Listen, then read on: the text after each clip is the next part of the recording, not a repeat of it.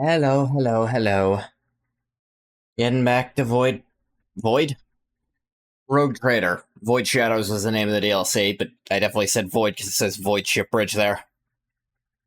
Good on you. Hell does that mean, Bathwater?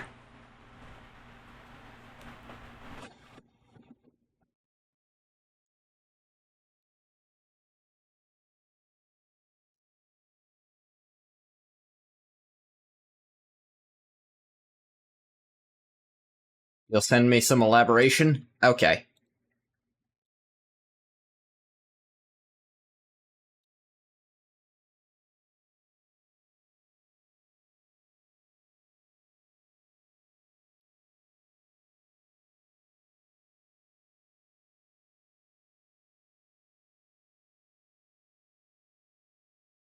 Now Ah, I see. How is the taking this so long now? There, it finally went.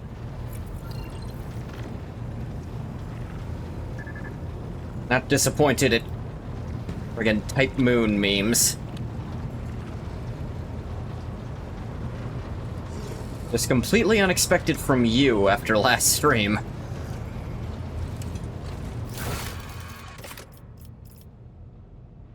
Okay, so let me see here. Da-da-da. Ah, yeah. Lady Navigator is plagued by visions about her house's past, the Starway Atlas's creation, and the vague and elusive mystery that hides the truth about the nature of House Orselio's power. Cassia has asked the Rogue Trader to follow her visions so that she may expose the past and understand her true purpose in this world. Cassia intends to recreate Tisivany Orselio's rituals from her visions in order to find the way to the physical palace of the Atlas. Smaragdus Mundos is where that'll happen at. I don't got anything better to do. I don't think I talked to her about it. Lord Captain, your ship sports a multitude of peculiar colors. It is most exhausting. I have enjoyed. Alright, good to know. Figured it was go to the place.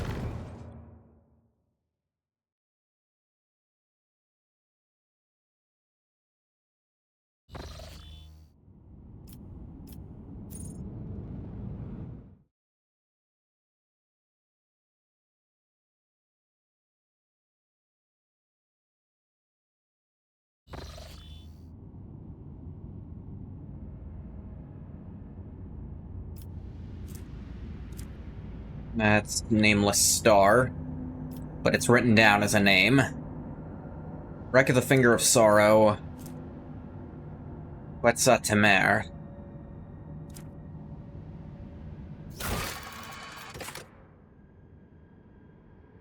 Maragdus Mundus. No idea where that is.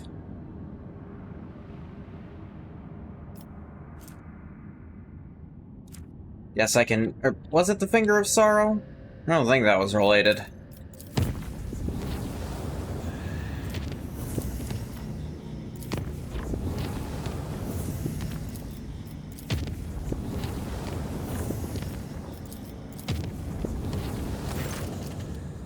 Yeah, just one of those. What do you want? Ah, yeah, secret lair. That open up anything?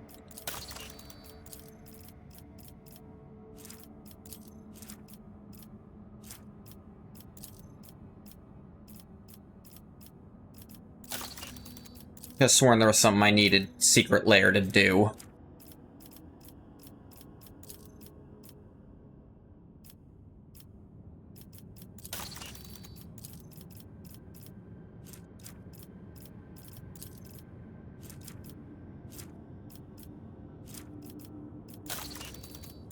You get Fellstone? Yes, I'm just imagining that.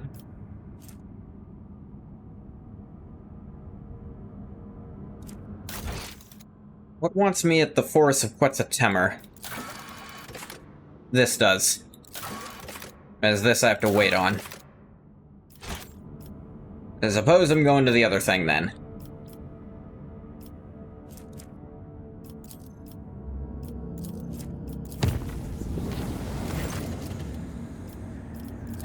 Took a little damage, whatever.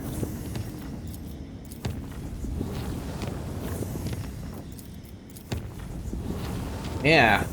It'll be, the next DLC's coming out the 24th. I don't know if I have that much game left. I might, like I said, I might finish it before then. Oh, there's Smaragdus. But I saved some points.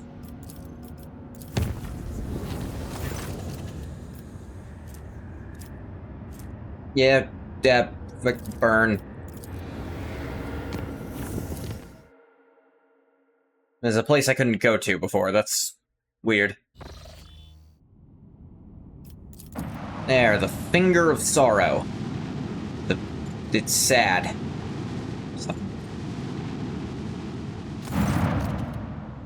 The hulk of a merchant ship drifts through the void like a gutted corpse. Hull is riddled with gouges from macro cannon fire. Soot-covered letters on the side spot a somber name, Finger of Sorrow. Augurs? Squadron enforcers and tech priests put on their void suits and dock with the ship. The vessel is empty except for the frozen and desiccated corpses of the crew. Some retain human features, but others are easily recognizable as genetic aberrations. They've been dead for centuries. Finger of Sorrow is some kind of euphemism, I'm sure. I'm trying to think...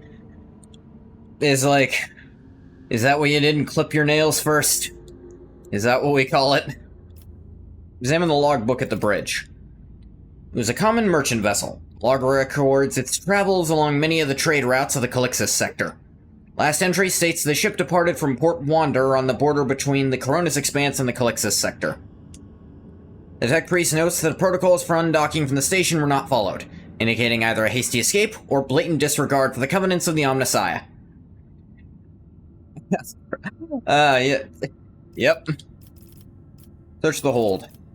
It's empty apart from a few open containers. However, careful examination points to 3 open service hatches that bear claw marks.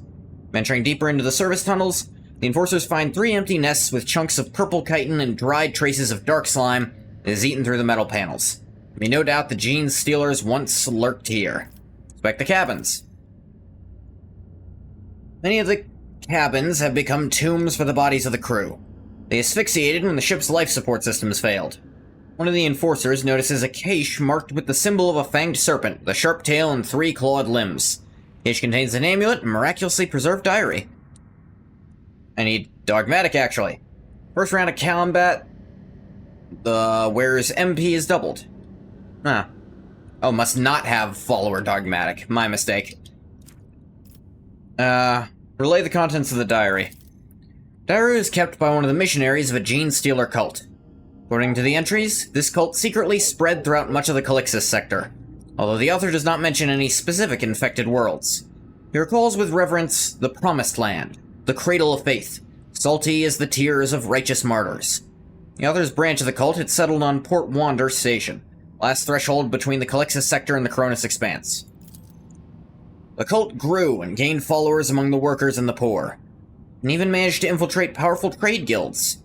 However, their plans fell apart when the Gene Stealer's kiss was granted to an unworthy candidate. This oversight led to the discovery of the cult and a bloody purge. The author of the diary recalls with horror and sorrow how many of the pure-blood children of the Star Savior perished in the massacre. Fucking got 'em. The story ends by chronicling the escape of a small group of heretics who managed to save 3 purebreds and steal a merchant ship under heavy fire from the station. They narrowly navigated the maw. The ship's damage was too severe. The 3 phalanges of the Finger of Sorrow, the pure-blood Star Children, fell into a long sleep and became dormant.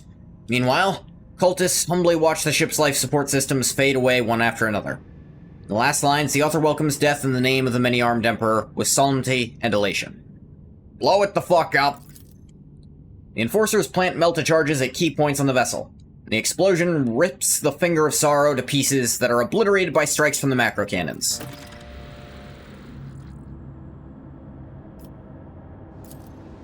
As well repair it when it doesn't cost anything.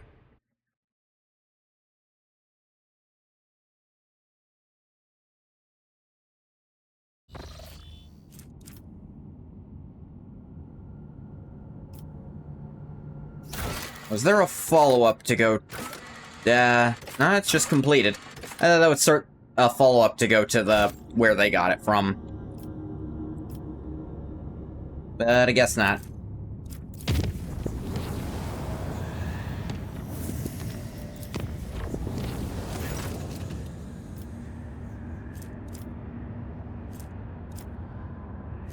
Sanctify.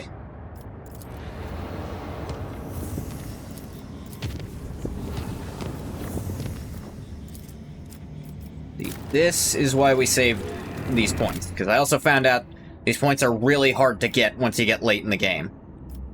That's why turning them just to yellow and making sure you have any path that is all greens and yellows is good enough. Because yellow, the worst you're going to take is like 10 damage. But at orange and above, it starts getting treacherous.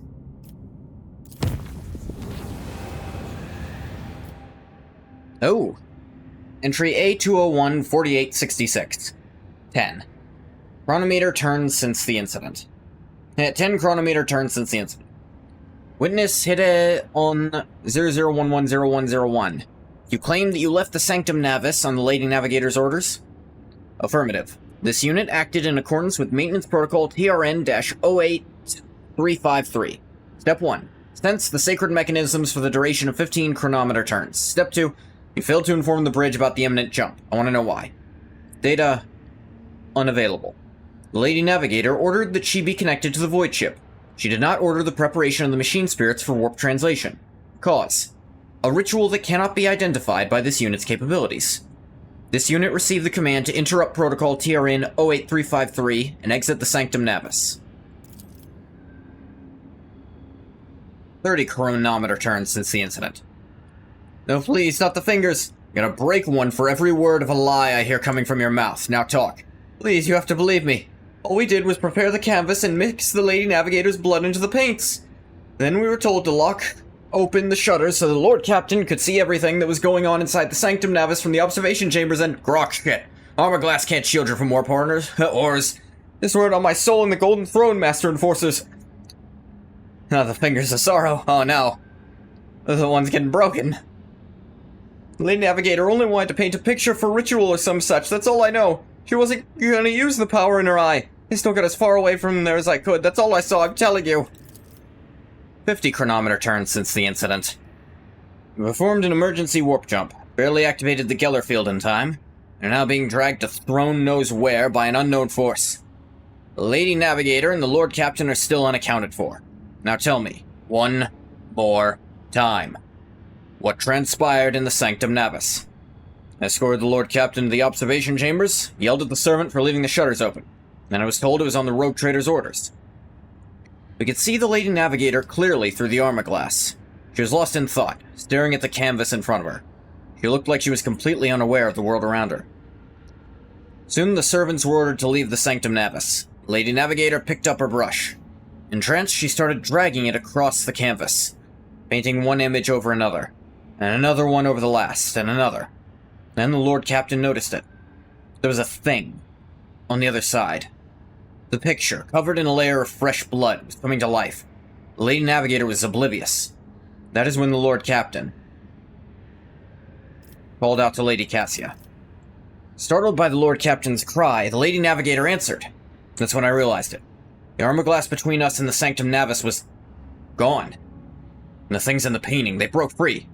And what happened next? I barely remember a thing. It was a bright flash, a purple blur. I remember feeling so scared that my knees were shaking. I remember my legs carrying me away like they had a mind of their own. As I ran, I heard screams behind me. The Lord Captain and Lady Cassia, they... Oh God, Emperor, the creatures, they pulled them both inside the painting. Sir? Mistress Voxmaster, I have a report that needs to be delivered to the senior officers. Lord Captain and Lady Navigator were lost during the emergency warp jump. Whereabouts are still unknown. Sending you the interrogation report. Send a recording. Sector, no data. Region, no data. Location, no data. Material. Relation of the Lord Captain's personal account. Recorded by... no data. Note. Strictly classified. Access protocol holder. Ungoth von Valancius. So literally we're the only one allowed to read this report. The fuck we bother then? Tisiphone Orselio's ritual did not go as planned. The warp disturbance triggered by the Lady Navigator's trance washed over the Sanctum Navis. The Void Ship's machine spirits reacted to the surge of the Immaterium, and interpreted it as a call to action. Thus did the emergency jump into the unknown begin. Amid the shrieks of sirens, the clanging of shutters, the distant hum of the warp engine, some unknown will pulled the Lord Captain into the Sanctum Navis, toward the creatures from the living canvas that had already gripped the Lady Navigator's throat. Horrified, almost out of breath, and struggling to scream, Cassia stretched out her hand, and began slowly sinking into her own painting. The Lord Captain snatched a dagger. Apparently Ulfar snatched a dagger. Or Ulfar grabbed her hand to try to pull her back. This is more difficult, so Ulfar do this one. Succeeded, yep.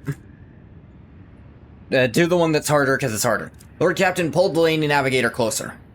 After a while, the creatures erased their onslaught, and Cassia crashed into the Lord... eased their onslaught. Cassia crashed into the Lord Captain, knocking him off his feet.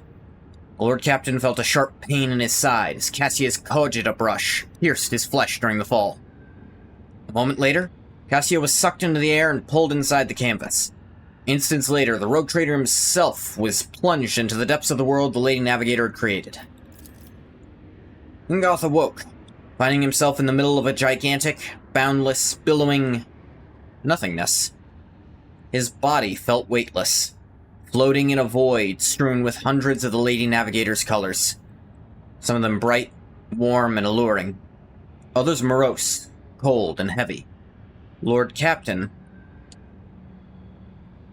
closed his eyes, like, I ain't looking at that shit.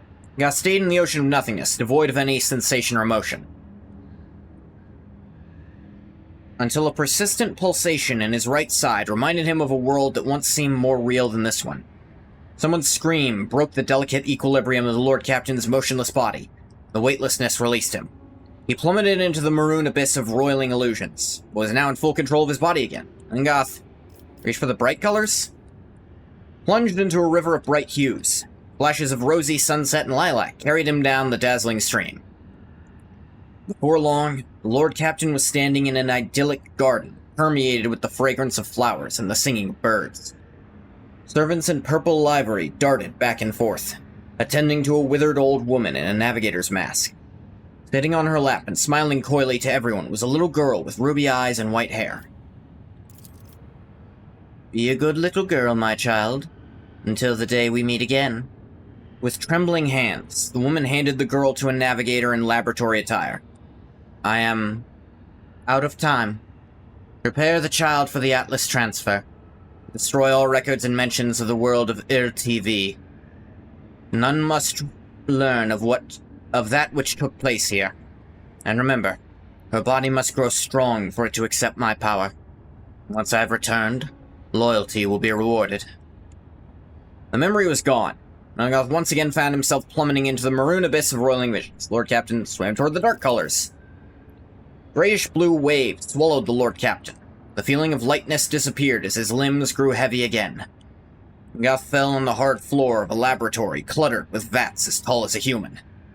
Inside them were dozens, hundreds even, of repulsive mutants. Some had no arms, or no legs, or two heads, or no face, or their innards turned inside out. But each had white skin, white hair, long clawed limbs, and ruby eyes. "My lady, the child is born!" The tall woman slowly approached one of the vats. Readings? Stable. Mutations? None were detected at any of the stages. Genes? Identical, my lady. Chances of survival? 100 times higher than any of the previous experiments. How long will it take to grow this child? I fear accelerating the process might cause the body to fail. Only one after years of silence. I understand the situation. Natural growth? I do not have that much time. We have to go with the backup plan. Yes, Novator, it will be done. Memory was gone. Once again, plummeting into the abyss. Descend into the abyss, towards the screams. Lord Captain crashed from an immeasurable height to the bottom of a roiling abyss. The next moment, Ngoth saw two figures amid the billowing maroon mist. One of the figures, unnaturally gaunt and tall, was clutching the other, smaller one, in its claws, screaming furiously. Oh. Like this? This is fucked up. This does not have a good chance of working, but peer into the strange maroon abyss? Oh, succeed! The swirling mist all around him, Ungoth could make out human faces stricken with torment. And not just human faces. The Rosinos, Eldari. Their features fused together with those of humans, which made the Crimson Spectres look all the more abominable. Their gazes and their rage were directed at the two unmoving figures facing each other. Drew closer to look at the figures. One step was all it took for some unknown force to notice the Lord Captain, seize him, and drag him through the painting's twisted space. Now the Lord Captain could clearly see the dark shade of the long-dead navigator leaning over Cassia. Clutching her neck in its clawed fingers, the shade screamed, "You were given life because of me. You survived because of me. And here you are now, because I have willed it so. Bow before me. Tell me what I wish to hear, and your suffering will end. Go on, child. I have waited for so long. Submit to me." Cassia looked exhausted, her body covered in hundreds of thin cuts, her lips lacerated, claw marks on her cheeks. Yet there was steadfast resolve in her eyes. "I know who you are, Tisiphone Orselio. I know what you crave. I saw it in the visions that you sent me again and again. I won't allow it. I will never allow you to become me." Cassia's fatigued voice quivered, but she was not about to yield in this battle. The Lord Captain...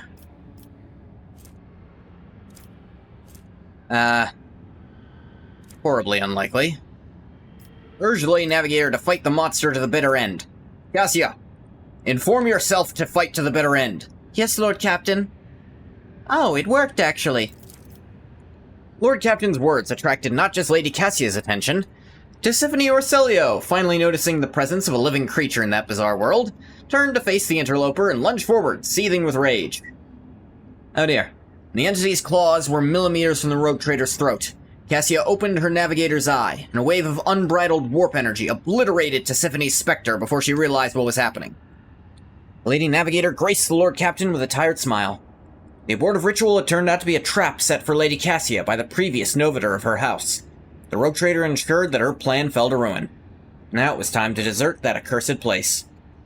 Cassia took the rogue trader's hand and guided him through the maroon mist and out of the painting. Their unconscious bodies were discovered in the Sanctum Navis 20 Terran days after their disappearance, as soon as the rogue trader's void ship had emerged from the warp in an unknown system.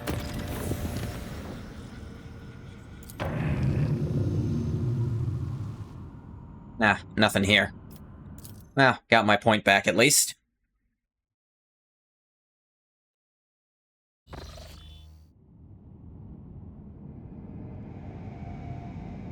Let's see what's here in this system.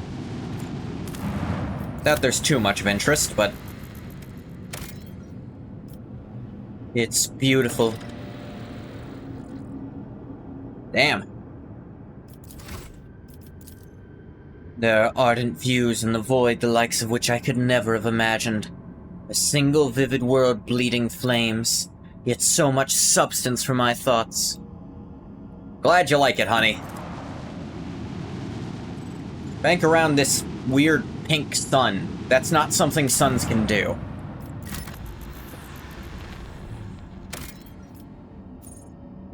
Actually, land here. Oh, Argenta's gotta come with. No, wait, Cassia has to come with. Right, this is her thing. I've not brought Heinrichs in forever. Or Irliet, frankly, but she knows what she did.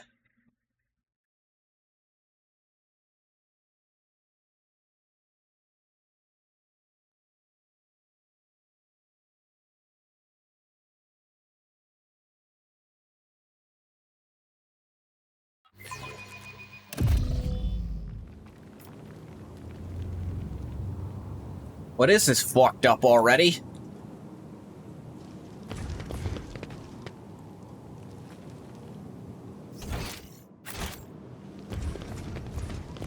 Don't worry, we've got 1, 2, 3, 4 overpowered-ass people with us. Granted, one of them's only overpowered when they have other people to make fucking overpowered. We also have Pascal, and me! What is this? Decayed pages. House Orselio need not know what is taking place here. Navigators are frightened enough by its power as it is. Last experiment left 3 from the Sethala clan without a shred of reason. Empty shells will bring no glory to House Orselio or its lesser branch. Shall carry on. Last, we managed to implant the artifact in subjects who can wield its power. Perhaps all the navigators who perished in the agonizing torrent of energy were merely a symptom of our decline. I'm tired of counting the dead. The weak have no place among those who have harnessed the Atlas. Their abilities have grown manifold and become significantly easier to control and more effective at resisting the ruinous influence of the warp. It's all or nothing. Today is the day when my work is completed and the Starway Atlas takes its final form. The Sethalas have already undergone the operation. All that's left is... me. The Atlas that controls them all. Today I become the greatest Novator in the history of House Orselio, or I turn to nothing. This power is beyond compare. All it took was a whim to make the wretched Sethalas fall dead at my feet. It is as if I have a second heart beating in my chest, subjugating any with the ability to touch it. How regrettable it is that this power only extends to those Orselio navigators who have accepted a piece of the Atlas within themselves. From now on, all children will be gifted with one at their initiation. There'll be no one who can match our greatness. I don't know about you, but I see a few flaws in that little plan. Part of the Navigator's camp, where Tisivany Orselio performed her experiments hundreds of years ago. No, we actually can ladder up here.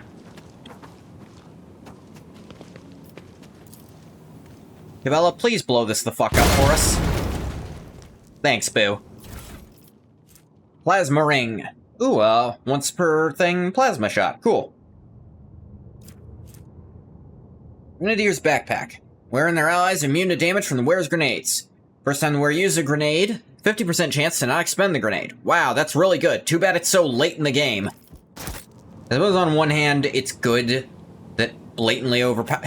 Well, first, like, what's happening up there? I can't go. Sorry, Ulfar. Just kind of a cool, like, Grenadier's pack. Nothing too important, though.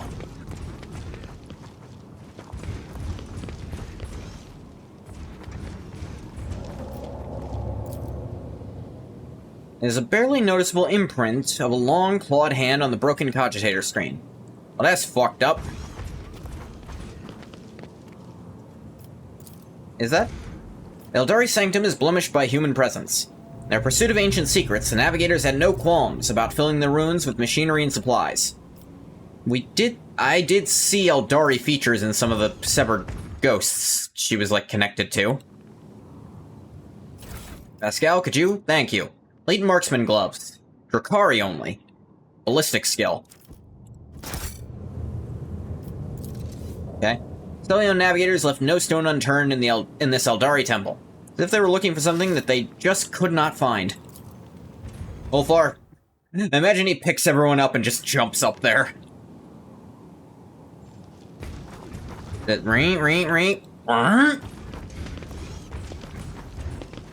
Ulfar.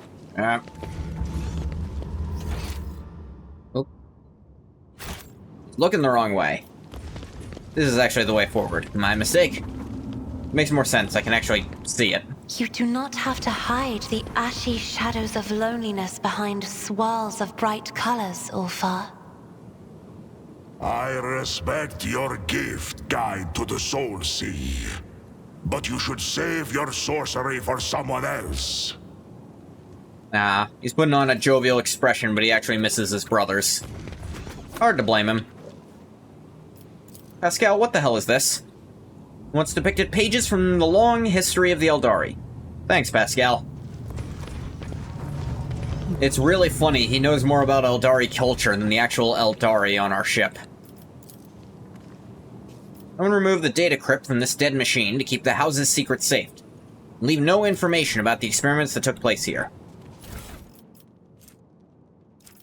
Eldari chainsword.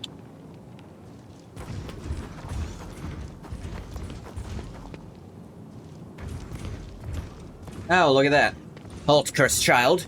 We had to ally ourselves with the Xenos once more to stop you. Stop her from what? No matter. Small price to pay for the liberation of House Orsilio from the chains of tyranny.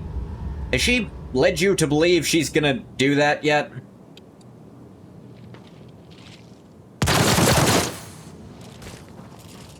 Oh, hey.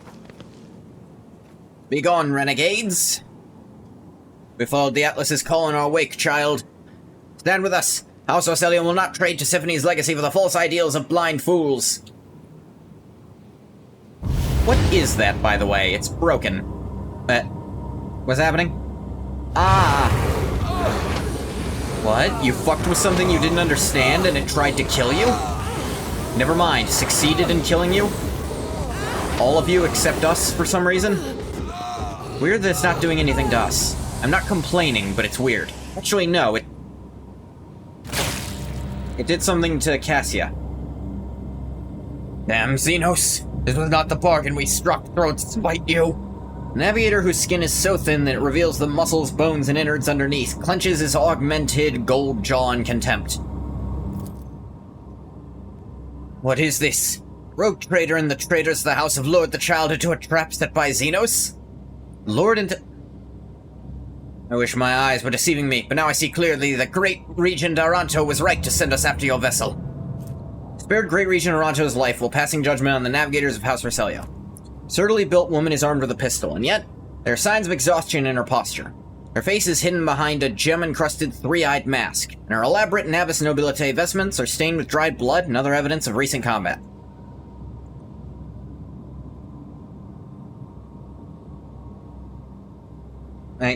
I too wish to be enlightened about what is happening here. We'll stop defiling the remains of the hallowed ground of our ancestors with your semblance of speech, monkey. The Harlequin's bright clothes glimmer faintly in the dim light of the system's star. And the sinister grin on his mask only adds to his menacing and aloof presence. The final act will soon unfold, where you will pay for the deeds of your ancestors. Stay put and wait for the puppeteer to pull at your strings. That's weird for a friggin'... That's a troop master. That is really weird for one of them to say. Why are there Xenos ruins where the Palace of the Atlas should be? Probably because the Palace of the Atlas is Xenotech.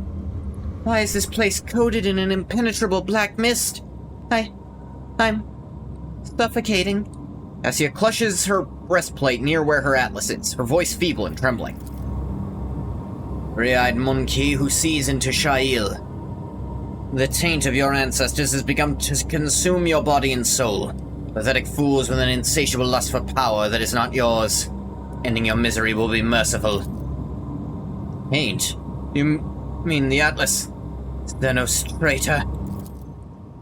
Silence, traitor! The Atlas is the sacred relic of House Orsilio. It is what elevates us above the rest. How dare you! Regent's envoy abruptly loses her breath with a groan. She clutches her chest where her atlas is implanted. I refuse to accept this. Impossible. What is this? Oh, what is... That's not what I was trying to click on, game. What is this taint you speak of, Xenos? Do you not see it? A Harlequin's voice booms throughout the ruined temple. When you, monkey, delivered this crone world, you tainted it with your... Discovered this crone world, you tainted it with your crude technology. Despoiled it of its relics. Ruined all there was to the last stone. I don't remember doing that, so I don't know why you're blaming me for it. Worst of all, you sullied the souls of our ancestors reposed in their sacred vessel, the Spirit Monolith. Seems like something you should have taken better care of. He points his thin finger at the remarkable crystal floating behind his back. The Harlequins around you tighten the grips on their weapons. Like a sea of bottomless blue. Cassia looks around her with a stunned expression, her gaze shifting from one Xenos to another. I did not know what living things could exude such saturated hues. I wish I could paint this ocean a different color. Look at that hovering crystal. Enormous translucent stone shares a strange resemblance with this place. You can sense this energy emanating from it. Mysterious, restless, coagulated. That's a good word, coagulated. Resembles a giant heart that's been plucked out of its owner's chest. Crystal clarity is pierced by hundreds of dark veins that have taken root within like a terrible illness. How'd they taint the spirit monolith? The experiments. Cassia covers her mouth in horror. This is where she conducted her experiments. Tisiphone. No, it's not possible. Consort with Xenos is to violate the word of the God Emperor. It is known to all that Tisiphone Orselio executed anyone who showed any interest in the enemies of humanity. Is that so? And why is it that every piece of metal or fabric in this place bears our house's coat of arms? Open your eyes! Quiet. Harlequin's tone is mild, but it is not a request. I'm not surprised that the truth is hidden from your gazes, three-eyed monkey who see into Shail. I realized at the moment I first met you, I met the first of you. Wretched. Begging us to help you destroy your own kin. I sensed it within you. Our ancestors' call. Their pleas. Their endless torment. I knew that what you found was a crone world. I humbly waited for the day you would lead me to it. And what does all this mean, exactly? It means, monkey, that your companion's ancestors sought to command the power of the spirit monolith, and yet suffered failure time and again. Eventually, they discovered a way to harness this power. A terrible way, torturous and unforgivable. They shattered the monolith into many shards and weakened the souls within, and then... Harlequin trembles with fury. And they placed the shards inside their bodies to empower their abilities. I never wished to learn such harsh truths about my own house. Cassia buries her face in her hands. You feel waves of despair spreading from her lithe frame. Suddenly appears as fragile as glass. Neither Theodora von Valancius nor Tisiphone was infallible. That doesn't mean we're powerless to rectify the errors of our ancestors. You say that only because you wish to soothe me. No, I brought up my... Would I bring up my own ancestor being a borderline heretic, unless I meant that? Renegade Navigator stares at Cassia in shock. You are more than just a tyrant's heir. You're a successor to a mad heretic. A betrayer of the faith. You must be destroyed. You and the Atlas, once and for all. You think the solution is so easy, don't you, monkey? When you die, your souls become captives inside the spirit monolith. This process is deranging to our ancestors, who have served as the monolith's guardians for aeons, secretly agonizing to the souls of your dead. The more monkey souls the monolith absorbs, the more volatile it becomes. The Eldari and the monkey have spent many a dance battling for supremacy within the monolith, and its integrity is waning. You sense it too. Yeah, there's a fucking chunk missing from it. I assumed there was something wrong with it. Like, looks behind him. Oh shit, I didn't even see that. Maybe it was more staring me in the face. If it was a snake, it would have bitten me. What the fuck is a snake? No idea. The only way to free our ancestors from the pain is to separate the monkey taint from the spirit monolith. My troop is here to perform just that. We all will play our parts today, and when the final act of this age-long tragedy begins, the monkey players will exit this world's stage. Sinister shadows dance on the Harlequin's mask as he draws an unknown device from his sleeve.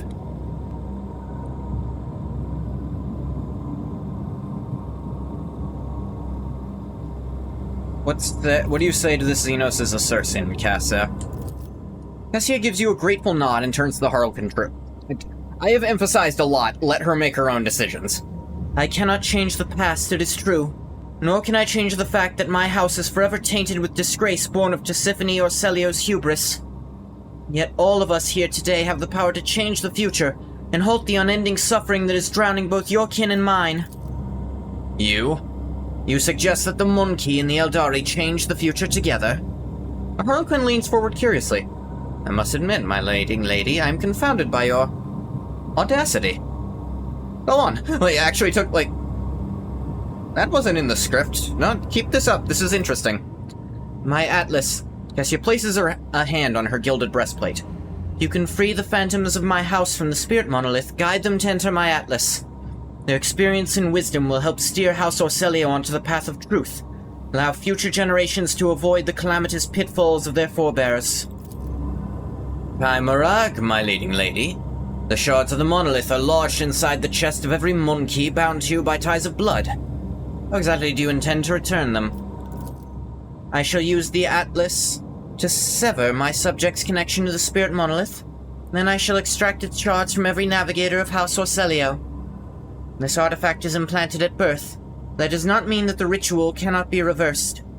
I witnessed its creation through Tisiphone's eyes in my visions. I lived it, over and over again, through the memories of the Sathala clan.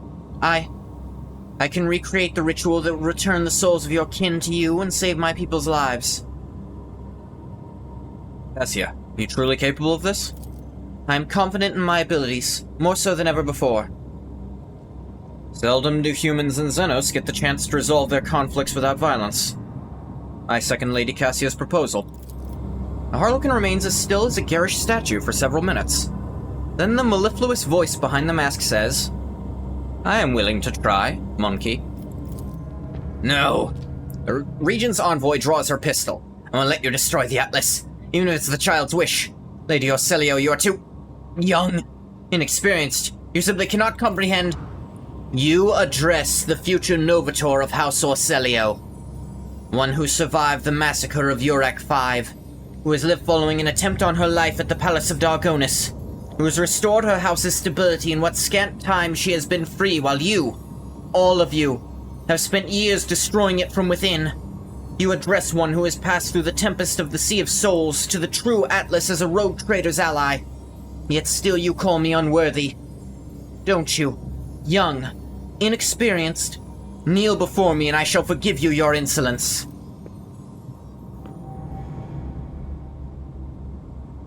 Yeah, 173% chance to do that. They were fucked. House Orcelio was always loyal to Novator Tisiphone. Henceforth it will be loyal to her successor, even if you see fit to lead us down a different path, my lady. Navigator's voice trembles with reverence. You done with your performance, monkey? Stand aside and do not interrupt. Like, you fucking done? Alright, good.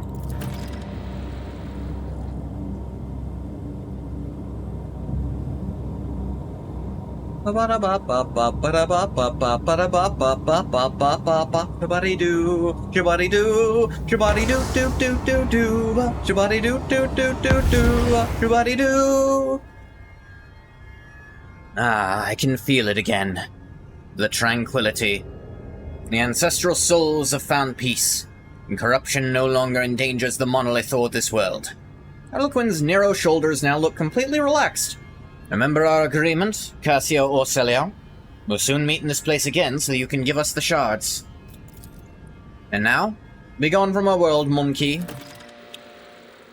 Yeah, sure.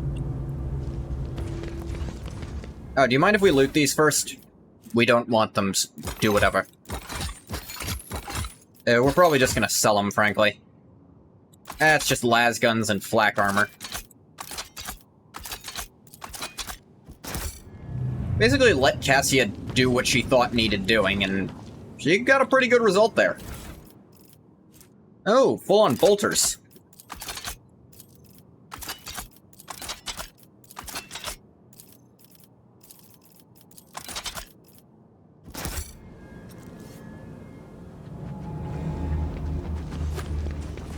Ooh.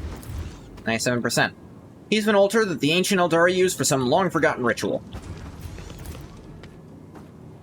Eldari's gods once walked among them, teaching, guiding, protecting them from harm. There are no boundaries between mortal creatures and their patrons. Fascinating.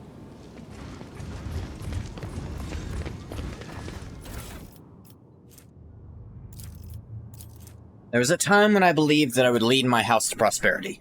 In truth, fortune and blessings have long since been passing us by, as if the Coronis Expanse itself is trying to oust the Orcelio children from its bounds. Nothing changes in the near future. All of us will wither like night flowers at dawn, or perhaps face our ultimate fall. Upon my word, Sea of Souls itself must favor me. During the last jump, I saw into the eye of a vicious storm. Within it, amid the ruins of a Xenos world, was a treasure, mighty and dangerous, not unlike our own power. I found a way to reach it. I drive away the memory of our journey and the costs that our house suffered. The ritual alone was... no matter. The goal will be worth the price. Due effort is all that is needed of us. By the grace of the Emperor, we made it through that terrible tempest. However, the Eldari ruins appear to have dampened the crew's spirits. Pitiful commoners talk too much. Tensions in the camp are rising. Should cut out the tongues of those who witnessed the first experiments. This information cannot be allowed to reach the ship. No, not just them. I shall have the Sathala clan dock the tongue of every lowborn. But that's how that started. According to the faded glyphs, the statue depicts an Eldari hero who created 100 worlds and twice as many stars. Made more stars than worlds? I feel like you did half your job then. One star should be like 3 or 4 worlds, dude. You made like all this, like you didn't finish populating all the stars you made. Typical Xenos laziness, frankly.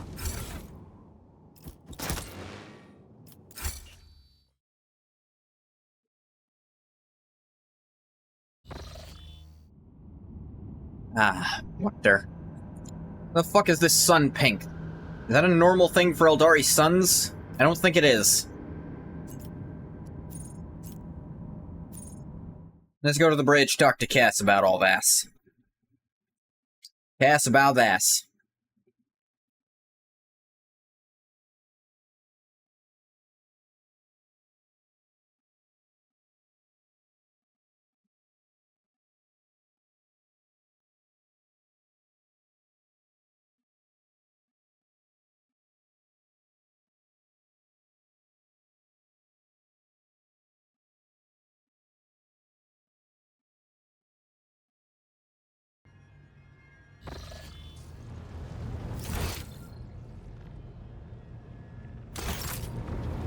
Love looking at the weird movements that the camera on the map does, because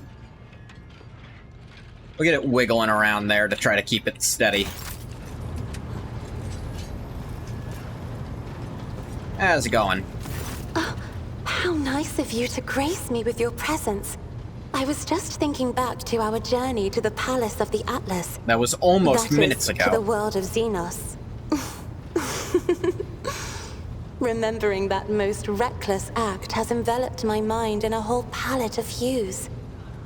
But when I think of the great risk you took for House Orselio's and my own sake, an azure shawl instantly descends on my shoulders, and amber sparks flash inside my soul. Please accept my sincerest gratitude. Sure. Now you're the full-fledged Novator of House Orselio? You of all people should know that succession is a lengthy and tiresome process. Actually, mine was basically instant. While my entire house is busy Actually, preparing no, for I a had to grand do all the council at paperwork which way I am later. to ceremonially inherit Yeah. the late Tisiphony's title, I have decided to remain by your side, to relish just a little more of this carefree liberty. For as soon as I am summoned to do my duty, we must say our farewells. I'll be sad to see you go, Cassia, but I know you gotta. What awaits the navigators of your house now? The Xenos have managed to free the souls of our ancestors from their confinement. The memory and wisdom of those that came before us will serve our house, helping build upon the ruins of the present a firm foundation for generations to come. I believe in that, as I believe in the divine light of the Emperor. Good believing. Now the entire power of the Atlas is in the Novator's hands? I suppose so, if by power you mean priceless knowledge. Yeah, that's power. As for the special powers granted by the Xenos souls, You know why we limit knowledge the so much in the navigators of Imperium? House We're limiting Orselio will power. once again have to contend Unfortunately, with we're their also own limiting our bodily own and power, which... spiritual limitations. double-edged sword there. However, I am undaunted by the prospect, for our line and our gene have never been weak. House Orselio will succeed, and soon we will rise again, draped in white and gold. The Of business... I have enjoyed your company. There we go. Huzzah! Hip hip huzzah, hip hip hurrah.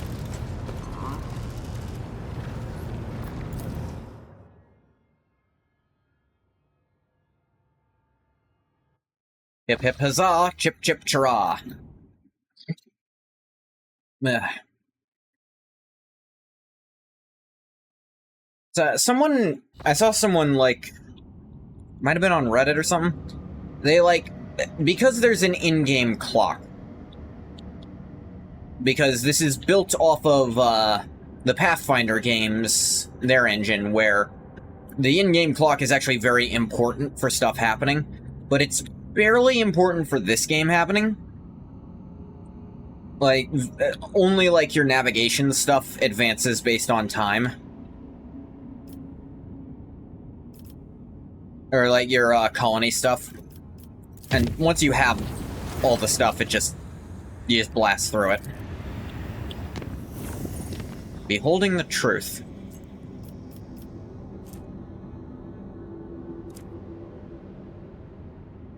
There a thing tied to that? An Inquisition shipwreck over here.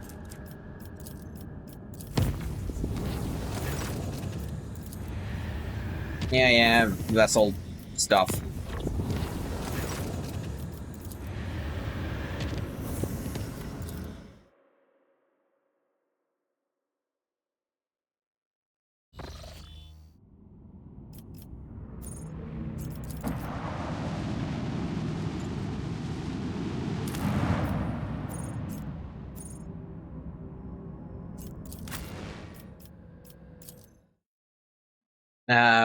Oh, I think I was already here. Just still got a question mark on it, so I was like... Yeah, we'll see.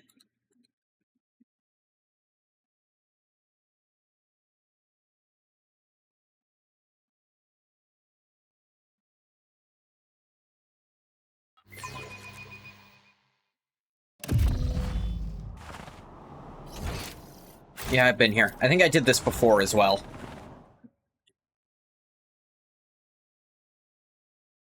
I went in when I had already been in. It looks like a new thing.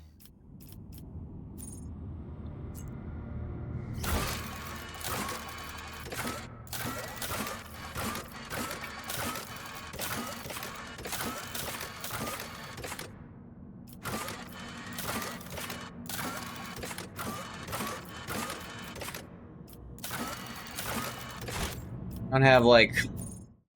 Destiny. Not what I meant to do. Wait, yes it is.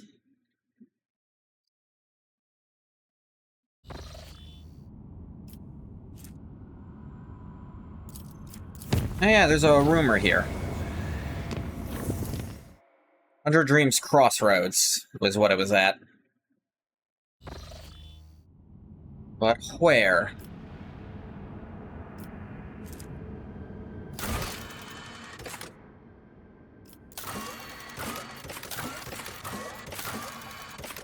Failed to uncover traces of human civilization on the frozen planet, despite possessing documents attesting the fact. Problem lies in the ship's orders. Ah, the ice world. That's what the issue probably is. I have better augury now, so let's check on this.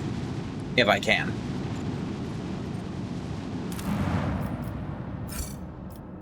Already explored, what do you mean? Ah, I did already do this, it's just not showing up for some reason. That must be a glitch, then. I know there's quite a few, just none game hampering. They're like progress stalling. Yet. Get over here.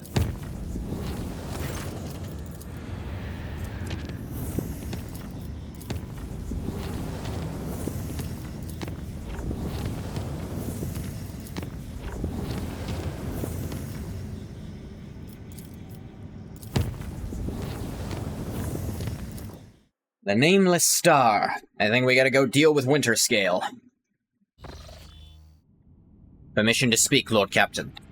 The Augur crew has registered activity in the orbit of Quetzaltema, one of the worlds of the Winterscale dynasty. According to the report, the Emperor's Vow, the flagship of rogue trader Caligos Winterscale, is positioned over the southern hemisphere. Is this all? No, of course not. Radius' Vox crackles nervously. The officers are about to extend the range of the wave emitters. In minor turn of the chrono, the Vox Master reports again.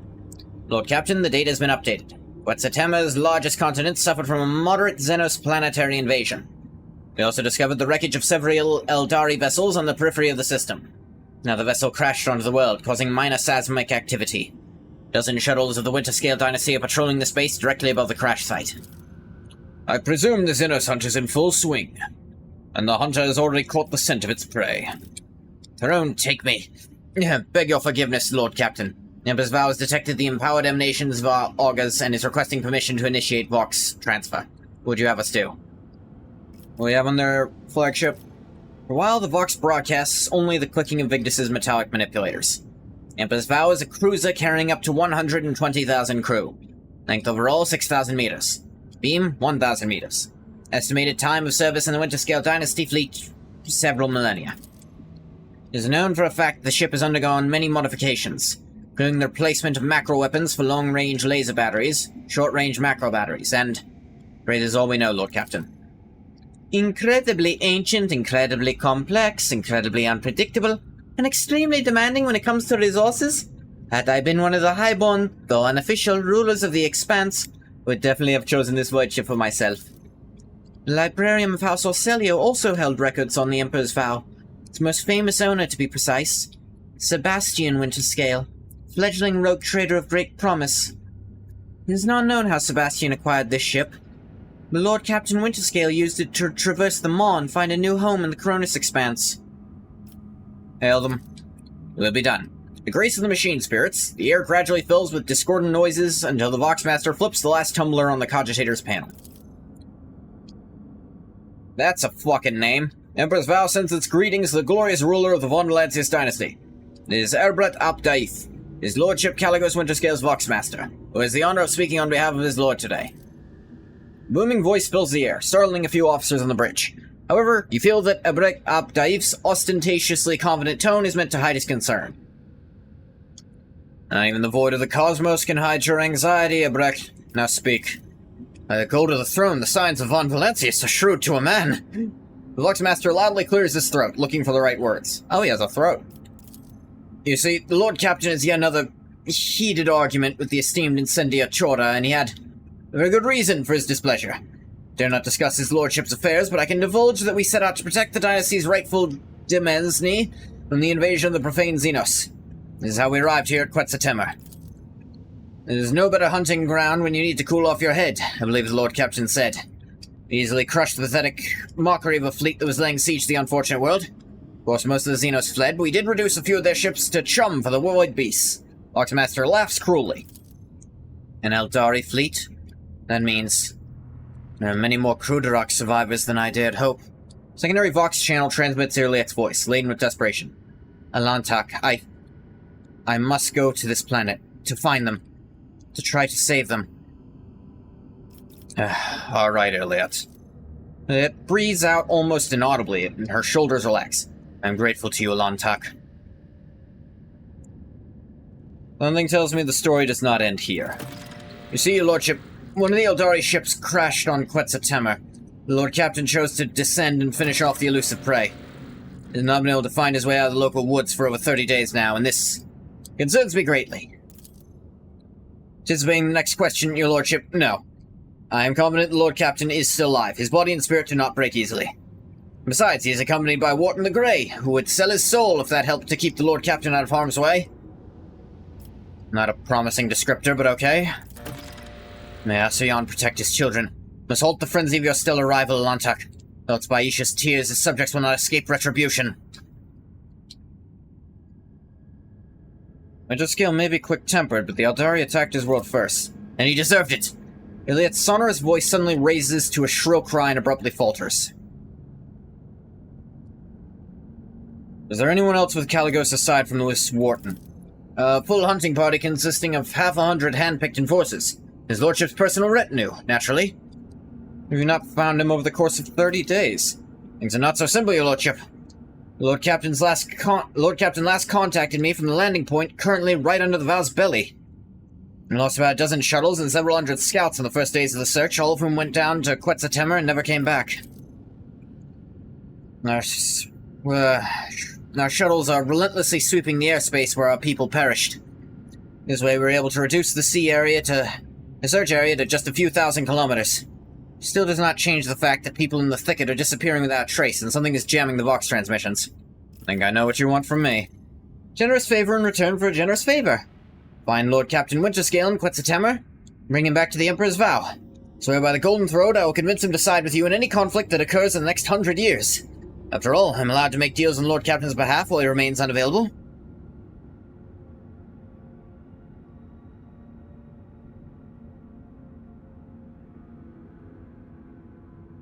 Very well. Need more allies like Winterscale. I don't need allies like him, just... excellent way to show Caligos who's the strongest rogue trader in the Expanse. Count me in. They do say that rising stars burn brighter than the old. The wreck can barely contain a booming chuckle. The data transfer decree has been signed. My crew will send you to landing coordinates. God Emperor's grace shine upon you for many years to come. The Locksmaster's thundering voice falls silent. Machine spirits terminate the connection between the flagships of two great dynasties.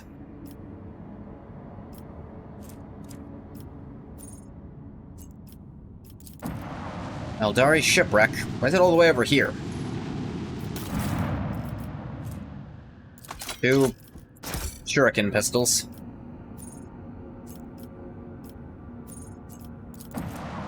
Well, I didn't think there'd be anything else for Iliet to do.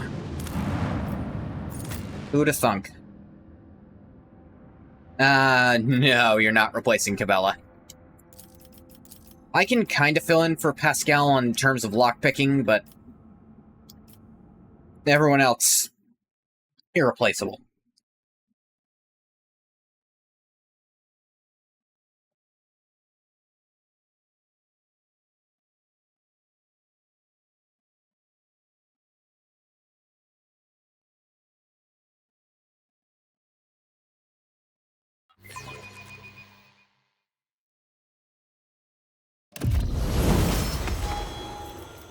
Alright, let's give you your levels, you weirdo.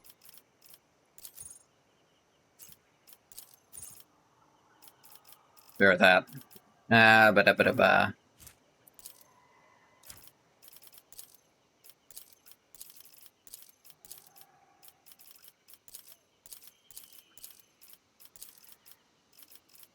Yes, be more aware. Why not? These are always hard to pick.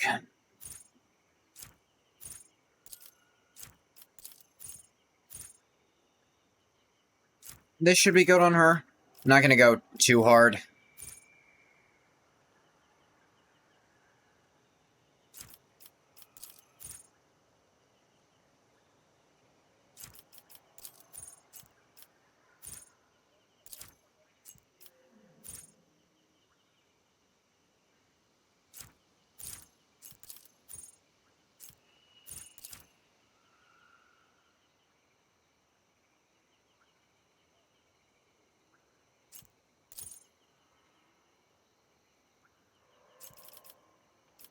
Yeah, more that.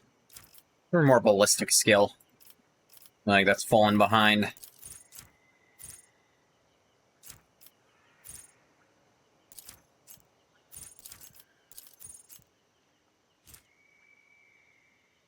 Does she have enough perception to even get that off? I don't think she does.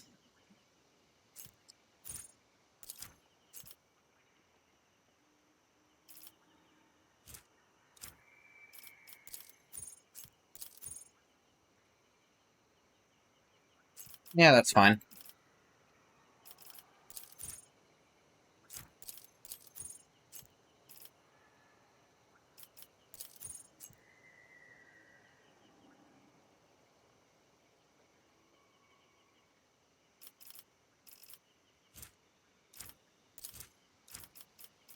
Yeah, she doesn't have enough perception just yet, so... buff it up.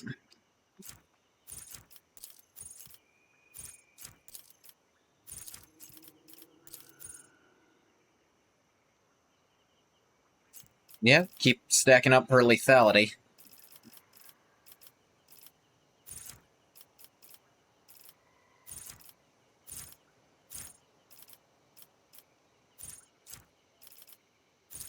Give her more perception, I suppose? Let that go up.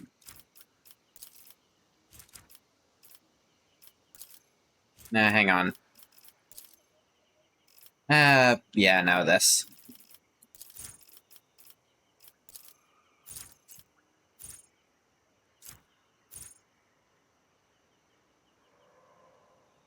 This could be okay, because she'll hit something with... well, most of the time, if one of my guys is hitting something, it's dying. So, I guess setting up debuffs ain't huge.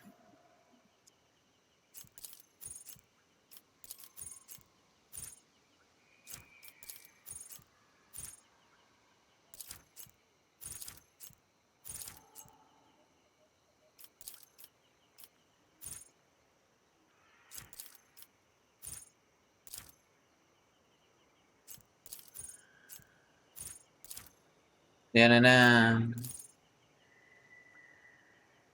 Nope, that more ballistic skill for her.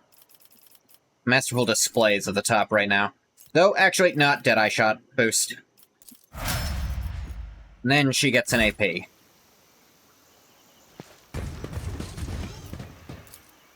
Winterscale Shuttle awaited its owner's return in vain. We don't know that yet. We haven't killed him yet.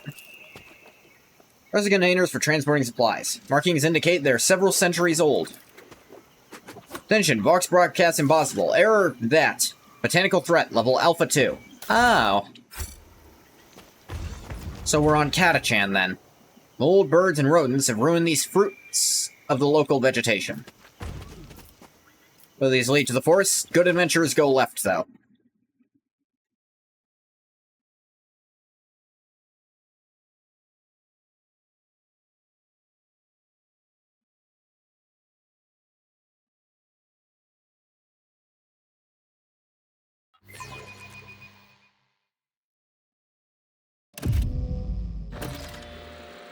The shuttle disappears in the wild vegetation of the island.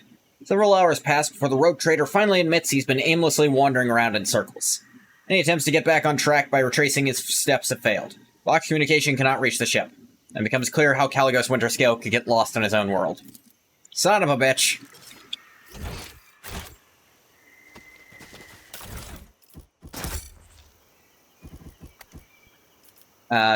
Iliad, how about you and... like this. Much better. Snipers in the back. We're good adventurers, so we're gonna go left. Oh, I'm glad I've got Iliad with me then. There's Xenos traps about.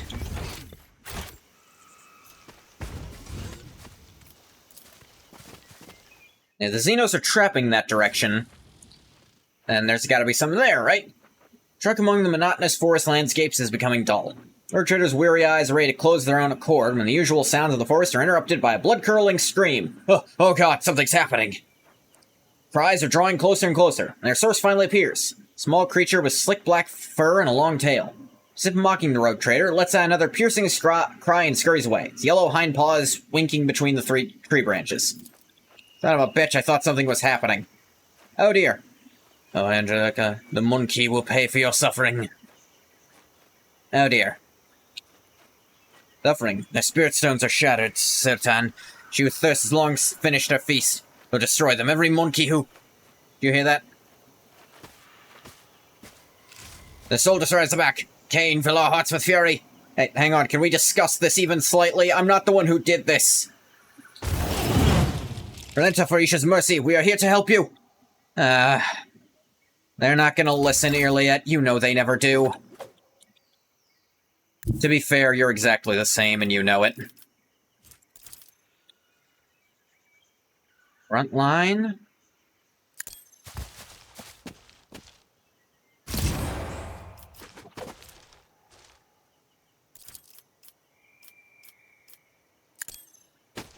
Back line here, I suppose. Why not? Rear... be here-ish. Shouldn't matter too much, wherever they can get shots off from.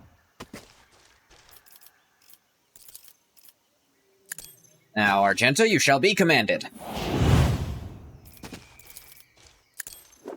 Give some momentum.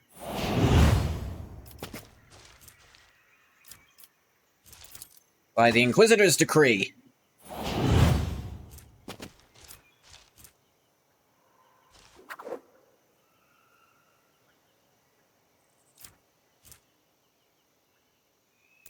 Now we shall revel in the light.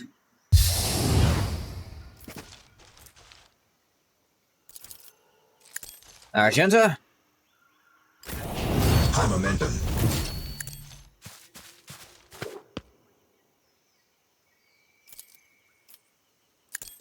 Give it a shot. By A, I mean lots of bullets. Of course, I do. Firearm mastery. Now for even more bullet. Pay dearly for your actions. Return this favor tenfold. Isha, heal my wounds. Value.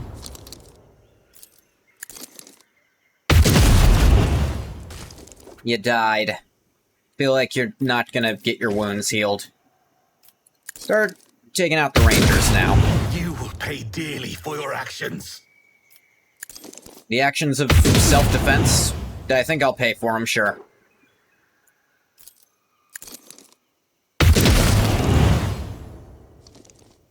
Ah, hey, you exploded. Wonder why. Pay dearly for your actions. I think I'll live.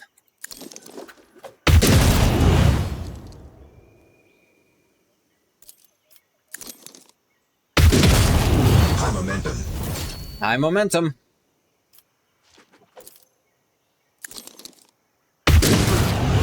I'll return this favor tenfold. No, you won't. Pitiful attempt. Perfect.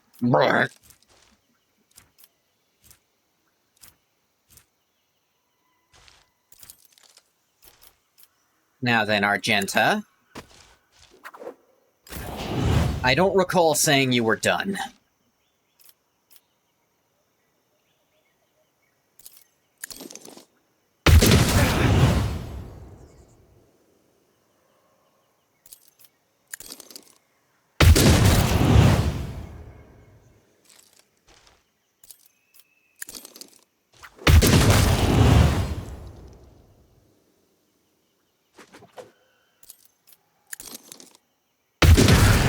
You will pay dearly for your actions. And now just... Ah, none of those worked. Oh well. Run and gun and furious recital. High momentum. A pitiful attempt. Yeah, I guess she hasn't quite done her thing yet.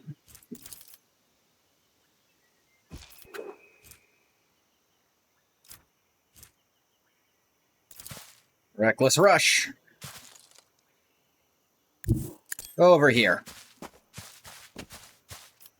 And kick the Eldari.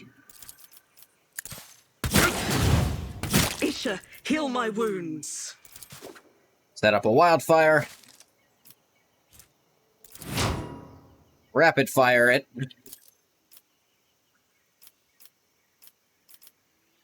Go for this guy.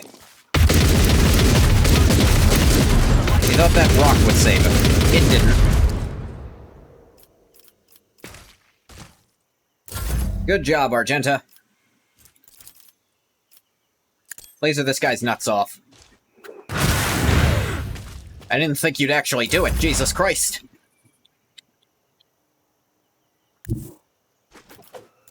Alright, get in the perfect spot, Irliet.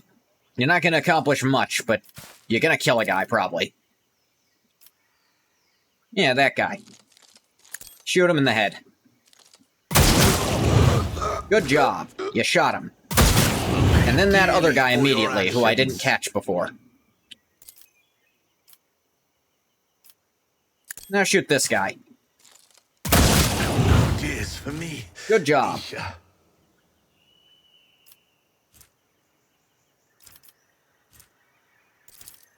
Now if you get another turn, shoot this asshole.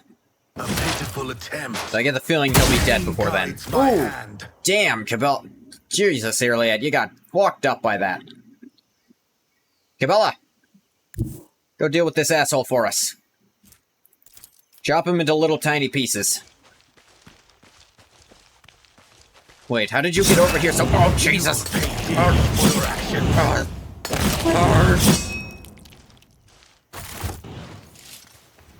Yeah, that's the power of having an absurd amount of momentum generation and an Argenta. The Argenta might have done slightly more, actually. Oh yeah, rifle upgrade for you.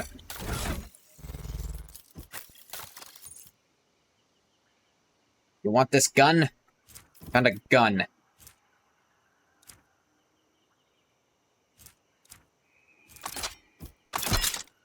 Yeah, it's a slightly more gun than prior. Extra 10 minimum damage and 20 max damage and 15% armor pen. But it's not limited to Deadeye Shot. And it doesn't get that special thing on it either.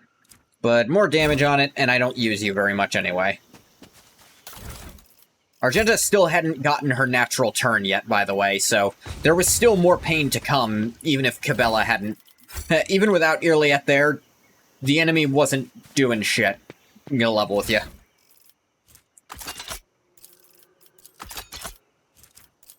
How does this compare to hers, actually? It's identical, so don't care.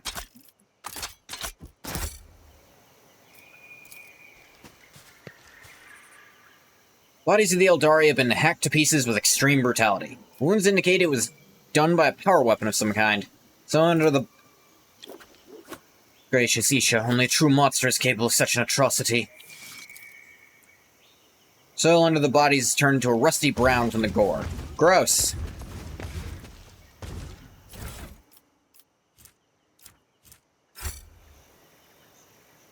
It still has her responding to it. Yeah, some goods over here. Irliet, go get those. Loot that corpse.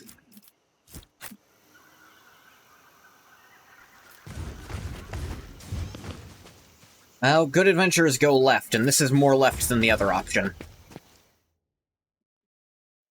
Rogue Trader has never seen an anthill of such size before.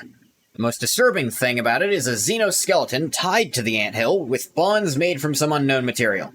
The Dakari weapon stuck in the corpse is the only detail that can point to the perpetrator. Eaten by ants is a horrific torture that makes the blade in the back seem like an act of mercy. Most uncharacteristic gesture for this race.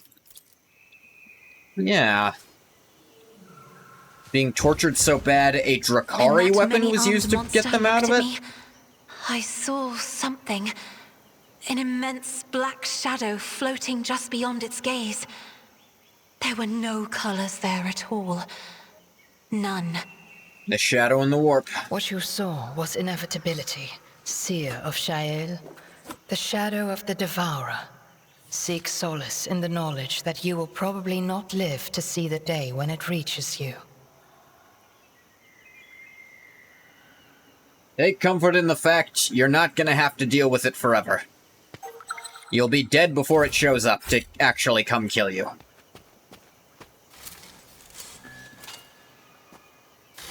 Well, an old tank.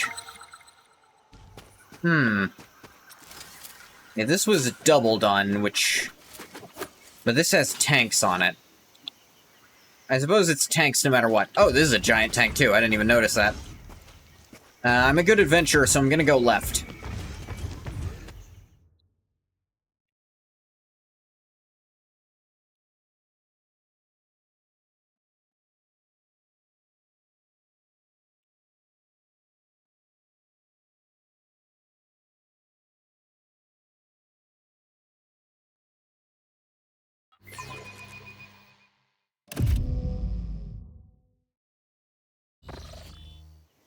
Okay, this is new. Potentially. Oh my god, humans! Or at least, human-looking things. Forest is our home. Forest is angry. Speaks with gods, will appease the forest, and we'll live as we did before. Did you say gods, plural? Dang, these people are cut off. We're gonna have to set them straight.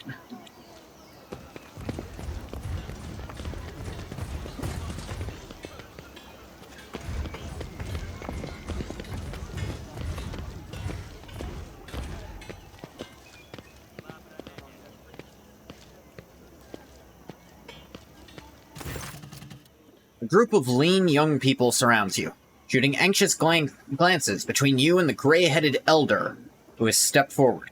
Unlike the rest, her skin is completely free of decoration, save for the two-headed eagle branded on her wrinkled forehead. Eagle? Okay, something to work with. Two heads is a bit odd, but eagle. Speaks with gods foresaw a meeting, Starborn. Woman's accent grates on the ears. Her words sound like a fusion of High Gothic and the most vulgar tongue of the rabble. Welcome to the heart of the forest, where Leeds her head and her tribe have dwelt ever since the rule of Quetzaltemur himself.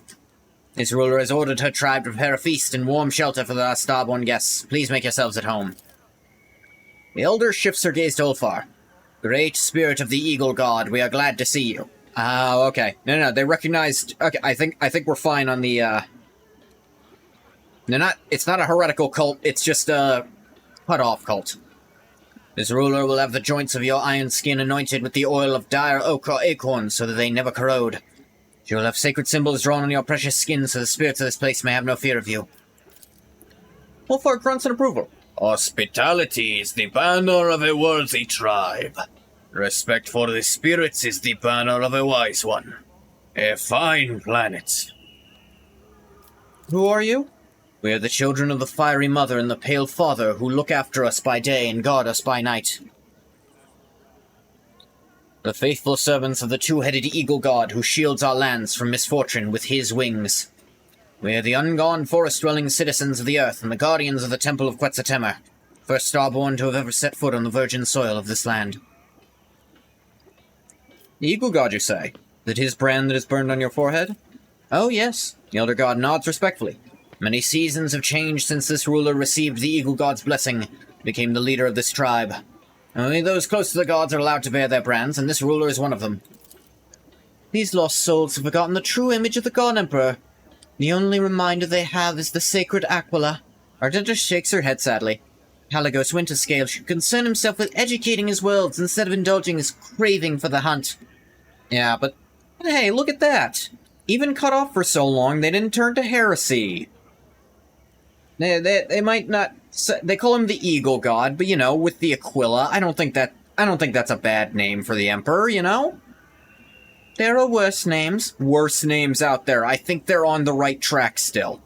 Maybe the right track, but, you know, maybe some better steering, but I think they're still on track for the Emperor's love. And the spirit thing, you know, Ulfar is still on board with the spirit thing. Quetzaltemer was the name of this place, but you speak of it as if it were a figure from the past. Legends of this place claimed that a long time ago, first among the Starborn descended upon this world together with this ruler's ancestors, created the ancient cities and temples, and brought the blessings of the God Emperor onto these forests and lands. The fast-flowing time has erased the Starborn's name from the minds of the people. Only his title remains. Quetzaltemer, the first of the chosen, the sky herald of the eagle god and the father of tribes. The flow of time is truly merciless to the meager memory of peasants. I mean, you can't remember something that happened before you were born. Actually, you specifically can, Cassia, but most of us can't. Do remember that. According to the works of the archivist Zachary Fine III, Sebastian Winterscale was the first to discover this world for the Imperium subjects. Half a century after, an ark descended to the planet's surface, the Quetzaltemer.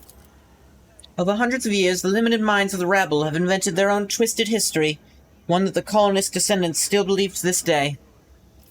Was my coming here foretold? Oh yes, speaks with gods is the priest of this tribe, and this ruler's half-brother. He listens to the forest and calls to the earth, wards off the punishing lashes of the skies, and speaks to the eagle god on behalf of our tribe. Before disappearing in the wandering forest, he told this ruler to prepare for your arrival. Not so deep, Predict. Elder's gaze darkens. Quetzaltemer is enraged by the invasion of the spirits from the darkness that have called a rain of fire and metal upon this world. He demands blood, and blood shall sate the soil, no matter the path chosen by the gods who have come to right the wrong. The spirits from the darkness. That is how the Monkey of this world see my kin. As invaders. A calamity. Iliad lets out a strange sigh. I mean, people have been here for years, and... at that point, do you really still have a claim if it's been that long? These Monkey have neither teeth nor claws, not even aware of the most basic technologies that your kind uses.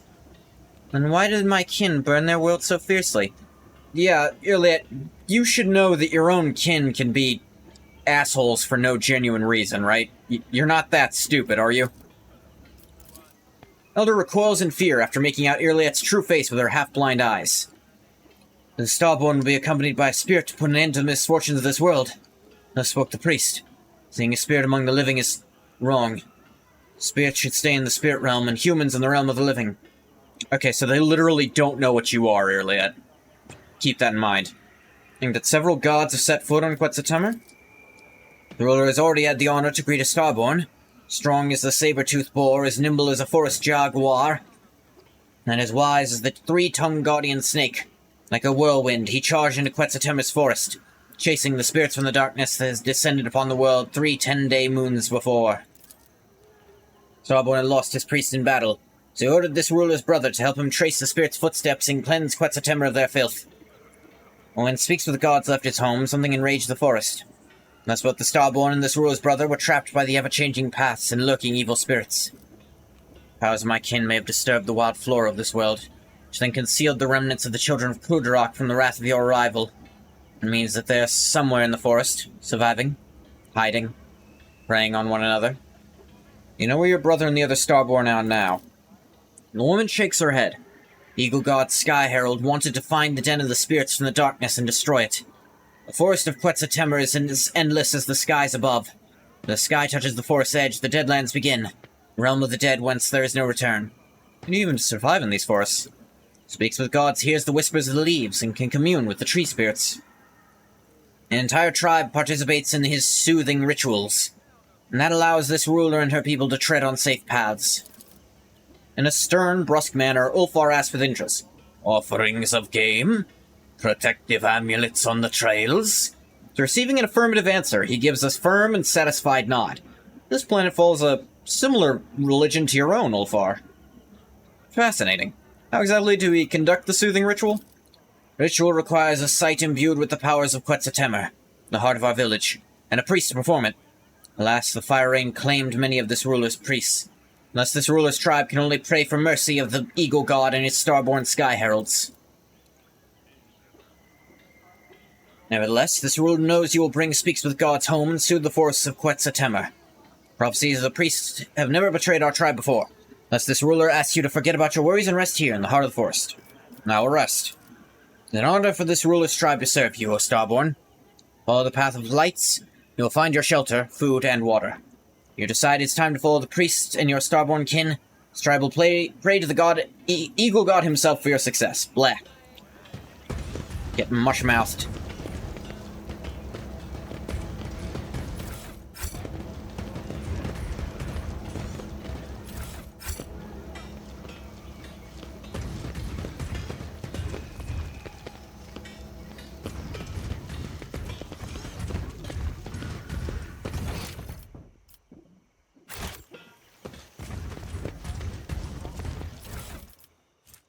Monograph by Carl Emanuel Sarubian Doe on the culture of the Imperium's far worlds.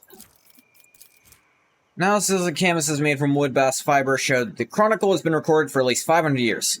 The older chronicles tell of a bleak historical period of the tribe's decline due to an unknown virus. Symbols on the canvas resemble high Gothic letters. The inhabitants do not know the origin of their meaning, claiming that sacred knowledge was bestowed upon them by Quetzaltemer himself. This character, revered as a god, obviously originates from the Imperium that we know. His exact name either lost or adapted in accordance with local phonetics. The only other sacred symbol the tribe reveres is the Aquila, the two-headed eagle god. A group of the most interesting canvases depicting tragic, yet heroic deeds was confiscated and taken on board for further investigation. Blah.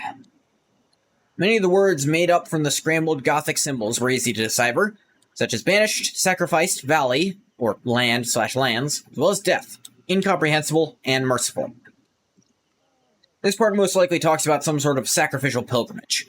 A priest has confirmed my theory. Any tribesmen who have committed an offense can atone by sacrificium, journey to the Deadlands full of unknown deaths.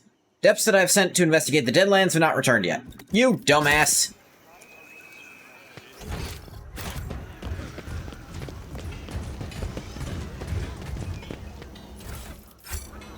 Would you send people into a place that's supposed to kill everyone who goes there? You stupid... Well, you want to check if they were right about it?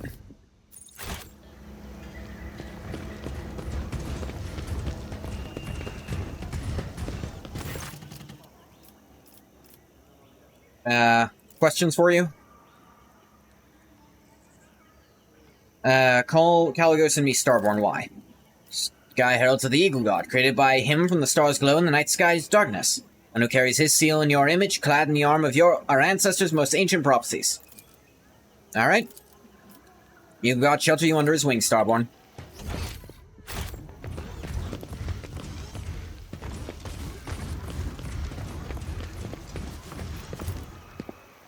Lush overgrowth has sprung up in seconds, blocking the way back. The trail is gone.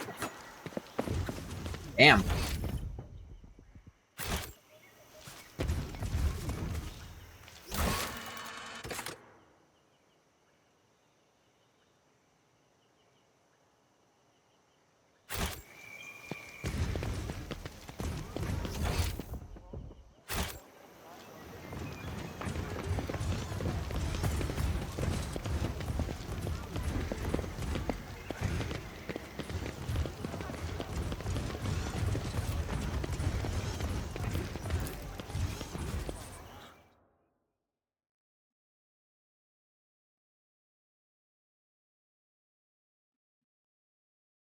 Off we go, I guess. It's interesting I came from the way that was still open. Sky breaks open, heavy rain penetrating even the dense canopy of the forest. Luckily, the elements relent before long. As the sun emerges once more, the forest comes alive with the singing of birds, accompanied by the quiet sound of falling droplets. Oh, we're back here. Anyone plotting against Amit Abalar must be put to death. Let their execution teach these vassals how the Domin's first advisor is to be treated. The spilt blood of noble lords is a great misfortune. However, the Lord Captain's harsh judgment will deter these dishonorable schemers from harming the Lord Captain's loyal servants for a long time to come.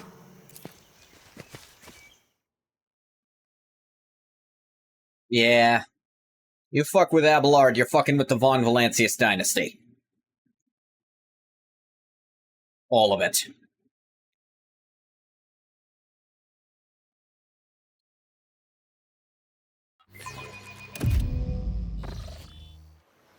Part of the forest is obstructed by a thin, gray veil emitting barely audible clicks. Translucent curtain ripples and starts moving in the direction of the rogue trader. Upon a closer inspection, the veil turns out to be woven from many threads carried by fast-flying bugs. I've attacked the intruder, and retreats into the foliage, leaving behind burning, itching bites and wisps of shredded web. Oh, good. Ow. That sure did explode. Decayed Drakari remains rest amid the forest of Quetzaltemur, along with this world's sorrowful past. Some Cabalite armor.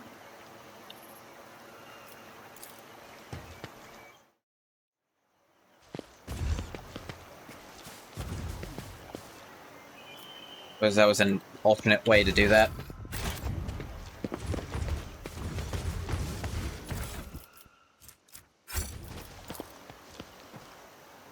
The carefully erected place of worship is quiet and peaceful.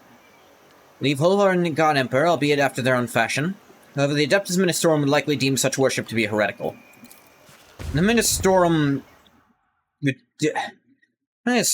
deems several sanctified, sacred cults to be heretical because they don't actually know what heresy means anymore.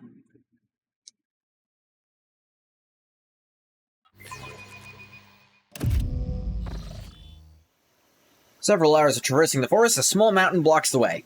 Something about the pattern on the stone seems wrong. A few months later, it becomes clear that there are cogitator parts glinting at the base of the mountain. Machines appear to have grown into the stone itself, along with the dirt and grass. The only proof of their artificial origin being the occasional flashes of lumens, powered by some random unknown impulses. Carcasses lying on a flat stone nearby, cut open and sacrificed to an unknown god. You don't know if it was in sacrifice to a god. Maybe it was for no good reason at all. More Xenostraps. Thank you, Erliet. Someone repurposed old containers to build a ceremonial tomb. Remains of Imperium soldiers were placed inside a long time after their death. For generations, the three-eyed monkey have abused the souls of the children of Assyrian for their own petty ambitions. What is that, if not evidence of spiritual wretchedness? Tisiphone did everything to ensure that the house served the God Emperor and guided humanity in the darkness among the stars. In her eyes, this goal justified any sacrifice. both among the Xenos and among her own vassals. Yeah.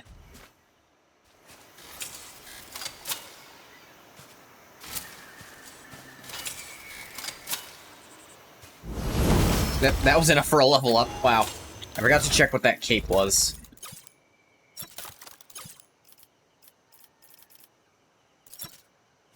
Archmilitant's Cape.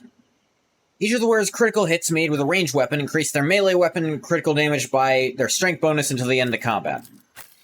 It's okay, but I don't really have anyone who benefits from that. I have Archmilitants, but they don't actually do... he does, but his current cape is so good, I'm not replacing it.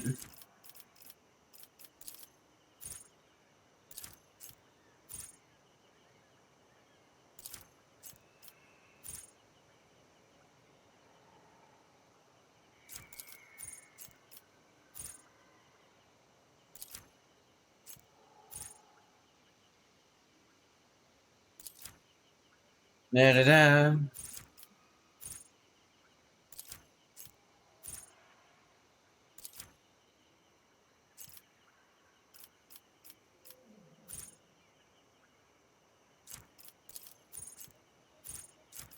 Yeah, that's good. Joint offenses.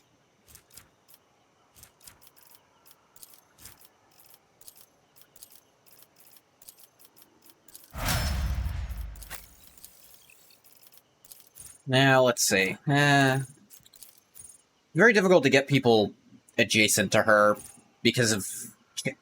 It's difficult to be doing that.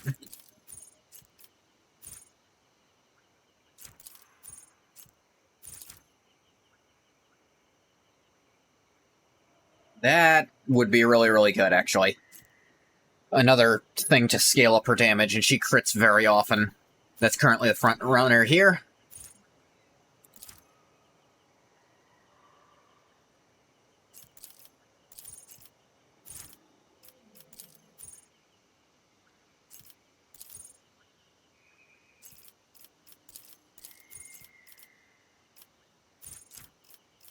Yep. Just get fired up.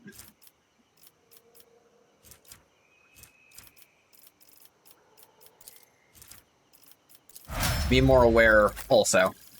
You!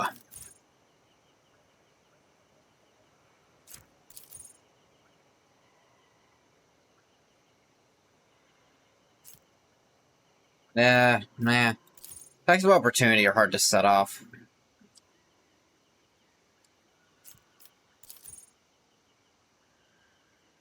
This wouldn't do much for me. Like, she has enough AP to do everything.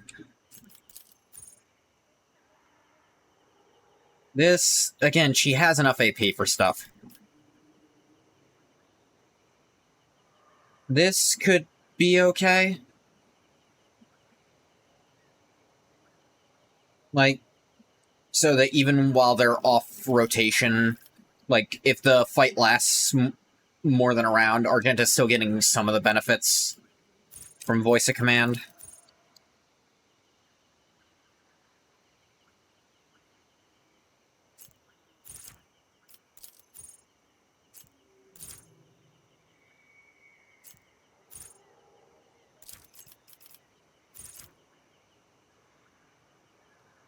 This could be good.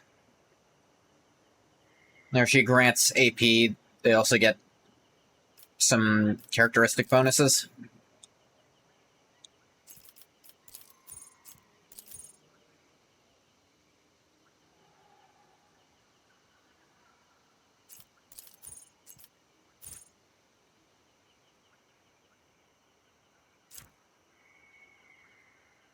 Oh, this can remove fresh injuries. That's kind of cool. Increasing Resolve wouldn't be terrible, but we already get stuff so fast, I don't think we need any more Resolve boosters. So, I guess just give more characteristics. Let our opener be even better. That's as good as it needs to be. This could be a little better. Ulfa.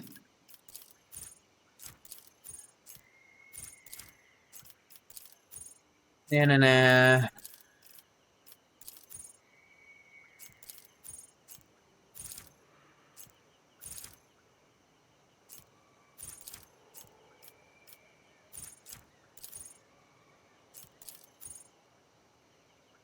Hmm.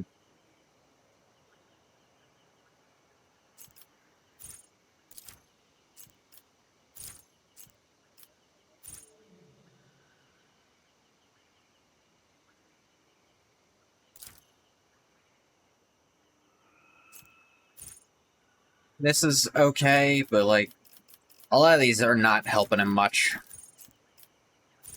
He can be adjacent pretty frequently just because he's so big. And I have him running around, so this might do something sometimes. Nearly yet. What do you want?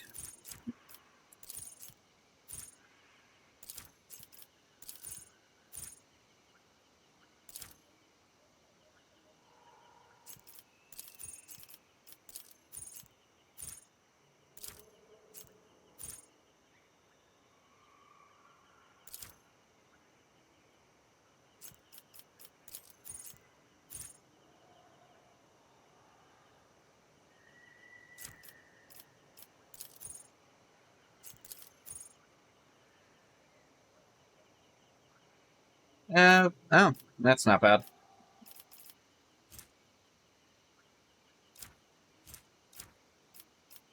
Give her slight persuasion, because she's needed it before, though I doubt she'll need it again. Gabella!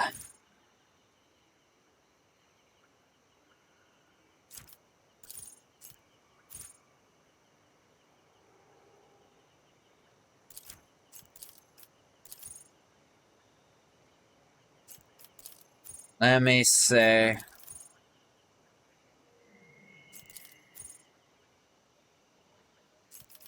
Buffing her weapon skill by her agility bonus isn't terrible, because she is always using 2 swords, but, against other enemies, against other melee enemies, give her more damage. That's pretty good. Get a charge of death from above every time she dodges. There, the first time a given enemy does it. Maybe.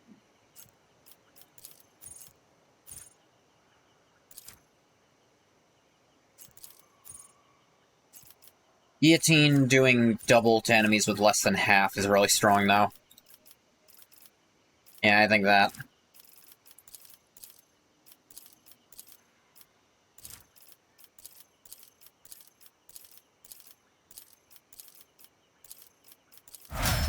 There we go.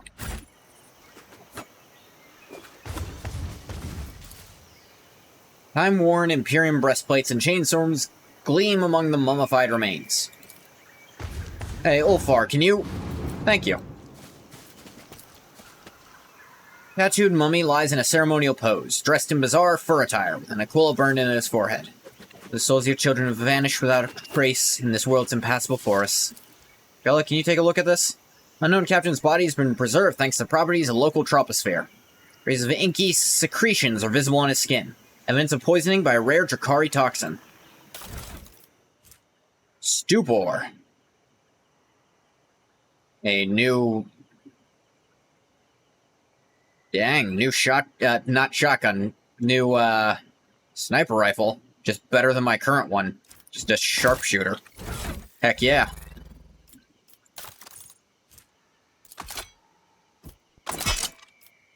What is this? One-handed melee weapon.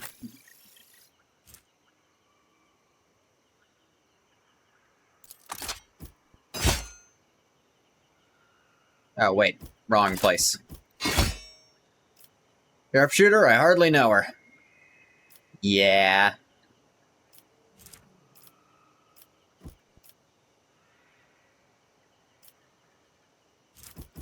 Is a girl with another cult murder weapon. Oh, it works exactly like the other one, just Whispering Mercy is way, way stronger. But they look good together.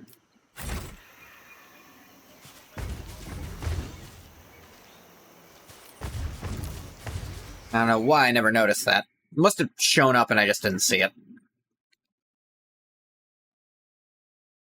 And I got a new sniper rifle for sniping them, rifling through their stuff. Usually, that actually is what I usually do. I snipe them, then once they're dead, I rifle through their stuff. Forest hike lasts an entire day. Golden rays of dusk, the rogue trader sees a small hill crowned with an aquila. Double-headed eagle totem made from the plasteel and rock creek components of an ancient ship. The foot of the hill provides a much less scenic view, however. Soil is stained brown from all the flesh smeared upon it, contrasted only by the white specks of bone shards mixed into the dried-up bloody mass. Sounds unpleasant.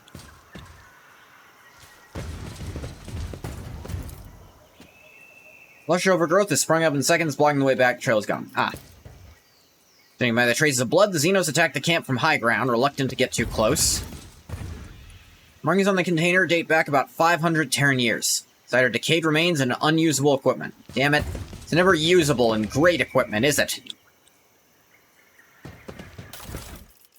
Now here's some usable stuff.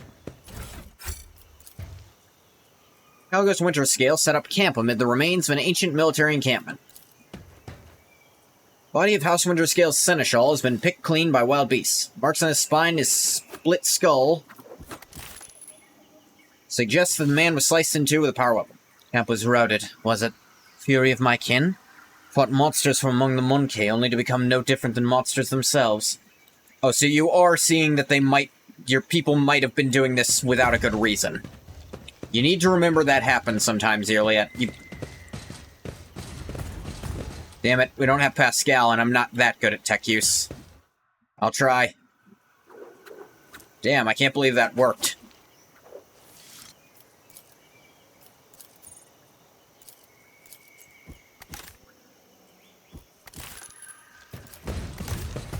I didn't mean to leave. Tempestuous Carapace Elite Backpack. Weapon has a base rate of fire, strike count equal to 2 to 4. Parameters increased by 2. If it is a ranged weapon, its recoil is doubled. The wearer's weapon has 5 or more base rate of fire, strike count. Hit chance of the wearer's burst attacks increased 27%. It's a ranged weapon, its recoil is negated. Oh my god. Argento, what is your current back thing? 1 rate of fire or strike count for any weapon capable of burst attacks. So it's just a better version of what she has on, essentially. This thing has a base rate of fire of 10. Or actually of 8, but I think it's gone up a little bit because of stuff she has on. Or maybe it's 9 and this has buffed it up to... Either way, this should make it even better.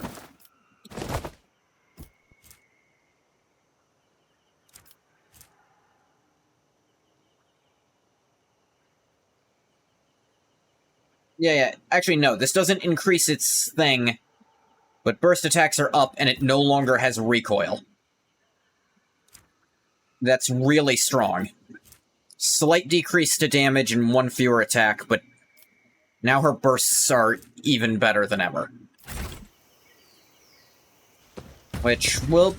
Actually, that might not be worth it. The +1 rate of fire might just be better.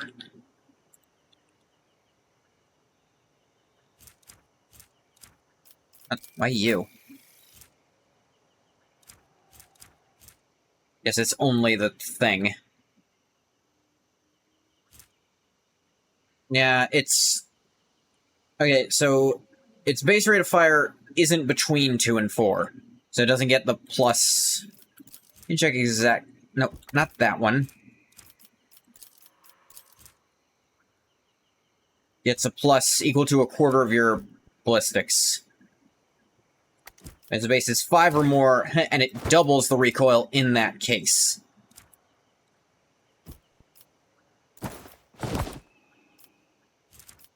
What is this thing's recoil? 25.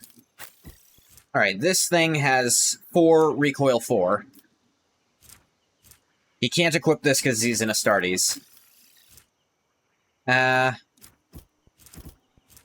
me see. Strike count 1, strike count 1. That can't count.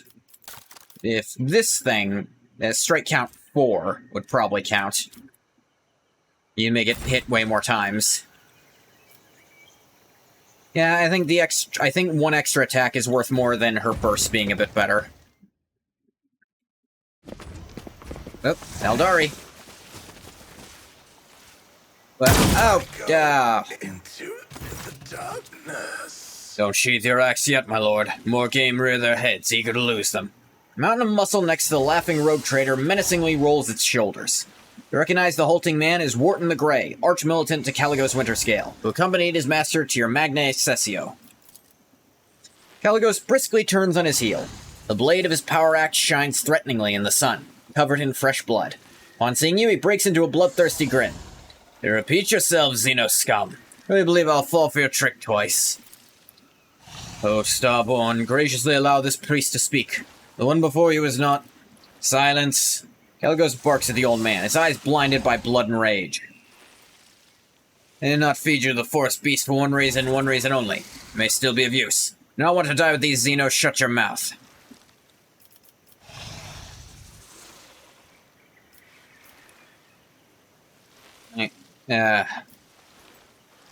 Would gladly do battle with you, but I fear I may accidentally swap that tired old man.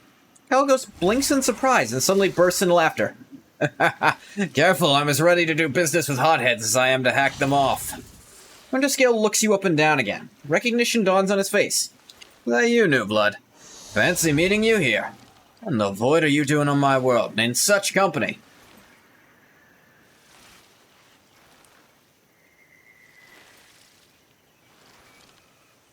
How do I put this? I set out to aid you and got somewhat lost. Well then, welcome to the Quetzaltemur hunting grounds. Wildfire lights in Caligos' eyes as he gestures around. Everything here, from edge to edge, is filled with detestable Xenos. Not greedy, there are enough trophies for everyone. Check his condition. Cabela? Unsurprisingly, your first meeting, Caligos Winterscale appeared before you in a more favorable light. However, under the layer of dried blood and dirt, you still notice a strange detail. The rogue trader appears neither wounded nor exhausted. Having spent a good 30 nights in the forests of Quetzaltemur, Winterscale has merely swapped his dazzling smile for a feral grin and drenched himself in the blood of his enemies.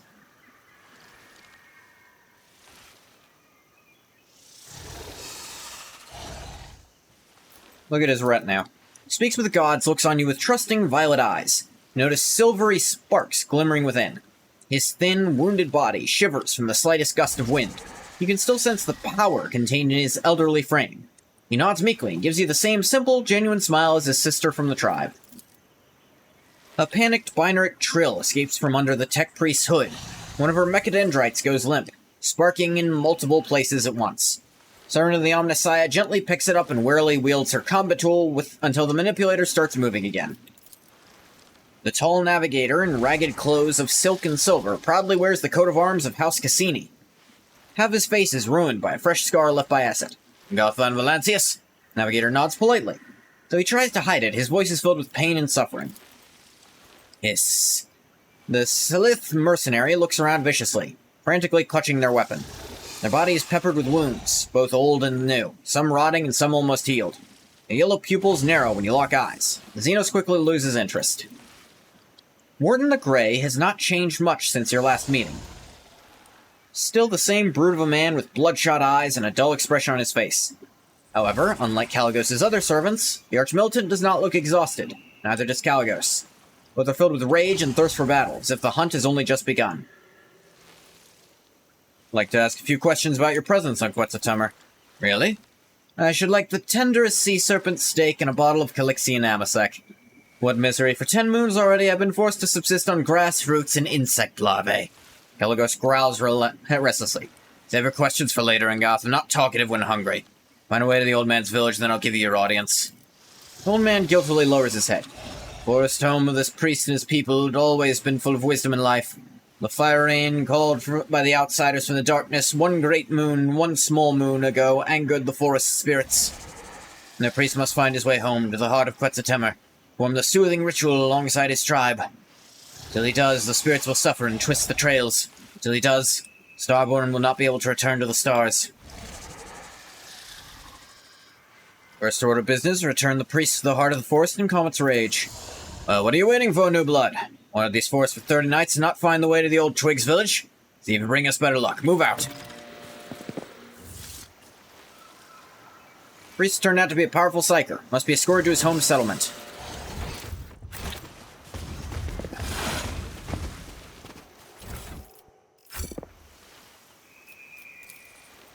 Vela. Fruit gatherers' bodies have been savaged and gnawed on by local wildlife. Likely were prevented from leaving the area by the moving forest. Ooh, what's in here then?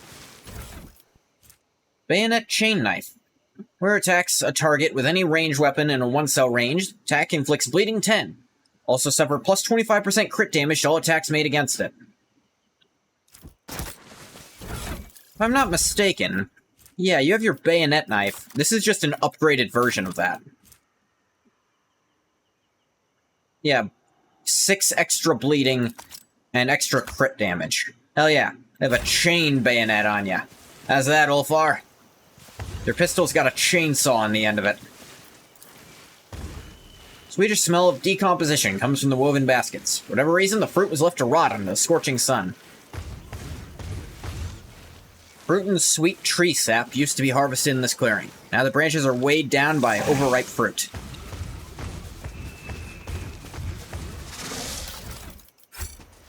There are a lot of snakes.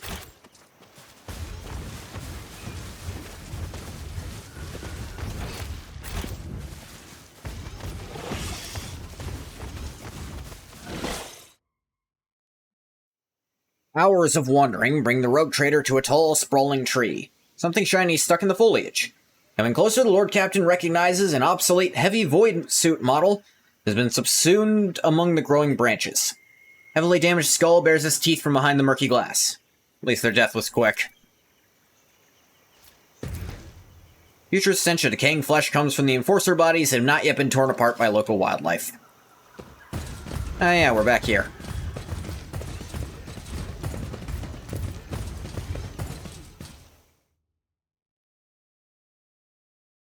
Luckily, the forest has prevented me from going specific ways, and only kind of led me to where I'm supposed to go.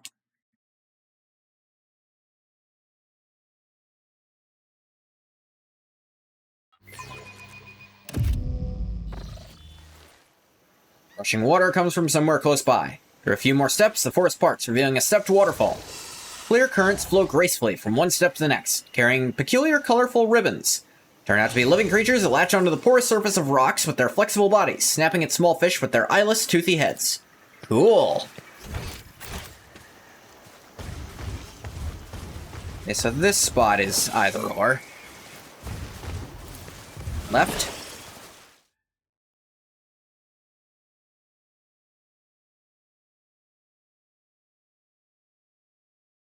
There are a lot of loading screens.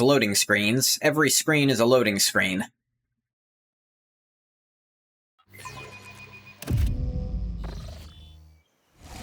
Yeah, those are just seeming like flavor the more this goes. But you guys only show up for this. You weren't showing up at the other ones, so now you spawn. There are lots of loading screens.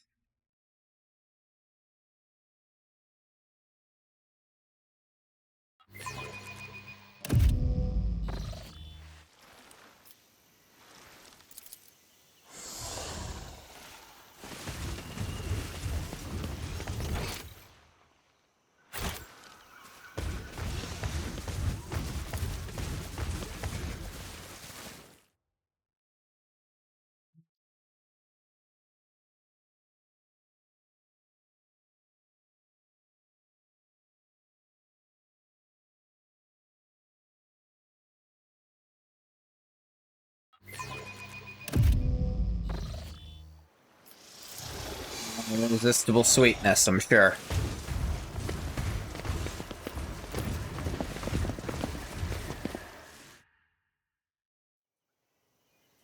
Yeah, rich flora. Sure is. Go left.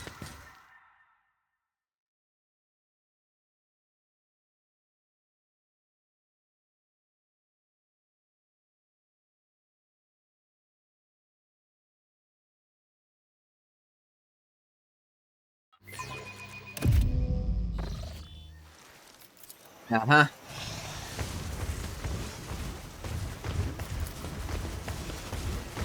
Oh, wait. That way last time. Let's go this way this time. Leads to here again. Ah, damn it. That time it didn't even have a loading screen.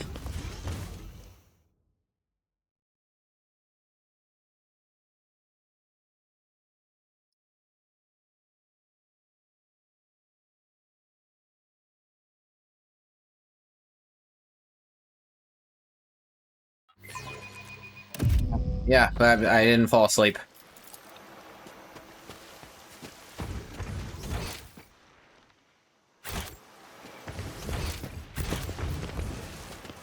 I didn't see that. Yeah, we didn't go this way yet.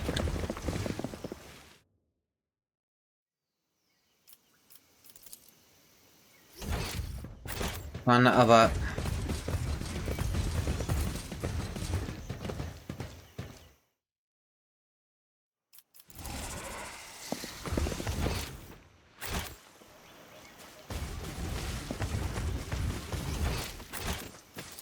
Back where we started. This is really annoying.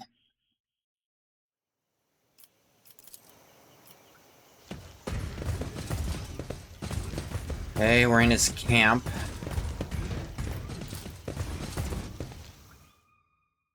Only way to go.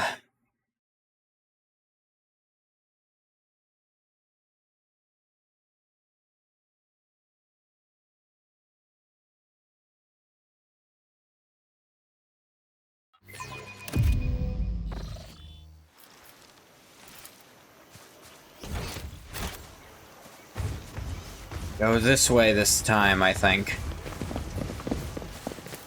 No fucking clue. Damn it. Son of the fuck. This way?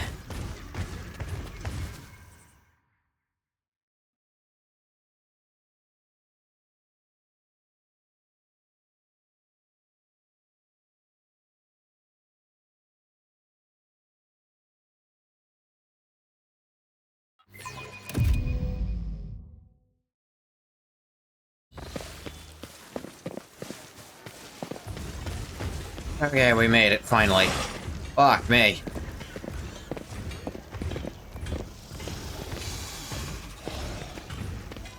This is slow going. I don't know why they're making us do the slow walk animation to go here. Everything happened just as Speaks with Gods foresaw.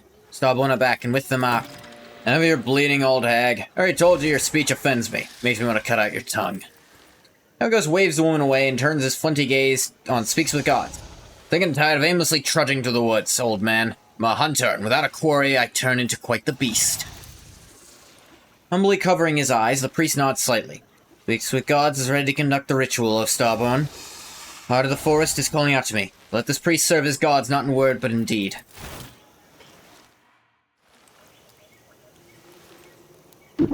Jesus!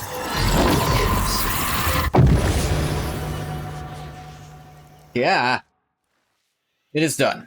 Good-for-nothing psyker has finally proved himself useful. Winterscale looks around the settlement with a bored expression. Then to have a good night's sleep and enjoy the local delicacies. One good thing about Quetzaltemur is that the fruit here is sweeter than Calixian honey, more tender than the meat of a young grox. Did you get some rest as well, Ngoth? Remember, it's better to go hunting when you're full of vigor. Slightly hungry. The hunger adds acuity.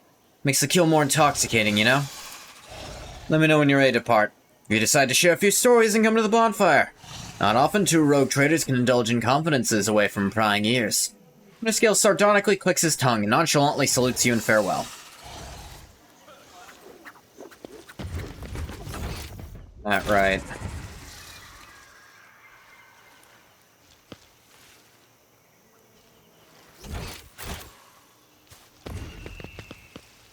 This guy is genuinely fucking insane.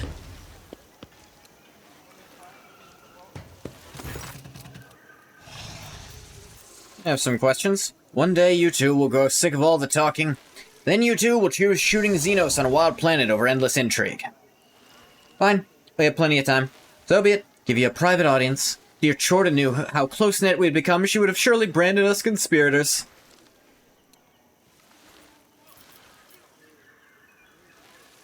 Well, the corpse of your seneschal at the forest camp. Old man was a weakling. That's why he's dead. What happens when you can no longer fulfill your duty to your master? Orton grins in contempt, his entire being expressing his disdain for the seneschal. Caligos carries himself with an air of indifference. Sun furrows on his forehead betrays regret. Many fine warriors have perished on this hunt. Raise a toast to their name when you can. How'd you survive all this time? Forests of Quetzaltemma are not like the jungles of Catachan, new blood. The only thing that can kill you here is your own stupidity. Or an unfortunate coincidence in the form of a stray Xenos or a rare predator. Rainwater for breakfast, nutritious larvae for lunch, fermented fruit in place of wine for supper. One cannot wish for better hunting grounds. Caligos laughs, then falls silent, evidently unwilling to share the details.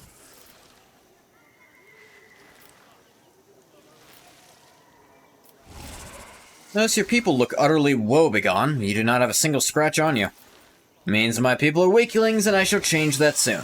As for me, I have been of stout constitution since the day I was born.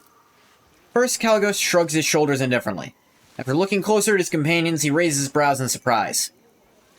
Seems the rogue trader just realized the validity of your words. Here you've decided to oppose both the Lord Inquisitor and the Chorta dynasty. Void Kraken may eat them both for all I care. Scale makes a wry face and clenches his fists in anger, acting as if their war on heresy in the Expanse is just starting. Been living it for decades. Now need an inquisitorial preacher, and I certainly don't need Incendia's goodwill. Let's discuss the Eldari problem. Care about them that much, new blood? Caligos bellows in disdain. Go ahead, then. Try to convince me that the vile Xeno scum deserve the mercy of Caligos Winterscale. Remember, only get one chance to try.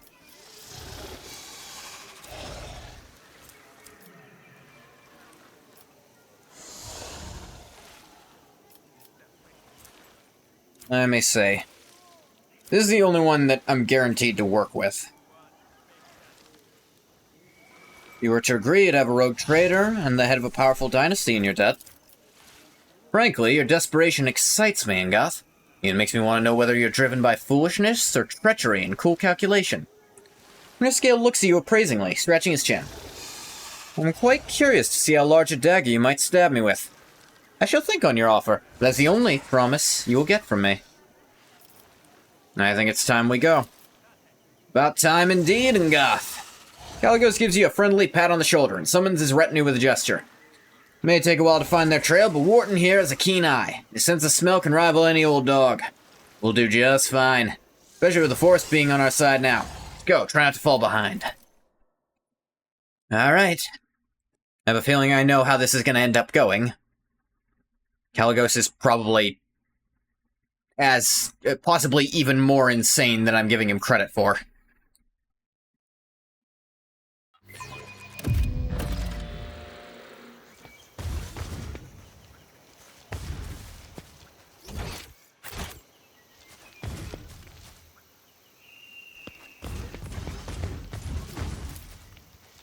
Hey, Bella? Thanks, girl. We get here. More bombs!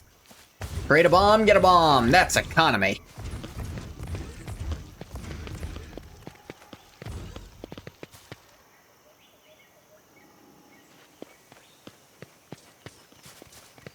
You guys are taking your sweet fucking time. Hang on a second. I think I recognize someone over there.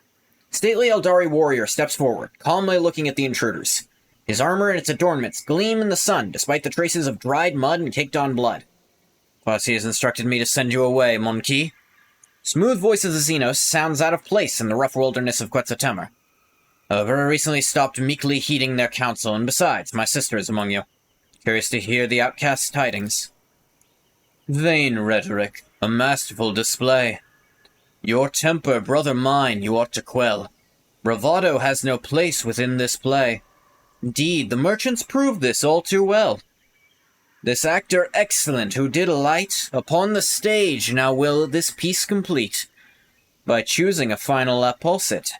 Who shall survive and who their doom shall meet? Nocturne of Oblivion's mournful horned mask avidly tracks your face. Difficult to say with certainty, however, you are of the opinion that Nocturne of Oblivion's disposition toward you is better than that of his kin. I do not know about you, Ngoth, but these Xenos bastards have given me the creeps.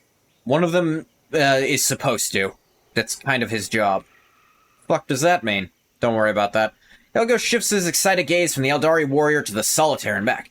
This one in the motley. I want to kill him now.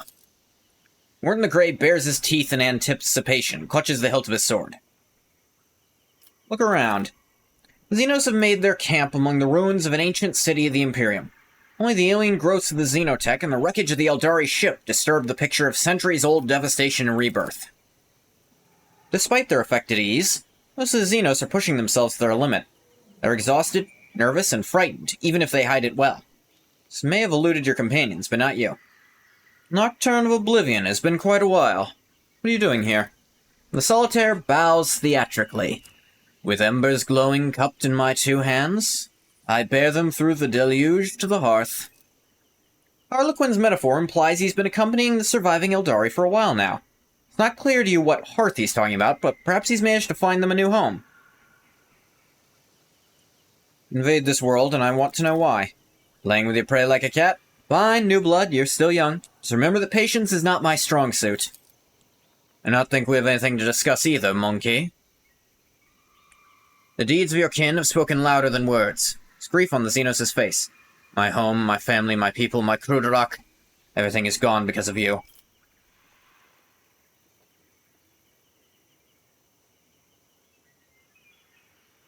Ships are destroyed, Kruderok is lost, and so are your Farseers. Sacrificed everything to attack this world. Why? Warrior sighs tiredly. We did not attack this world, monkey. The last of Kruderok's children assembled once more to scour the Master of Flesh, Tarvantius, from the memory of the universe.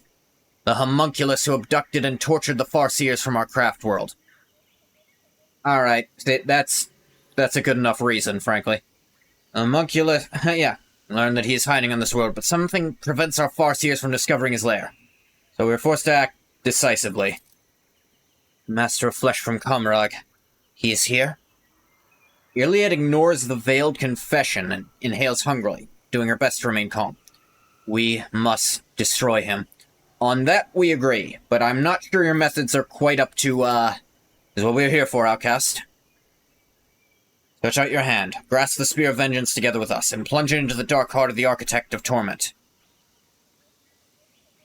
While purging an entire world of decisive action, our Farseers, ones we managed to save, could not name the exact location of the Master of the Flesh. Even after our ship circled the world for a third time, something prevented them from seeing the truth. Something powerful. We know your patrols would soon discover our presence, so we decided to do something else. Exterminate the homunculus along with the world we had chosen on as his refuge. I can hardly insult you for the exterminatus approach. I had to use one on an impending demon world.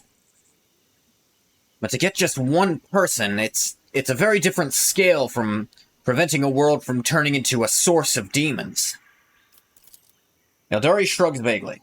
Monkey are flooding the galaxy at the speed of a meteor shower, and this world will repopulate, eventually.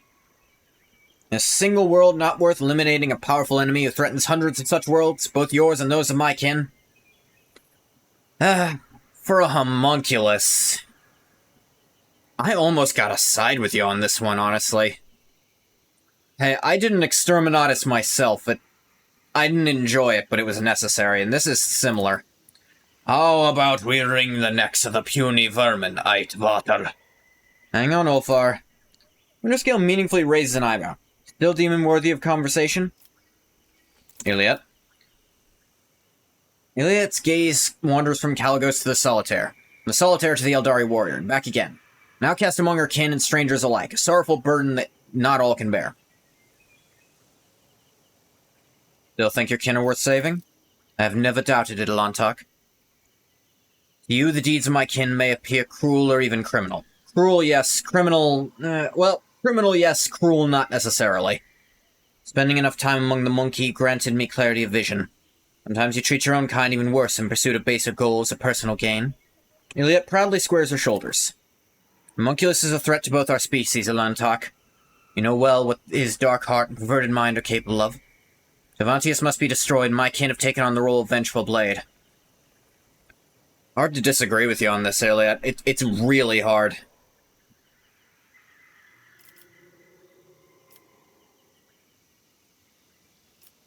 Eldari?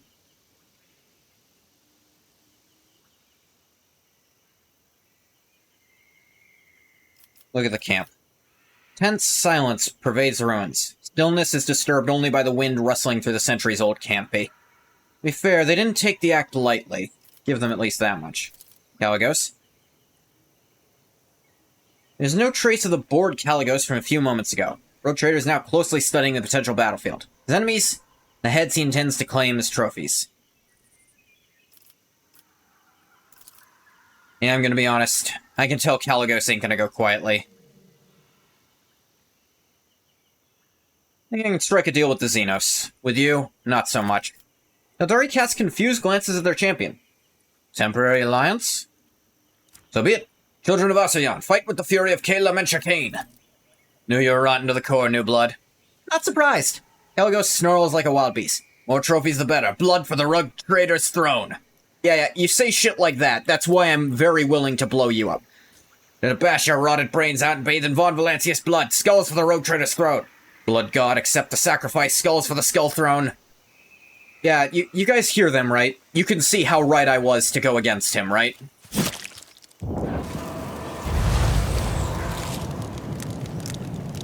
Yeah, they made demons.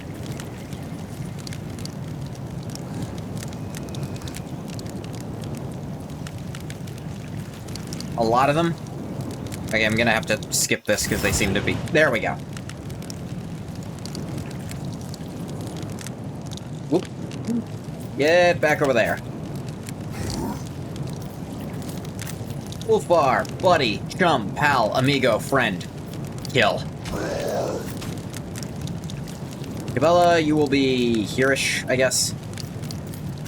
I will get behind cover. Worry this is too far away for her. That should be fine. Open the game.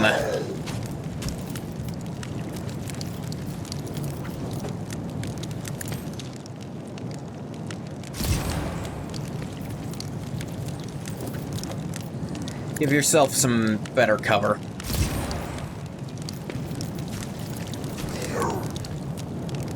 Oh shit, I forgot Irliet was here.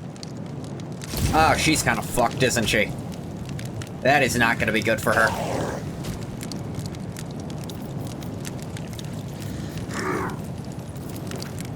It's okay. Argento will rip and tear until it's done.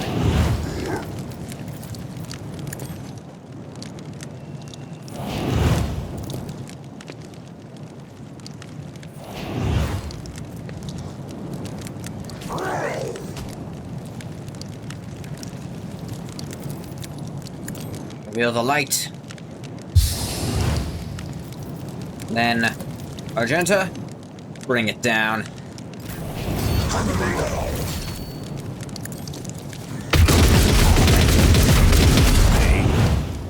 That looked like it hurt. Which is good. I want him to be in pain. He's a jackass. I shall repay your strike, shan't I?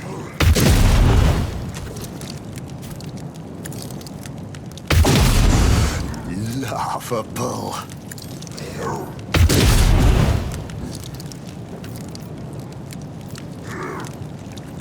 Worry about overdoing that.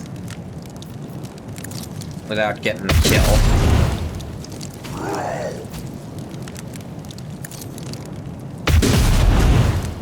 Though, he is hurting a lot.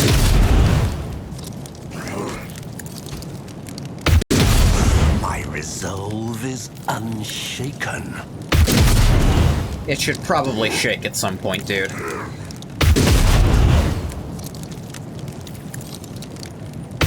Efforts amuse me. You are immensely on fire.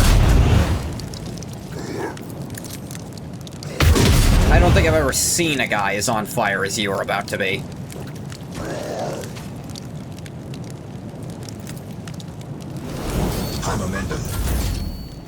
Now then. Argenta, I don't recall telling you to stop.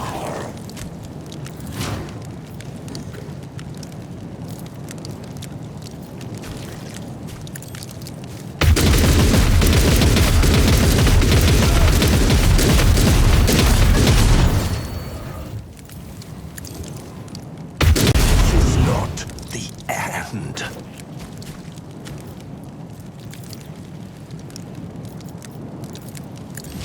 And kick the rogue trader. Got him.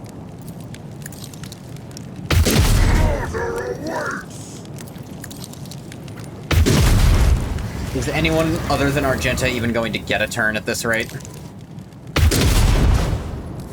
No, because she's also about to run again. So Argenta and friggin' the two of them just dealt with this by themselves. This is what happens when you just let me play the game how I want. We win. Iliad brushes a strand of fiery hair from her forehead and nods appreciatively. I know how difficult it is to go against the will of your kin. Not that one specifically. He was very clearly insane. Yet I cannot hide my joy that we both lived through this moment, and emerged with a tale to tell. Not know how a monkey would benefit from betraying one of his own. Did you not hear him talking about a skull throne? Do you know what that's talking about? No, I can't say I do. He was very clearly following a chaos god.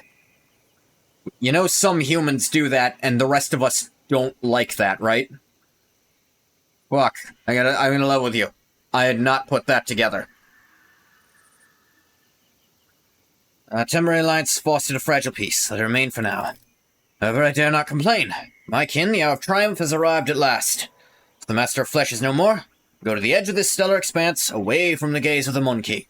Peacefully await the arrival of our kin from distant stars. What are you talking about, Shairankai? Elliot stares intently into the eyes of the Eldari warrior. His gaze remains steady and calm. Kin from distant stars? Outcast Iliad, I have some good news for you. Our Farseers managed to contact the children of Craft World Alaitok. Soon your fellow outcasts will visit the part of the galaxy that the Monkey call the Expanse. Now take us away, give us a new home, and... Shairankai pauses, his gaze on you, wondering if he should continue. Is that what an adherent of the path of the warrior wishes to tell me?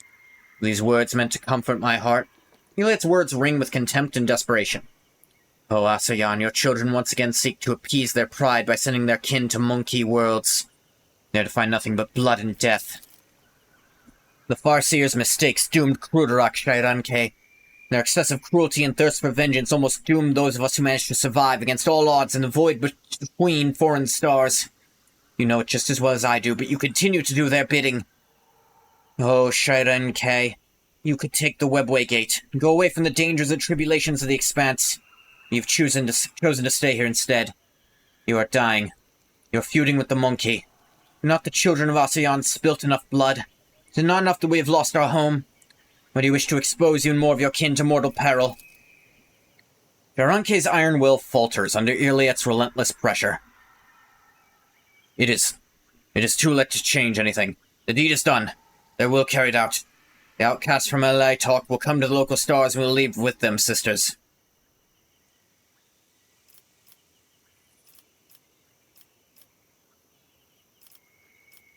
You saying there's another Eldari craft world heading for the Expanse? May Asayan save us from this woe. Shairankai folds his arms on his chest in a graceful gesture. The horror is obvious on his face. No. Not allow another world to perish at the hands of the monkey, even if this means forsaking my soul. I'm not going to reveal all the secrets of my blood to you, Ilantak. Thank you for the correction. You may have helped us in our hour of need, but I trusted you at the outcast's behest. I'll say this. Warriors of Alaitok are coming here to your stars. It's an unalterable truth. Iliad, you going to leave me and escape with the rest of the outcasts? Is that what worries you now, Lantok? He gives you a disapproving look. No, not even slightly. You may leave the Expanse one day, but the only thing you should be concerned about now is how to quell the wrath of my people. It will take the warriors of Alaitok many years to discover the Webway Gate capable of bringing their strike force to the Expanse. Perhaps you'll be too old by then, and only on your deathbed will you hear the news. Children of Asayan have come to exact their vengeance. For some reason your words bring a faint smile to Iliad's lips. We're not Alontak. It's my turn to rescue you and your people. Rescue me? How?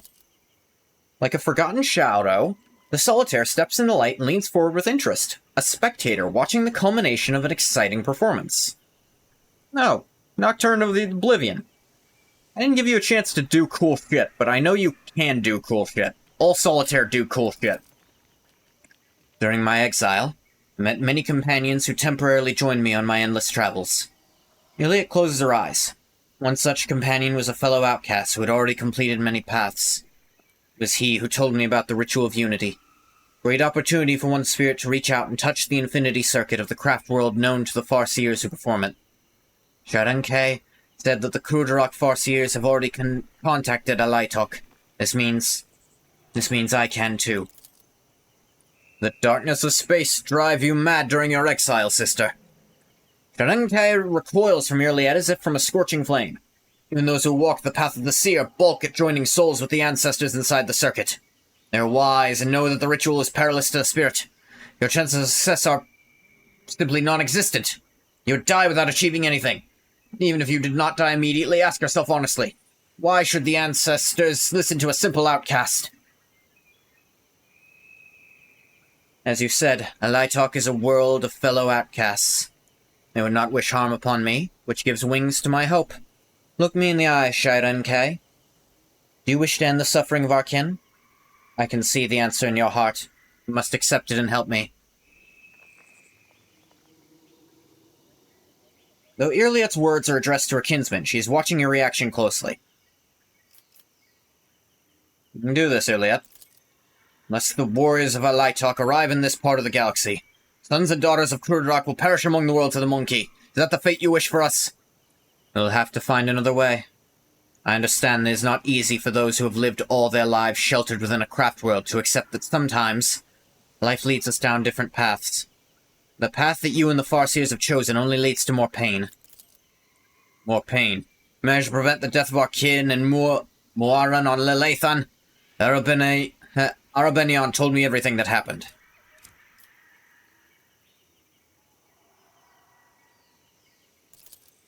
With words alone, fate cannot be constrained, but deeds add weight behind words' cutting edge.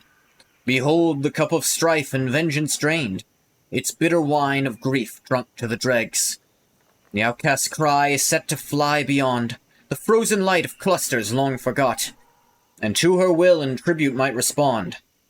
The seers of the path with bridge of outwrought. Not you too, Arabenian. WH40K frowns and sighs loudly. So be it. Give the outcast a chance, but I doubt she will survive in the beginning of the ritual.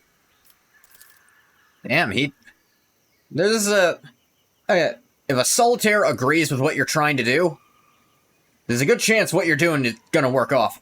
You know the meme of how the most racist person ever has friends and a girlfriend of entirely different species? You want to marry the space elf?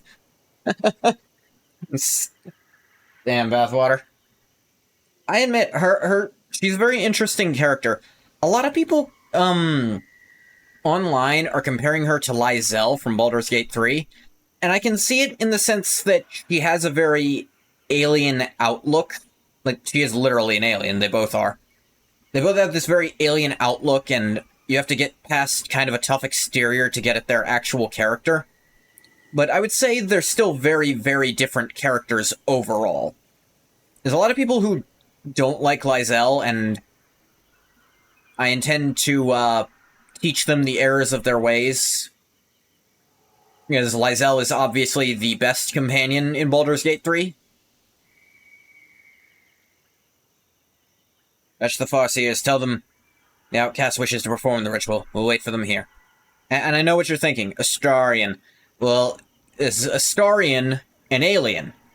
No, I didn't fucking think so. So, obviously, he's not as cool.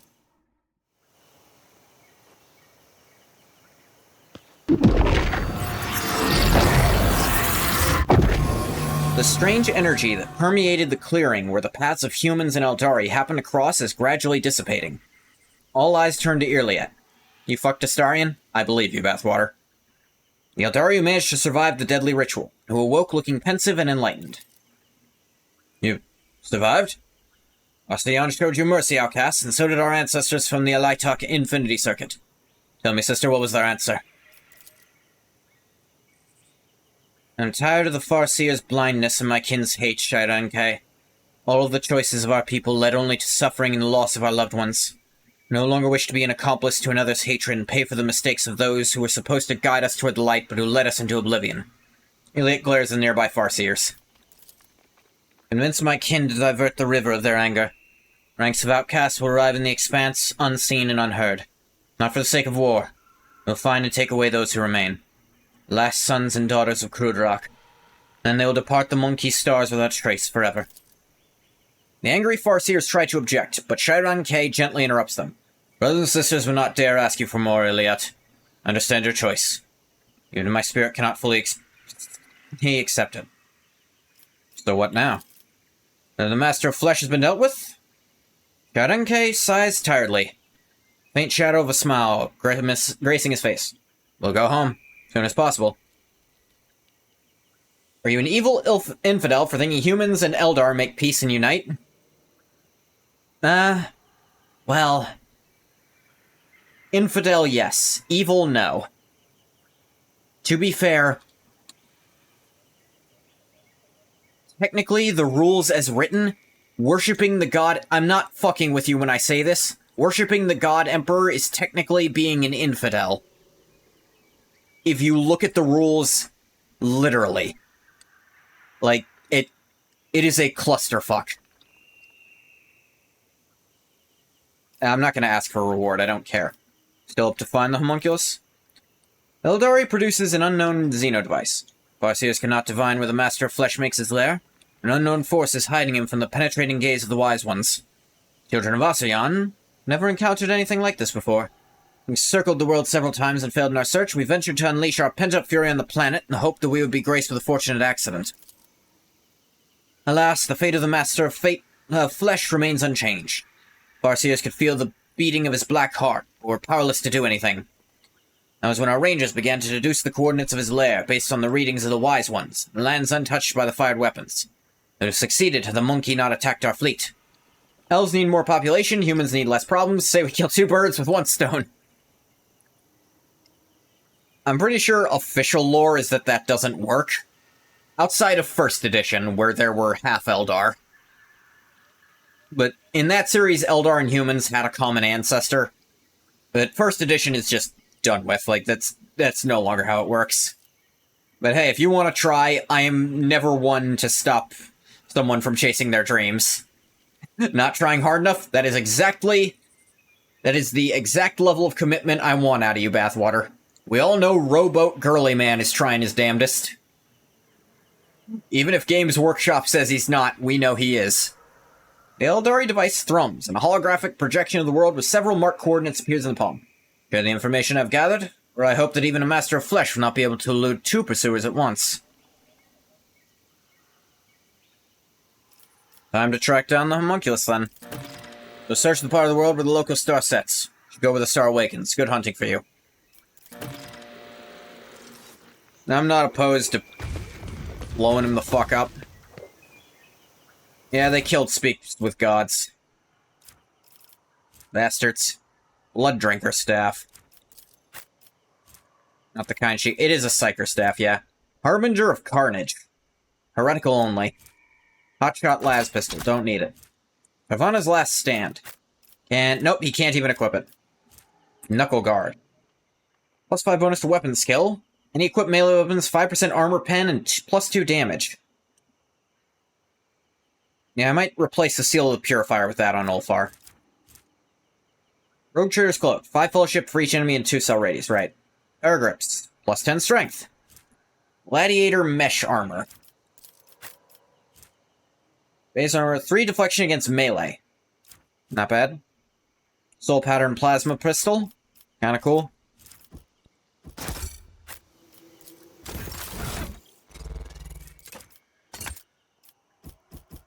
There, now that's at more damage.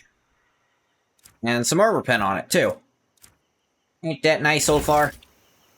Look, Ulfar, I know you wanted to kill the Xenos, but frankly, I think that causes more problems down the line. He actually kind of buddy-buddy with the Eldar, is that a great exaggeration? So, he did broker a temporary alliance with a specific group of Eldar. Interesting. Farseer Mesh Armor. And people like to joke that he's doing it with Yvraine, the leader of that group. But Like, canon is they don't actually get along all that well at all. Like, it is very teeth-clenched teamwork.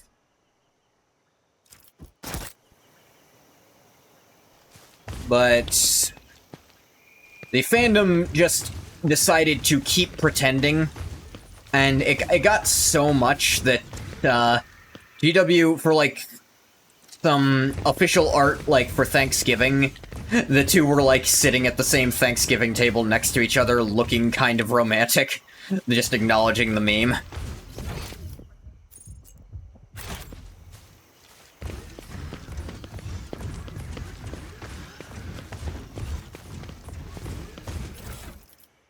Hey, dirt-covered Vox. No, Stanzo. Miss the times when fire cultivators were only used for working in the fields. Back then I thought, by the throne, damn that forest. Can't take your eyes off it for a tick, or else it would mess with production. Nowadays, damn forest's the only thing that can defend people.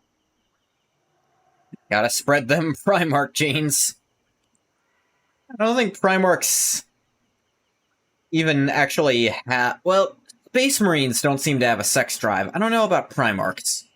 Well, actually, one of them did marry multiple times, and several of his wives did not survive the encounter, supposedly. So did the Emperor. Though he doesn't... No Primarch seems to have produced genuine offspring. But who knows, maybe two negatives make a positive. Primarch times Eldar makes function. It'd be really funny if that was how it worked. Nowadays, damn force is the only thing that can defend people. Who'd have guessed? We, the Silvarius, are the only ones who can pass through it. They have our fire cultivator intact, that is. Did hear, though, that one of the astropaths managed to lead a group of 50 people through the brush. Nobody's heard from them since. Enemies of humanity got them, didn't they? Come meet us halfway. Leading a new group. Promethium and my cultivator is running out. Poor bastards. Yeah, planets like this are fun. In theory, Primarchs and maybe Marines can reproduce. Well, Marines... There's no hint of them ever having done it. And, like, one specific Primarch apparently made some token effort to do so, because he married off very many times. Which one was that? He was the... I can't remember his name, but he turned heretical later. But Marines, like, there's some examples of Marines not knowing they were being flirted with for until, like, several months later when they're recalling it strangely fondly and they don't recall why. They don't really understand why that made them happy. Like, they don't even seem to notice others in a sexual sense, so I almost have to think Marines are impotent in that way. Because remember, Marines are essentially failed copies of Primarchs. Like, very flawed copies, I should say. Not quite failed. That's literally how they're supposed to work.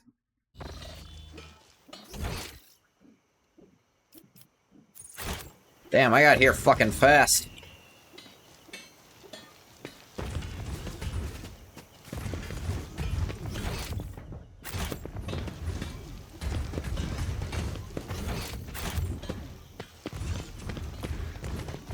I can tell them the honest truth that Caligos killed him.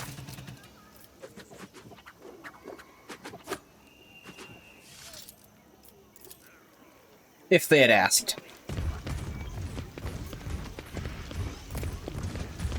Yeah, I took a wrong turn through from the Xenos shelter. Sorry, guys.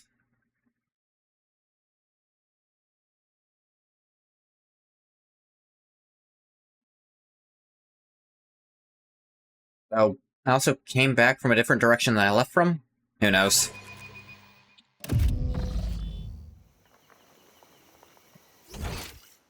These seem to be the only ways through.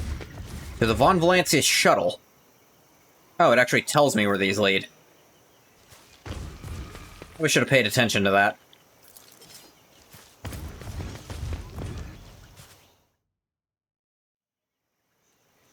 To be fair, the Emperor himself wasn't sure if he could produce viable offspring. Like, he's apparently completely unaware of the sensei. If they're even still canon anymore.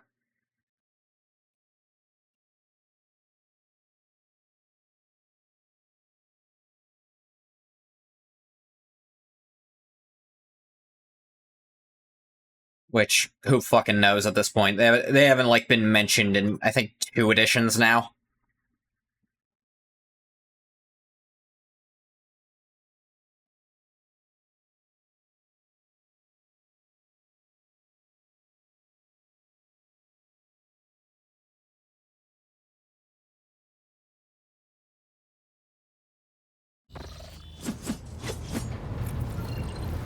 Oh, Blood Warden is just in here.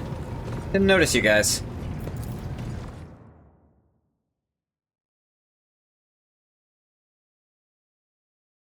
As soon as the expedition returns, Vigdis Suriata hails the Emperor's vow. Jabun is praying for the good health and speedy return of your lordship in Gothland Valancius.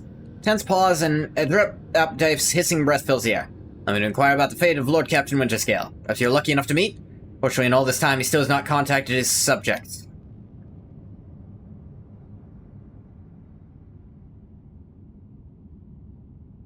Was it Fulgrim who married? I think it was Fulgrim. Yeah.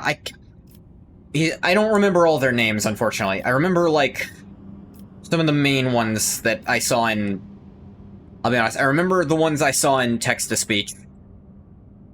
Most of the others are just kind of gone from me. And I remember Horus just because his is easy. Galgos Winterscale perished during the hunt. This is how things turned out. This of his lordship is a great tragedy for the entire dynasty. Vastness of my grief is mitigated only by the knowledge the Lord Captain perished in a fierce battle. We would have it no other way.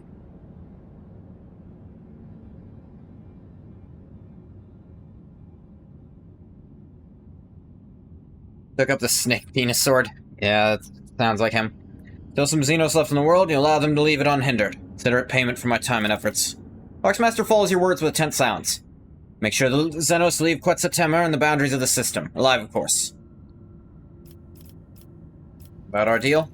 As the Lord Captain's heir claims the rightful title, immediately notify new rogue trader of our agreement. May have to wait for a few years. Transfer the warrant is a rather delicate affair. Very well, then. Emperor protects. They didn't need... He died during the hunt, and that's all they needed to know. Oh, gee, I wonder where the homunculus is. I guess we're just going like that. Earliet, you don't need to be here for this, right? You can bring Pasky, baby. You can bring my mecha buddy. Yeah, Fulgrim, apparently it was a very frequent thing he'd do to get planets to join the Imperium would be, he'd just marry one of their leaders, because he's handsome as hell, and they were very into that. Like, he'd marry into their family and they'd agree. He was one of the better diplomats among the Primarchs. Don't forget, he has a perfect clone with all his memories in Trajan's museum. Are we sure it's a clone? Who is never escaping. Well, yeah, it's in Trajan's museum. But are we sure clone is the correct word? You always gotta wonder.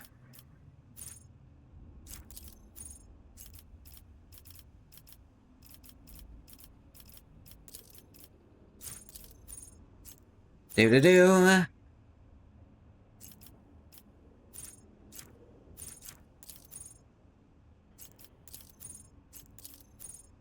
Well, what the hell do you call it? I mean, what if I mean, at the end of the day, I don't remember the exact, thing of how it was made. So, my question is, how do you know which one's the clone?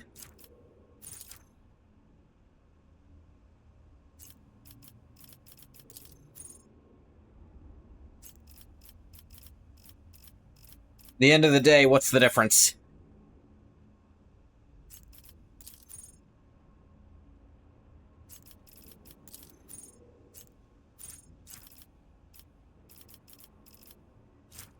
Thick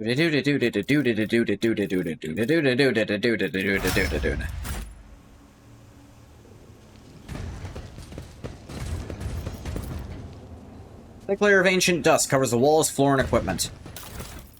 Let's go steal their shit, then. Pascal? Buddy? Chum? Amigo? Friend? Thank you. Missed having you to unlock stuff. I had to do it myself, and I'm only okay at it. Way better at this kind of thing, buddy. This is why you're in every player's party. I am registering a significant quantity of non-essential self-harm inflicted by this unit. Weird time to ask that, Pascal. Clarification. You reshape your body so that it may reflect the depth of your devotion. So too do I reshape mine. The scars on my skin become prayers, and my every torment turns into zeal. To give you a more literal answer, Pascal, it makes her literally immune to pain. Useful. Very.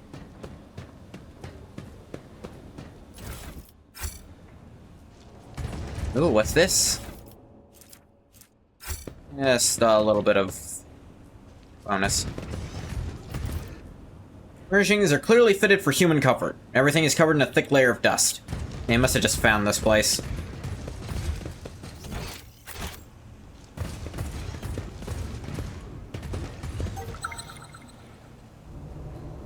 Door.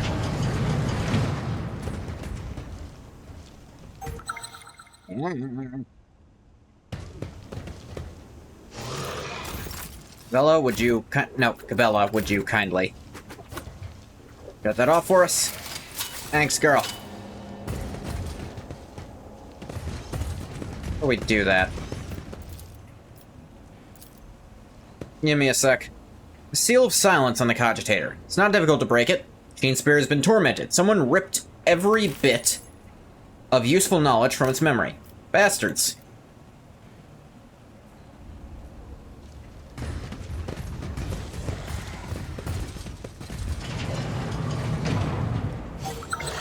Ah.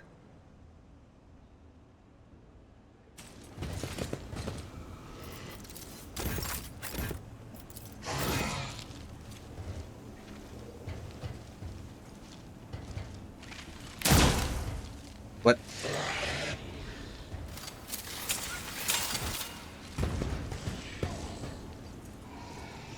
Ew. Grotesques. Aberrations. Bastardry. Cogitators are deep in dreamless slumber. Sacred unjoints on their connection ports have long since dried. Notebook contains detailed observations, formulae, and diagrams. It's thickly covered in a viscous greenish liquid. Ew, gross. Bleh, ew, ew, I'm touching it. Ew, gross. How did Argenta get an injury? The fuck did that happen? Almost all the pages are firmly glued together. Their contents turn into blurry stains. And number 78, outcome failure. Object capable of maintaining minimal vital force short of every experiment. Degree of physical abnormalities and deformities unacceptable. Clear. Upon being removed from the soul, the subject's vital ceased in an excruciating manner following a brain rage and multiple eating. Experiment number 13. Outcome. Partial Simmons capable of maintaining basic vital but only if continually neurally mutilated by means of drilling through the elbow, knee, and hip joints. Experiment number 21. Outcome. The last subjects conform to the minimum requirements. Their capabilities are limited. They're incapable of fear. No capacity for the original organism. The hell is happening here? Ah.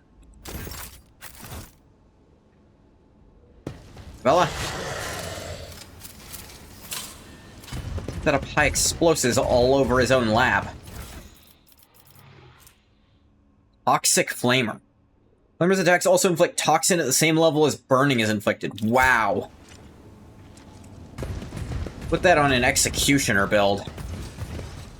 This is busted as hell.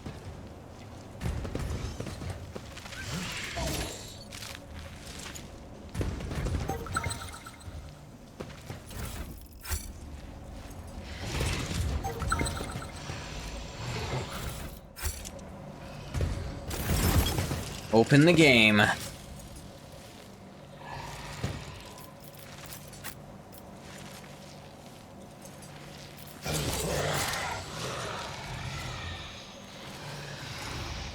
Argenta is going to clean up from up here. Cabela, you get in real good. You too, Pascal. Whereas I will be hiding behind this pillar. Have fun, team. You!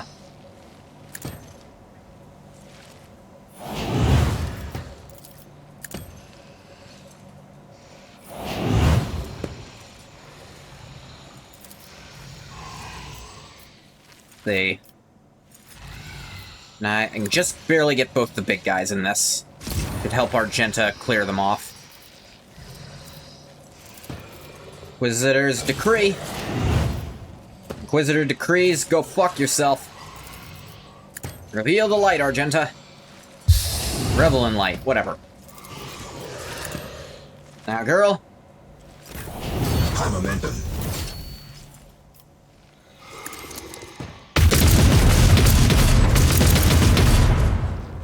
Dang.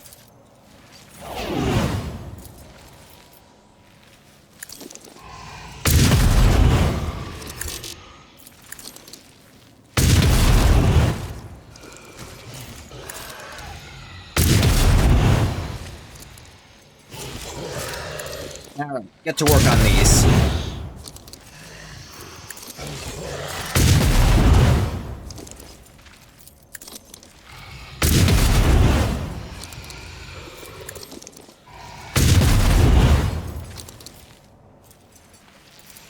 Let me just...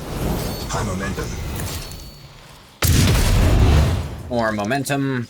Always.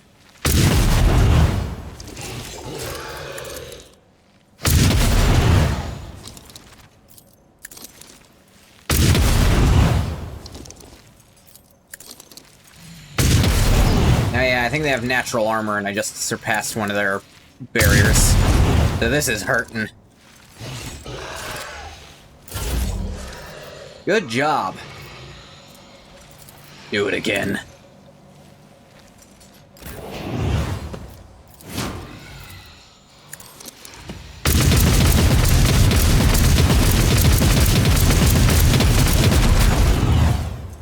Nice one.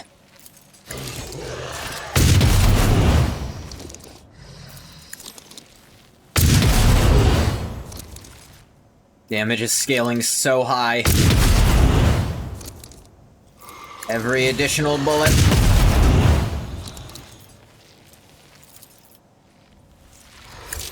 Run and gun, girl.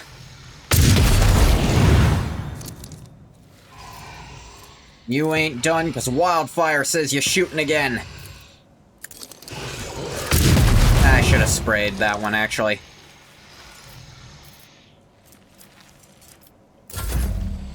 Oh well. Laser his brains out.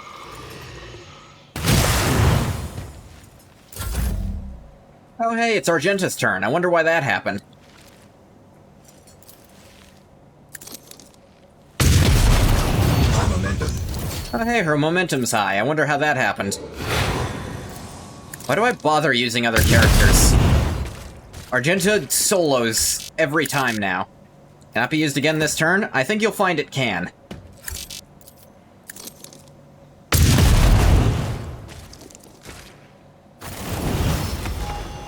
Hey, we leveled up. How'd that happen?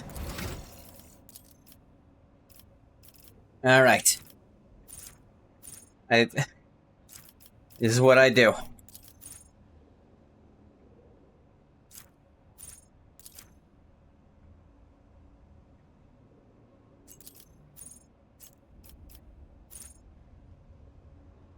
Do-do-do. Na-na-na, ma-na-ma.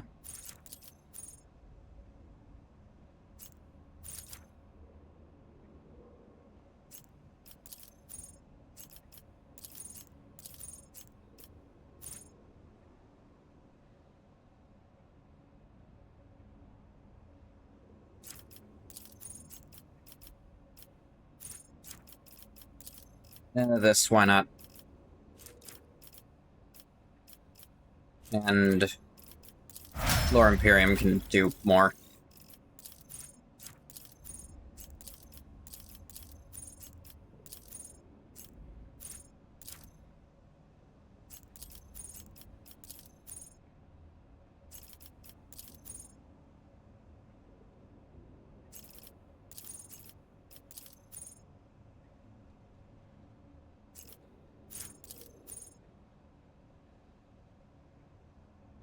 This could be okay.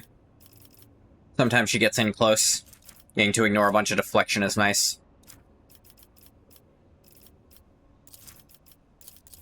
Make her more aware, too.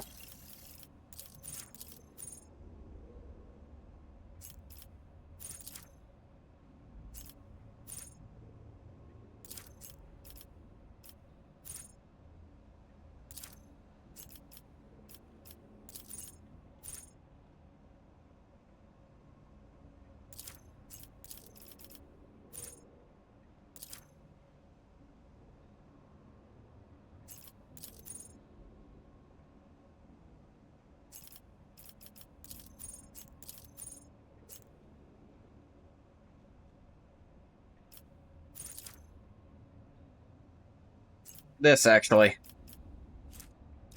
This is just useful for getting rid of injuries.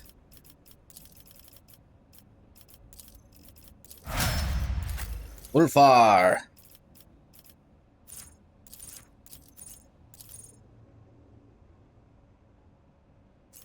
I don't know his demolition, so I don't know how good that is.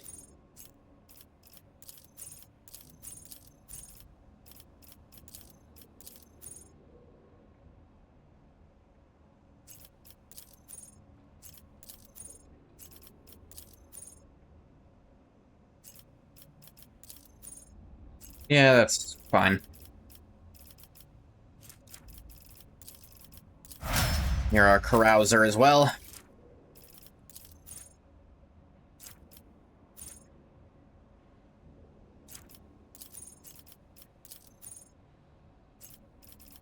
Yeah, getting to do more to enemies with melee weapons when she inevitably gets a turn.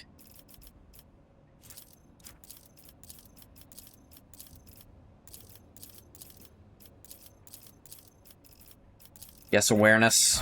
It's never bad to have more people rolling that for our traps.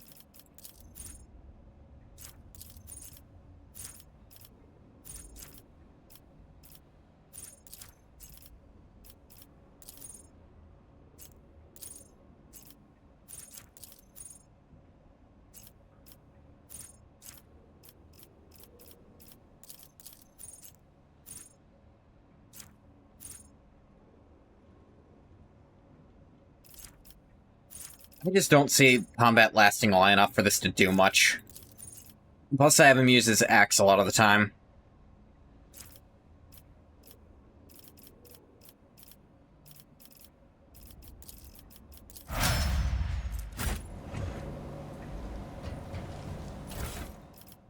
We got... We can't use Drakari stuff anyway. Let me logic this out. Door opened. Good job, me. Thanks, me.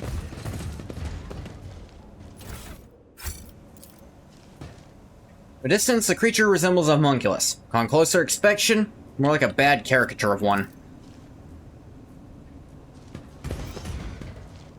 Ooh, Pascal, what do you make of this? After we loot.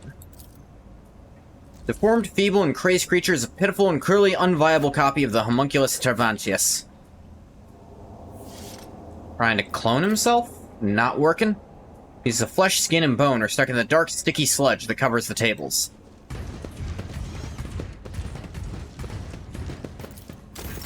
Oop. Accidentally clicked up there a little bitty bit.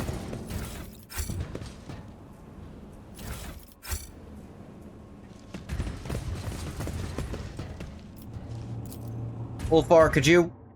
Thanks, buddy.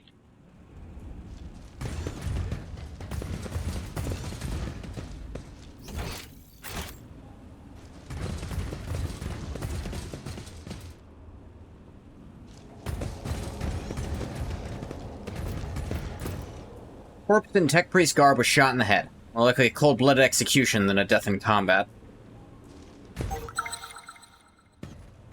Pascal? Thanks. We bother trying to call the elevator? Whoop, whoop. Pascal? Thank you.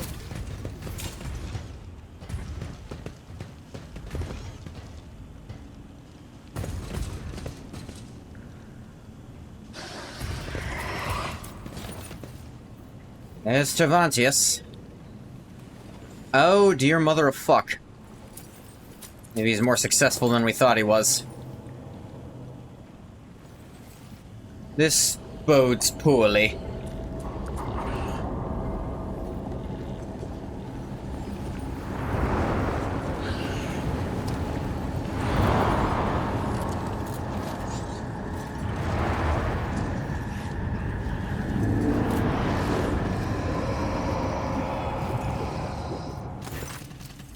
You're looking at several completely identical homunculi at work. A disturbing sight. The indistinguishable, and familiar, faces turn their attention toward you, morosely and almost indifferently. One of the homunculi starts to talk, with all the usual arrogance. Specimen, we meet again. Your escape from Kamarag was both a statistical anomaly and an act of abject cowardice. You should have died in the Dark City instead of overstepping the limits of your own usefulness. You caused too much commotion. Monster falls silent. Barely perceptible electrical charges run through the homunculi's bodies. The one who spoke continues. So you're here. Now what? You going to bore me with your questions, Monkey? Their colors. Horrible, frightening, tattered shades. Only a madman could do something like that to himself. Cassia looks away, horrified. Cabela's eyes flash. You. I've been praying for my thread to cross your loathsome path. Today you will die as many times as you made me die. Observe him. Pascal? Homunculi are twitching slightly, as though from invisible electric impulses. Look virtually identical, yet each seems to be missing something. A limb, an implant, even a facial feature or two. Single gaze of the many faces no longer seems full of haughty superiority only. Some kind of shared defect also shows in it.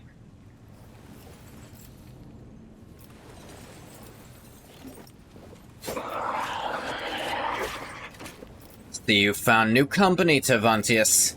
Hear the Drakari's voice again, but cannot see who is talking to you. Found? Don't you mean made?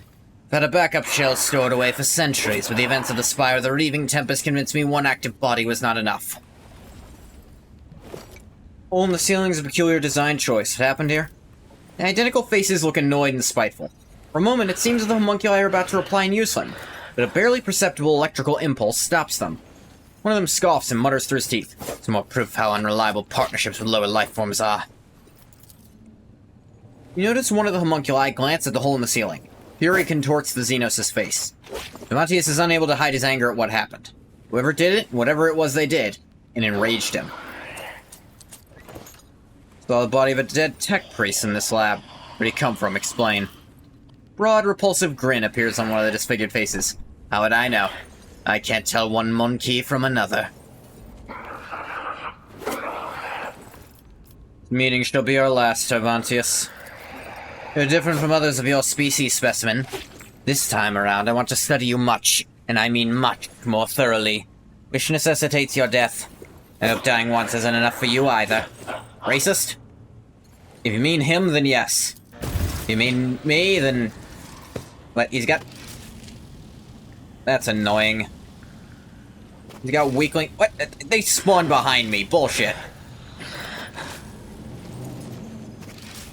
They're coming out of the pods.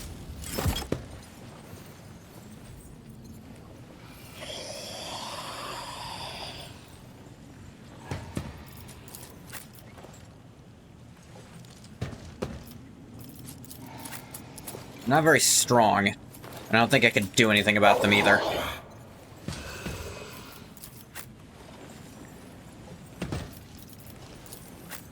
Other than, you know, murdering them, which that is the plan. In fact, we're gonna have Ulfar hang around to do the murder part. Cabela too, why not? Pascal, I'd like you to be a bit more proactive. And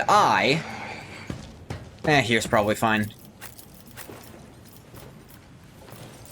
Open the game.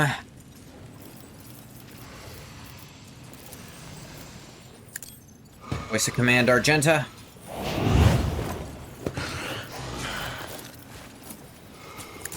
Go ahead and make these two take the damage they deserve to take. The rear, I guess here. Rear here.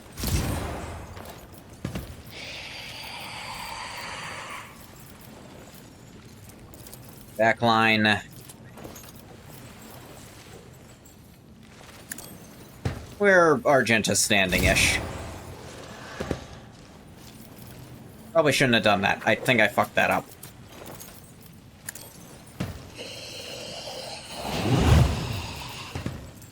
Inquisitor's Decree.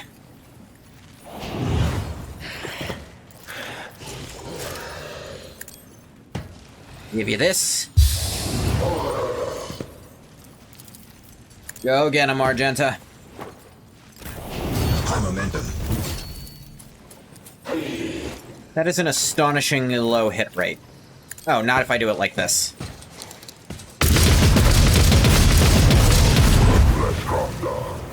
Now, he's poisoned.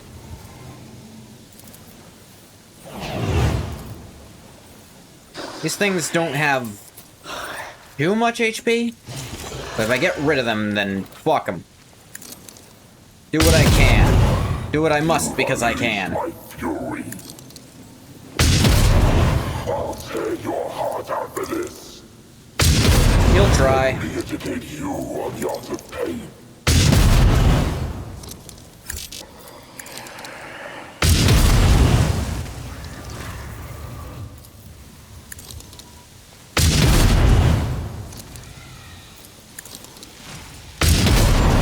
Work for a flesh crafter. High momentum. Hey, the momentum got high again. Fun. You've unleashed my fury. I will tear your heart out for this. If you live long enough to do it, I'm sure you'll try. But you're not gonna live that long. Now I guess... Oh hey, I skipped two of them's turns. I guess that's the original. Work on this thing a little. Maybe you can kill that. Yeah, you killed it.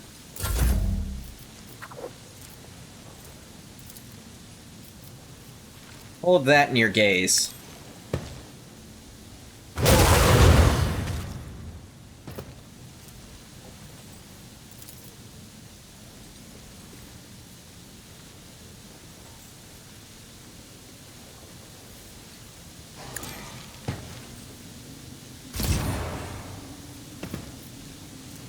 And now, Argenta, time for your finest hour.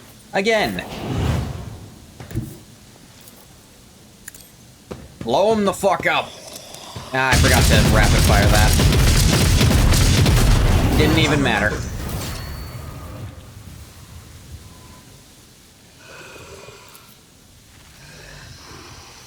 Curious. Actually, I have very good accuracy on this. Haha, blew up your shit.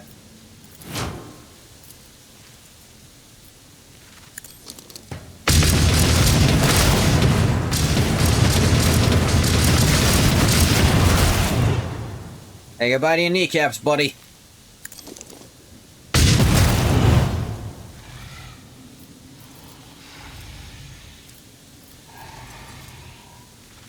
Wildfire.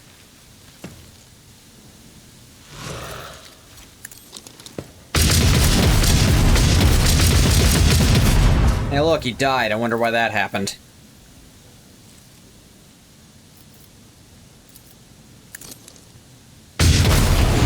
If there weren't so many enemies, Argenta would take care of this alone. Not for all these little guys. But I guess the rest of the team has to do something. Oh hey, it's Argenta's turn again.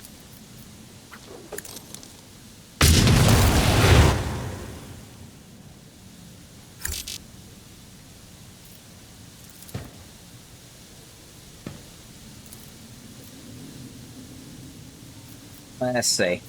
See that one? Nah, it's too far away. Well, damn. One of these foul aberrations managed to survive Argenta's onslaught. Oh, wait. No, it didn't. That is patently absurd that I can do that. Ah, wait, no, the one over here. That one did survive. Just go ahead and reload, Argenta. You know, do your prep work for, what's gonna be next fight. Don't worry, Cabella's got this. It's not even gonna... Yay, Cabela got a kill in. Good job, team.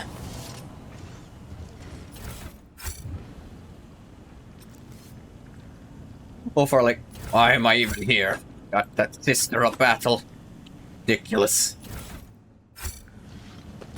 Why do I even bother?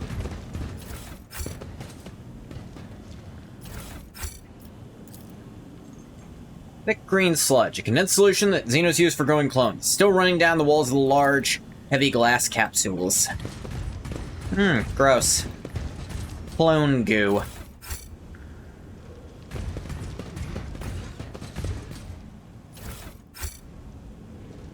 Alright, what do the Tavantiuses have? They all got this... Drakari gear. Blood barrier emitter. Start of the turn, wearer recovers wounds equal to the number of bleeding creatures. At least one wound was recovered this way. A fresh injury is removed from the wearer as well. Wow. Drakari helmet, don't care. Homunculus injector. Stores 57 wounds, moves bleeding, burning, toxin, and melting. Heals a trauma and all injuries without skill tests. Wow. 5 healing battle dance infusions. There's a bit of cargo on this thing.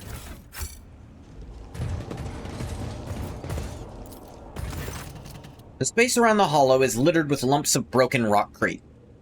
A feeble breeze blows through the ugly hole in the ceiling, stirring up whirlwinds of stone dust at your feet. The hole in the lab's vaulted ceiling, the hollow underneath it, point you to the obvious conclusion. Something broke into this room, ripped out a piece of the lab, and dragged it outside. You are, for now, mystified as to what that something was. Argenta, what was it? Through the piled-up rocks, dirt, and thick dust, you're able to make out parts of fixtures that are ripped out of their sockets and thrown to the floor. Parts like these are used for fastening industrial girders in place at large manufactorums around the Imperium. Bella? Study the edges of the breach carefully. Reflect for a few minutes, and conclude that the hole in the lab ceiling was created by several powerful targeted explosions. After some more time, you note the characteristic marks on the debris in the walls. The ceiling was breached using melta-charges. You all make of this. This world belongs to House Winterscale, but I refuse to believe his lordship Caligos would ever collaborate with Xenos. Dark red and brownish green would envelop his figure every time the subject of hunting the enemies of humanity was brought up. He despised them, hated them. But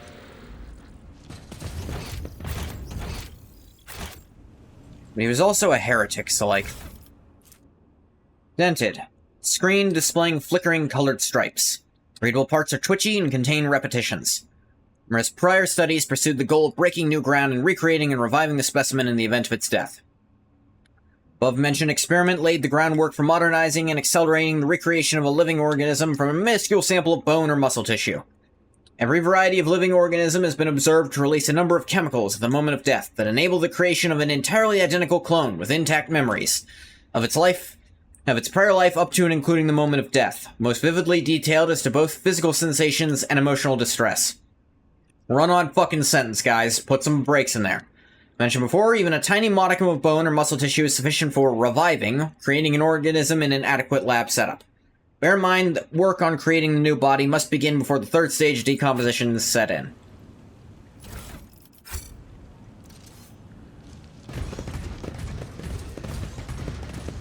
It's getting dark and I must turn on a light. Turn on the light. Make their light. In a world of light. No.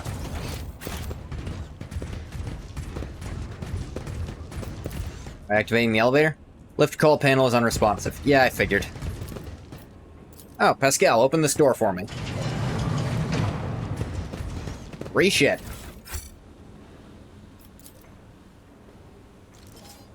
Cage bars and floor are covered in caked-on blood. Xenos torture device has been placed out in the open. Clearly sees regular use. Fuckers.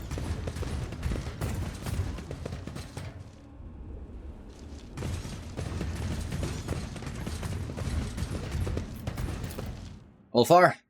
Thank you, Ulfar. Feels like the only thing I'm allowed to do anymore. Look. I promised that despicable butcher Tarvantes that I would watch him die. And I kept my promise. Oh, blast it all. I also swore to piss on his corpse. I am grateful to the Undying One for the opportunity to kill this Xenos many times over. Poetic justice for what he did to me. I mean, Ulfar, we could go back if you really want to. Like, do you have some in the tank? Actually, can you do it with your armor on? It'd take us like 4 hours to get me in and out of this. But just to get me out of it to piss. And by then, I'm not gonna have to piss anymore. Yeah, logistically, it's just not reasonable for a space marine to piss on a corpse.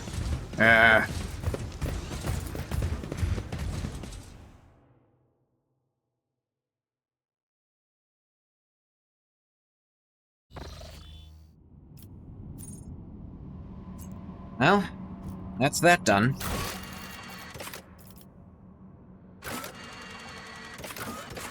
Lair of the homunculace. Imagine we're gonna be getting a call from the Inquisitor soon.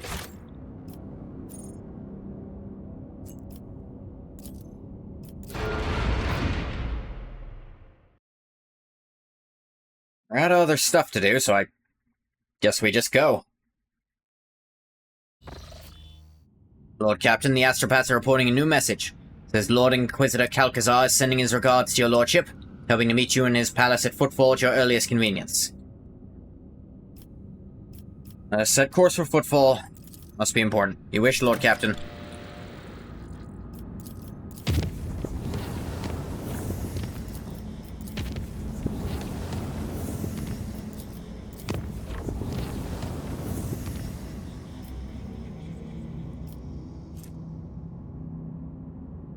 That's Foulstone.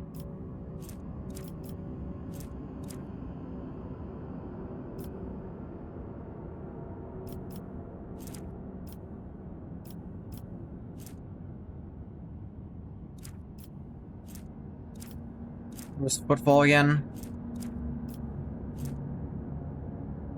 I actually can't fucking remember where the hell Footfall is. Oh, it's over here.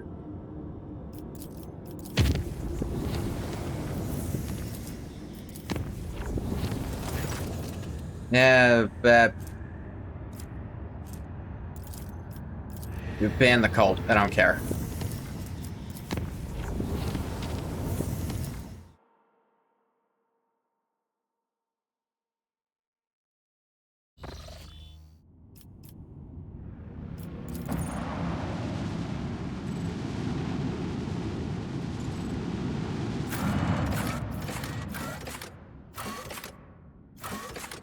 To the atrium.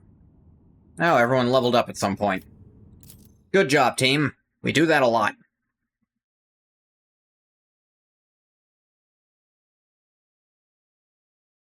We have leveled up a ton of times this stream. And no one but Argenta and the Lady Navigator have done jack shit in any of the combat.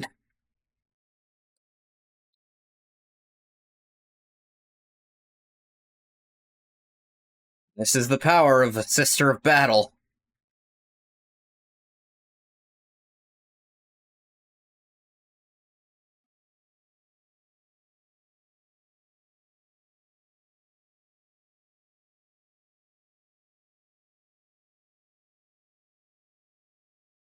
This is taking forever to load.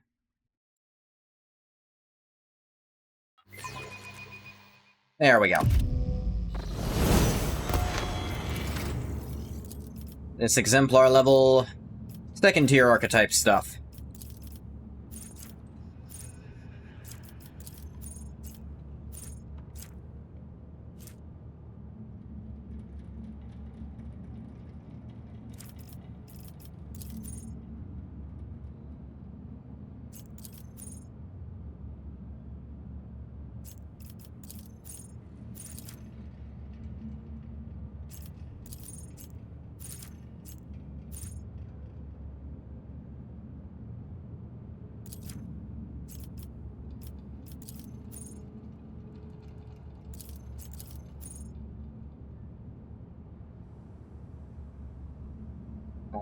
I don't know. I think none of this helps with my game plan of gain more intelligence, I guess.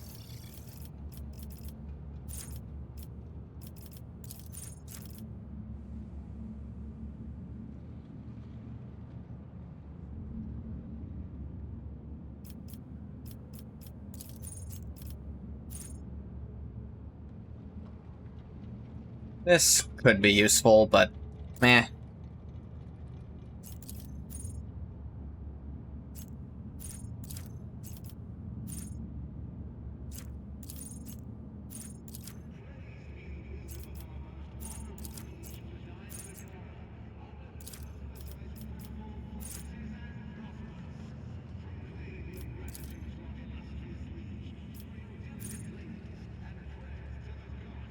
This, maybe?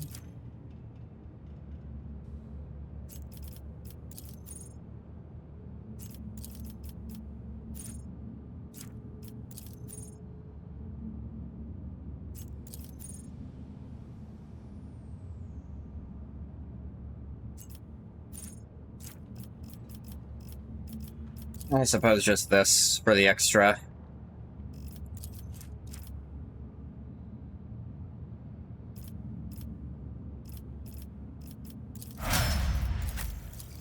Now you!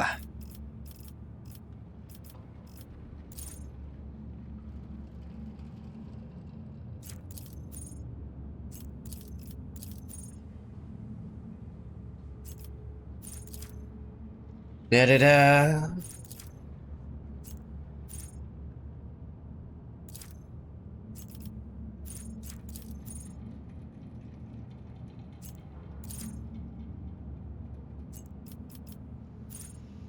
Guess this would just give her perception and agility, which ain't bad.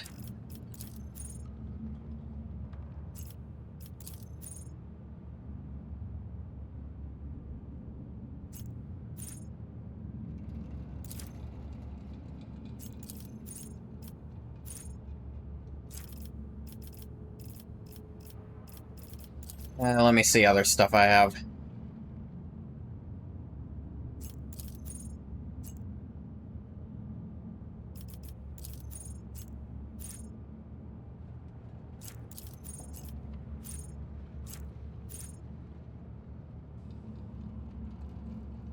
This, I guess, might do something.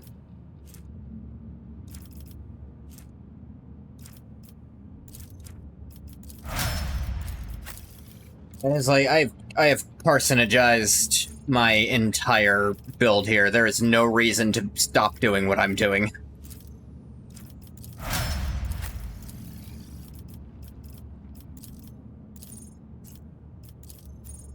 Da-da-da.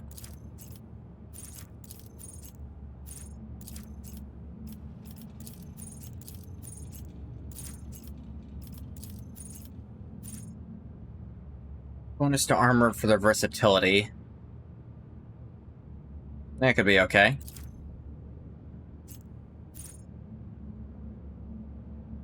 That's actually pretty good when she starts death from aboving.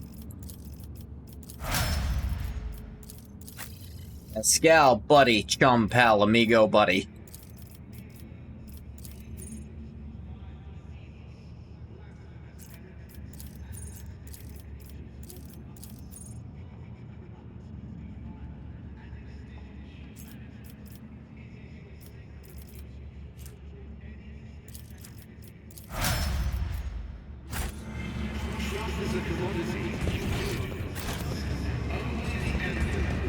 Alright.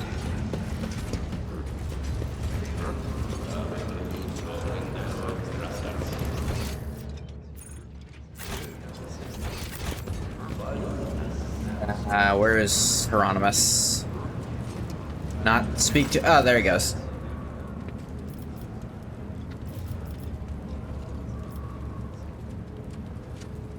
I must take my leave. Yeah, I don't care about him that much.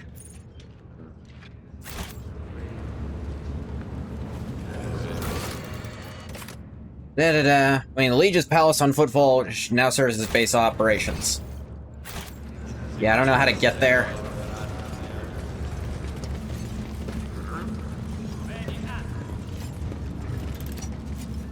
That's just a Drusian preacher now.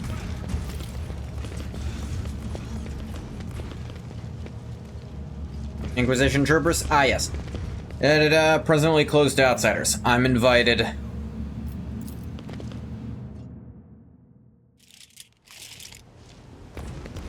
Yeah, pull your guns out when I get in, it's fine.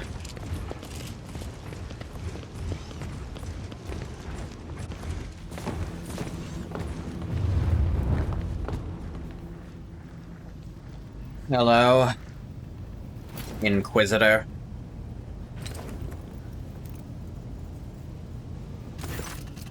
The Lord Inquisitor is engrossed in studying star system charts and reports, which are amassed on the desk like the ridges of a formidable mountain range. There are shadows beneath his eyes, which are ruthlessly dissecting the latest report. His skin seems stretched taut over the bones of his skull. Without turning his head to you, Calcazar says wearily, "Greetings, your lordship. Your timing is impeccable." I mean, you asked me to come and just took me a minute.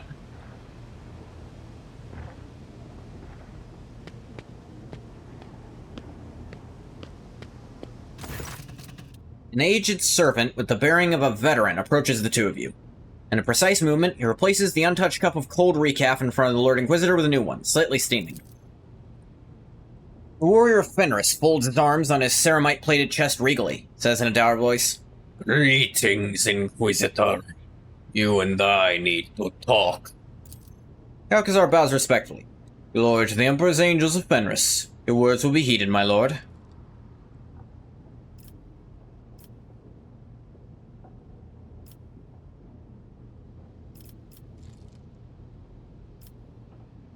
Told you have business with me? I value your directness. It will save us much time.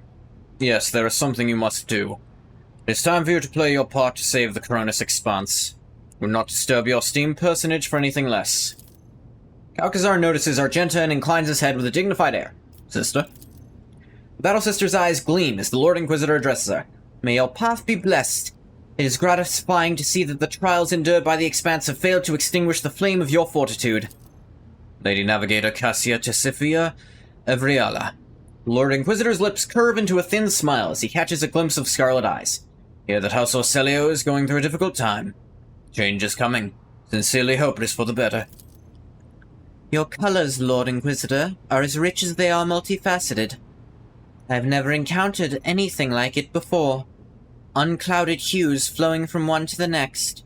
Amazing harmony. Amazing and frightening. Cassia raises her chin and nods demurely. But a man of such status and talents has taken an interest in the well-being of a Nabis Nobilite house is a great honor. Death cultists and the rogue trader's personal bodyguard. Lord Inquisitor gazes at Cabela intently. I'm curious. Still adhere firmly to your cult's dogma, or has your loyalty to your master outgrown your faith? My loyalty to the Domin stems from the Undying One's will, such as the thread of this blade, until his whisper bids it to spin a different one. Bella responds with calm assurance. Wish to speak to the Lord Inquisitor, Ulfar? Indeed. You petitioned our aid in fighting Xenos. We spilt much alien blood, but the wind of battle carried me far, and I lost contact with my pack. Do you know where I can seek out my brothers, the Baleful Howl? I am afraid not. According to the information in my possession, they withdrew from the battle raging in the Expanse. Lord Inquisitor's deferential tone now carries a dry edge. You lie. The Baleful Howl never run from battle. Ulfar's reply to the outrageous claim is surprisingly calm. Only the frosty chill of death, born of his voice and carried across the room, makes everyone's hair stand on edge. What do you mean by withdrew? Contrary to my request to continue hunting the Xenos, embarked on an expedition whose objective is unknown to me. There's been no word of them since. Sounds suspicious. This is not how we wolves conduct ourselves. I can tell you no more. You well know your pack preferred not to report their plans and intentions to me. Albeit no match for Ulfar's tongue of ice, the coldness of Alcazar's voice, too, could freeze an entire world. Do you have any suspicions of why? Presumed it was a search for Brother Ulfar. Common knowledge how deeply Space Wolves value the ties of Brotherhood. Far more deeply than the ties that bind them to other subjects of the Emperor. Though disappearing in the vicinity of an Inquisitor is always cause for suspicion. If this is some scheme of yours... Inquisitor dryly interrupts the Allfather's warrior. Dare I remind you that your presence in the Expanse is not a favor to me, but the promised repayment of a debt? I was not so haughty when I returned your lost brother to Fenris. Do not demand recompense for my faithful servants who died saving him. Kept secret those details that could have damaged your honor. Why then does your gratitude taste so poisonous? The mention of Ulfar's lost brother makes him grind his teeth in anger before he falls sullenly silent. Any way you can help find them? No, but I believe I know someone who's better informed. I will name that person as soon as we finally start discussing the matter that prompted me to summon your lordship. That matter, I escaped from Kamarog, where I was held captive by Xenos. Inquisitor raises an eyebrow, impressed. You escaped from the Dark City. A feat that few have accomplished. Truly, I congratulate you on an exceptional performance, and I won't ever mar your triumph by telling you that the Inquisition will, of course, be watching you very closely henceforth. Sincerely hope your grand escape is not part of the Xenos' devious machinations. Now, see, a lot of the stuff I did there was part of their devious machinations, but I think this one actually managed to catch them off guard. Mainly because I killed a bunch of people in charge as I was leaving. Including the people who were super in charge, and people who really hated each other trying to stop me from leaving. The current situation in the Expanse? Called to the final dawn, Drakari raiders are vying with each other to see who can cause us the greatest turmoil. Mobilize all the forces I can to repel the attacks, which is why we're still alive. Mine militia brigades are hunting for Xenos and guarding convoys. Expeditionary platoons under my command are crushing heretic rebellions. Situation is unstable, but I'll not pretend I was prepared for this crisis. However, we have not lost our footing yet. What's prompted the Drakari to act so brazenly? Prisoner interrogations indicate that a relatively major political upheaval has taken place in Komarog. Cabal of the Reaving Tempest has lost its grip on authority, became a target for enemies and rivals. Many vassals and members of the Cabal decide that fleeing to real space was preferable to waiting in Komarog to be killed. Why is the cult more active? The warp is raging. This baleful sign always portends change, and crises beget desperation. Most fertile ground for heresy. I believe the arch-enemy's servants think their time has come. Perhaps this day was marked in their profane scriptures the date of the end of existence. I'll not trouble myself with further attempts to make sense of their blasphemous doctrine. They're bent on destroying us all, so they must be destroyed. You mobilized all forces, but not House von Valancius. You're not standing before me now? While your status remains unclear, prefer not to requisition the resources of the von Valancius Protectorate. People dealt with Uralon the Cruel's agents and with Xenos raids, and that was enough for me. Now's the time to add your might and talents to the scales. Fair enough, you wanted them to find me before you start telling them to... I feel like I'm half my own army at this point. You must have an ingenious plan. The glance tossed to you is like a shot from an auto pistol at point-blank range. If such a plan were to exist, information about it would be of the utmost secrecy. Just you focus on current strategy of putting out each fire as you encounter it. Fair enough. So you don't need to get bogged down in the details. Apprise you of all the information I currently possess would require more time than we have. Was a dispute between you and Caligos Winterscale about? The Lordship deemed it more important to show off his stubbornness than to safeguard the interests of the Expanse. Stupidity of the most burdensome kind. My sources inform me and nevertheless has joined my efforts against the Xenos, and so I've decided to stay any sanctions for a time. I see. Where are the changes Incendia has wrought on Footfall? Naturally. Her ladyship has done me an invaluable service by taking on the task of instilling order at the station. Style of leadership seems unnecessarily brutal to me. On the whole, her actions have not exceeded the bounds I set. You think she's unnecessarily brutal? Why have you not intervened? Firstly, I entrusted the task to her ladyship, and she is executing it competently. And secondly... Goth, are you unaware of what I'm striving for here? Present, I'm trying to prevent the deaths of billions, yet you ask me why I'm choosing not to save hundreds. I put an end to her. Our Inquisitor does not appear aggrieved at the news. Understand this is a private confrontation between two rogue traders, yes? A very distinct difference in opinions. As such, I hope your house will reach a reconciliation with the ladyship's heir. Not hindered my plans, Lady Incendia perched footfall sufficiently that I was not distracted by the need to pacify it. What help do you want from me? Brochure, if you please. Inquisitor nods imperiously at the servant, who draws some kind of remote control from his pocket. All sounds whose sources are more than 3 meters away fade to nothing.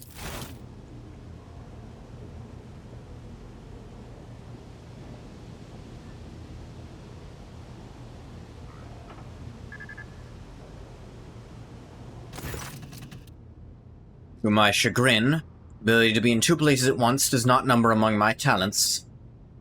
That is why I wish for you to serve in my stead. Place such trust in very few people, you understand? You'll feel what it is to walk in my shoes and attempt to compel a gaggle of quarrelsome blockheads to work together. No, I have to do that a lot. I'm a rogue trader. I have to do that every damn day. I don't know why I assumed you didn't. You'll reconquer Euphrates 2 for me. Inquisitor gestures to the servant, the silencing field disperses. Russia, another recap. This one has gone cold. It's been like 2 minutes, dude. You didn't even drink out of that one either. I feel like you're just wasting recap at this point. Pascal jerks his head up, clearly recognizing the name Count Kazar just uttered. What do I owe such an honor? To whom else could I entrust this mission? No need to feign ignorance, Von Valancius. We both know the shortcomings of the other candidates for this position. Present in the Expanse, there are 2 people with the perspective and steady hand required to control this situation. They're both standing in this room. So if you will, dispense with the humble rogue trader act and win this war for me. Alright, fair enough. See your valet, another Inquisition assassin? Why can't both be true? That makes way too much sense for me to have not thought of it myself. Rocher has been a member of my retinue for 50 Terran years, the person in my entourage who comes closest to being my confidant. Something akin to a warm smile touches the Inquisitor's lips. I've had cause to be involved in many incidents whose reports have since been marked with a seal of silence. Rocher nods deferentially. On his aged, jowled face appears an expression caught between eternal loyalty, motherly affection, and religious devotion. Tell me more about Euphrates 2? Sacred world of the Adeptus Mechanicus, off limits to lay people. One of the few who do not worship the Omnissiah to have set foot on its surface. Or rather, I was. Now it is crawling with unbelievers. Despicable word-bearers attacked and captured Euphrates 2. The cult of the Final Dawn brought an entire horde of heretics to the planet. Registering a Sanctity Alpha priority mission. The scourge of corrupted misbelievers reigning over blessed workshops fills the Omnissiah's faithful with anguish. Activating auto-asceticism protocol. I offer a prayer for the liberation of the sacred world. From beneath Pascal's crimson robe comes the sound of mechanisms whirring to life. Dark bloodstains streak across the fabric. I sent my troops to aid the explorative forces laying siege to the world, but a rift occurred among the commanders. They need an authoritative general, and you are perfect for the role. My confidence is not misplaced, I trust? The matter first brought you to Euphrates 2, out of interest. Utterly transparent attempt to learn secret intelligence. After making my general, you try to pump me for information? Poorly done. The word-bearers went there themselves. Didn't just send in their puppets? Clearly the stakes for them are high enough.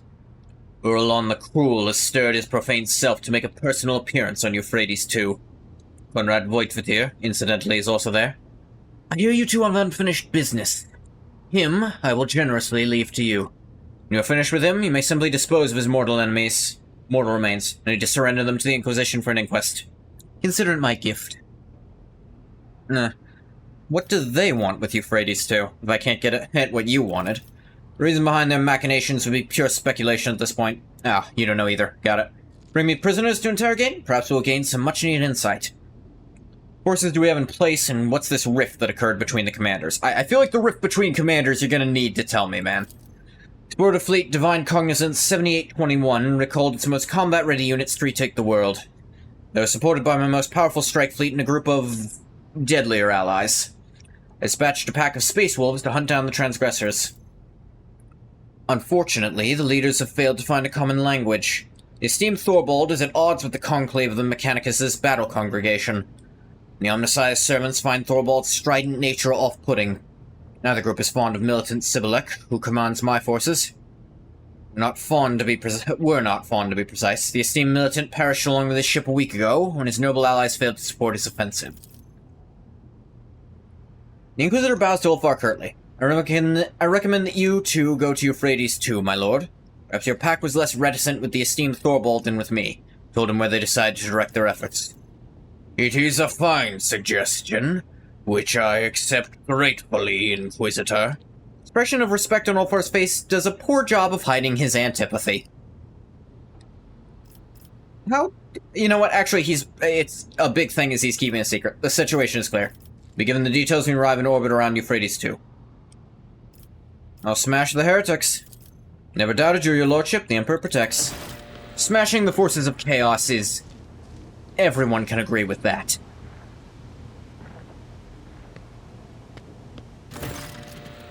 Kalkazar nods at the paper that his servant has deferentially delivered to the table. The document attests to the extraordinary powers you now have at your disposal.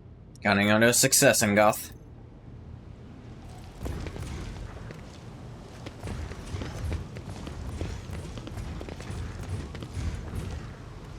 Okay, I'm checking. I thought there might have been an item actually set down. Looks like no.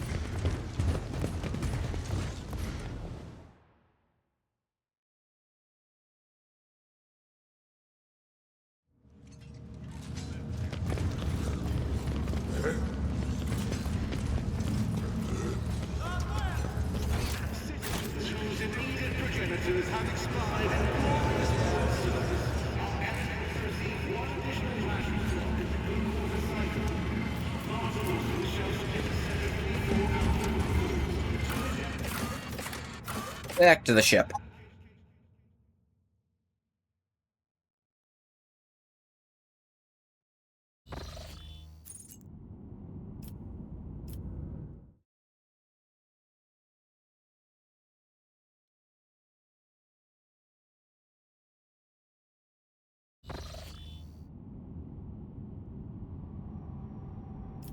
Ooh. But I kept points. Again. Yeah, but yeah, of course they do. It's always goddamn something in those places.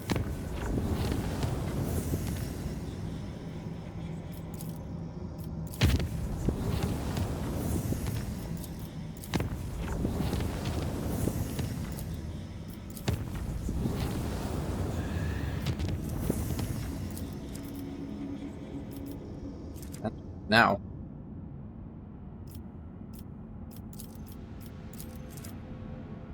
I don't want to... What?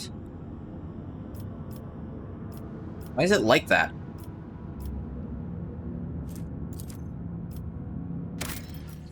Okay, there it goes. I was like, it did not want to, like, give me the ability to reduce it. It was like, you're not connected to it. The Emperor's Palm. Duty officer report. Yeah.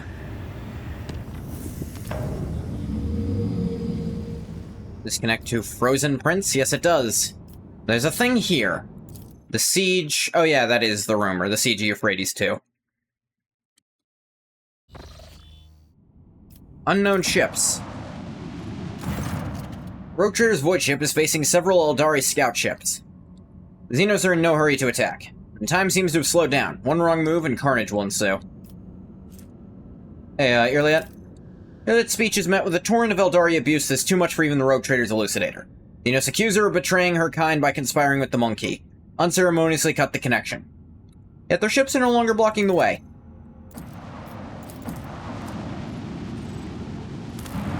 Thank you, Irliet. I know what a pain in the dick that must be every time. Celestial body holds zero interest as an object of study. We can continue onward, Lord Captain. Yeah, this jack shit here.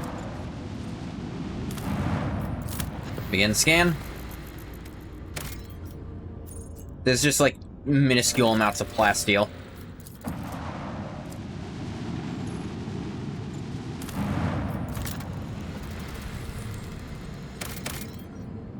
And nothing at all here, so. Lord Captain, United Corps of the Corps of the Explorators and the militia forces is ready to attack the heretics who took over Euphrates 2. Commanders recognize the Lord Inquisitor's sanction and agree to cede the right of supreme command to you. Ask you summon a council of war in order to establish plan of attack. How should we respond? Summon them to the bridge. We'll hold council. Consider it done, your lordship. Notify the commanders you are ready to meet with them.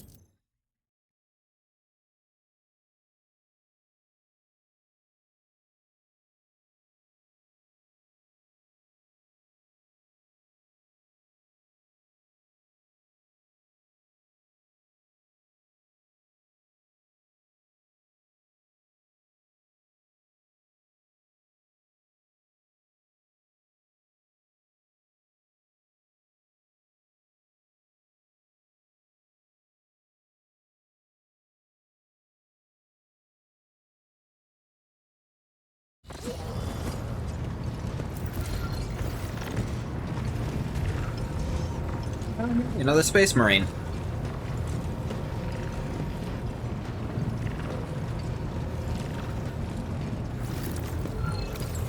Here, lad, are you sure that's where you want to stand?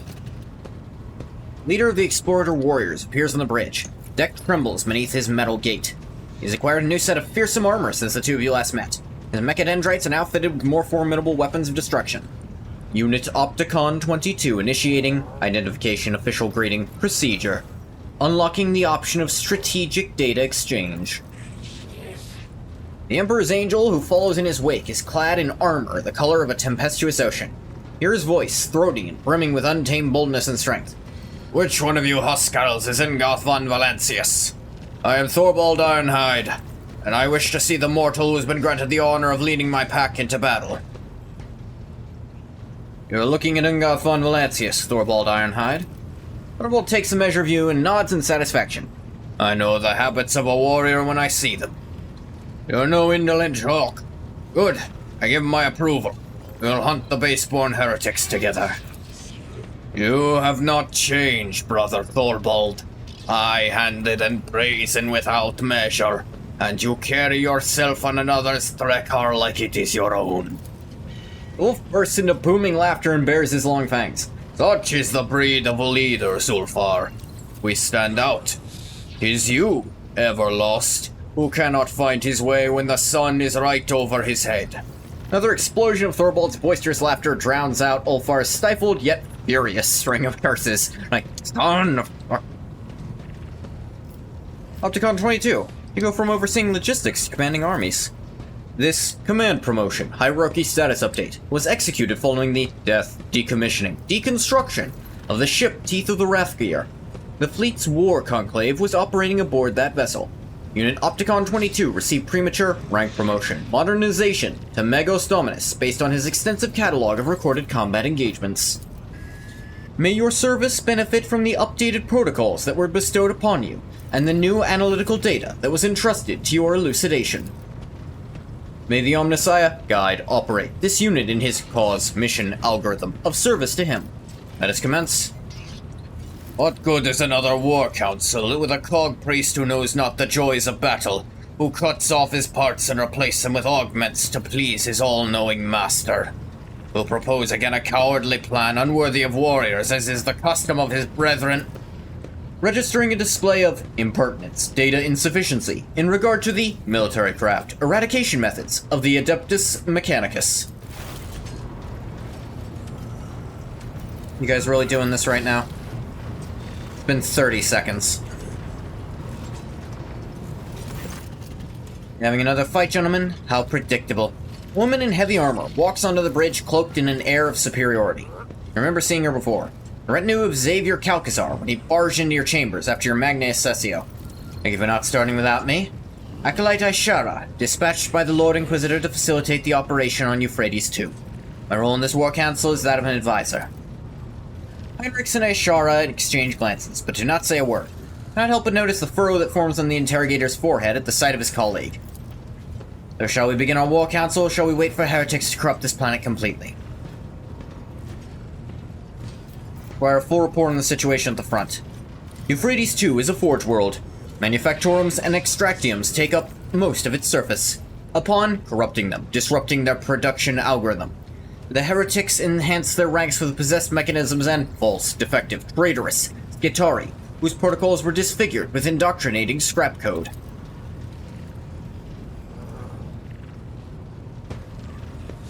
Our forces have secured minor footholds on the surface, but are unable to deliver an effective blow to the headquarters, operations center, of the profaners in the Machine Cathedral at the heart of Manufactorum Sigma S13. According to the available data, is the current location of the arch-heretic termination target, the Dark Apostle, Urlon the Cruel. We may outnumber the enemy, but ours is a poor warband.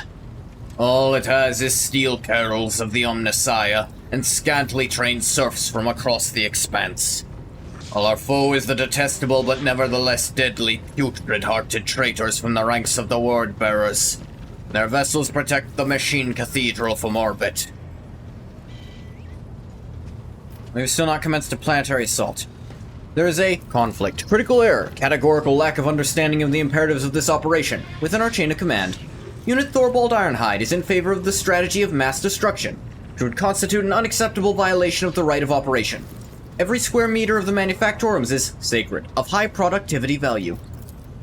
Which is why the Cog Priest is so intent on hindering and sabotaging our assault by refusing us forces and landing Drekars. But Thorvald Ironhide won't fight on the terms of priests. If my battle plan is rejected, the Omnissiah's servants can retake the planet themselves. Maybe they think their lives mean nothing compared to their precious cathedrals, but a wolf knows that his life is worth. I must Opticon 22. I must say my curiosity is piqued. Explorers are hiding something on that planet, something you refuse to show to anyone and are now loath to destroy. What is it? Tech Priest Vox creaks stubbornly. Request denied. The Omnissiah's mysteries, procedures, conducted on Euphrates II are to remain undisclosed according to the protocol, vow, of preservation of the hallowed from the profane. This is why on Fenris we have the priests follow the warriors, not the other way around. The priests never think about the battle ahead, only their tenets and taboos. But a wolf must think only of battle and his enemy's death, not about preserving cathedrals or counting the trophies that await him. Opticon 22, what do you propose our plan should be? Our strategic analysis points towards a full-scale offensive as the optimal course of action.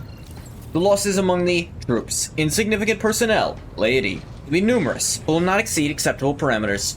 Replenishing such losses will be less arduous than repairing the damage that may otherwise come to the manufactorums.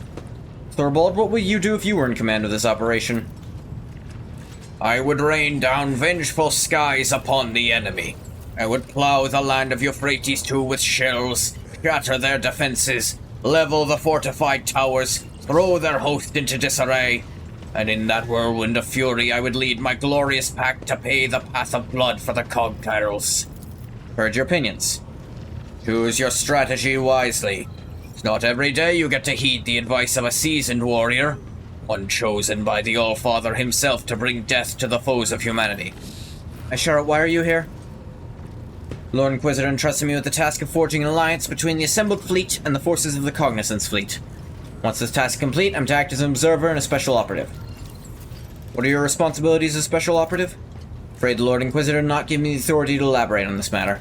Figures. There is no surprise in my heart. The Inquisition is, as always, too ashamed of its dark deeds to reveal them to honorable fighters. Thorvald makes a show of spitting on the floor. Can someone clean that? Thorvald, can you not do that, please? It's just rude. Why'd Calcazar choose you? Happen to have some experience with large-scale bloodshed, Rogue Trader? And I never fail to deliver results. Yeah, I'm sure of the second one. What troops can you spare to reinforce our army? Militia forces have already been transferred to Opticon 22. All I have left under my command is a tactical unit explicitly instructed to carry out the Lord Inquisitor's special assignments. Understood. You do not get along too well, do you? You read hearts like they're inscribed with runes. You read hearts like they're inscribed with runes, in Goth. Thorvald lets out a mocking chuckle. It is true. My brothers and I grow tired of this Cog Priest and his naysaying. Whatever reason, he thinks himself our lord. I concur with this statement. Given that the military action, Sacred Purgative Crusade, eradication procedure, is taking place on a world devoted to the machine god, Unit Opticon 22 insists on his privileged status in the manner of strategy selection. Answer me this, Thorvald. Opticon 22 were to come to Fenris and start ordering you around, what would you do? Or Thorvald is right. Heresy runs rampant, you two would rather waste all your strength on bickering. Were to come to Fenris, start ordering you around, what would you do? The Space Wolf bellows with unpleasant laughter. I would like to see him try. Fine, I hear you. No one will accuse Thorvald Ironhide of disrespecting the masters of the house where he arrived as a guest. We'll hear no more arguing from me, only silence. Kill the heretics in the manner chosen by the esteemed cult priest. See, I'm glad you're able to... yeah, exactly. You'd be very offended, was more my point. Yeah. Now present to you the plan of our assault on Euphrates II.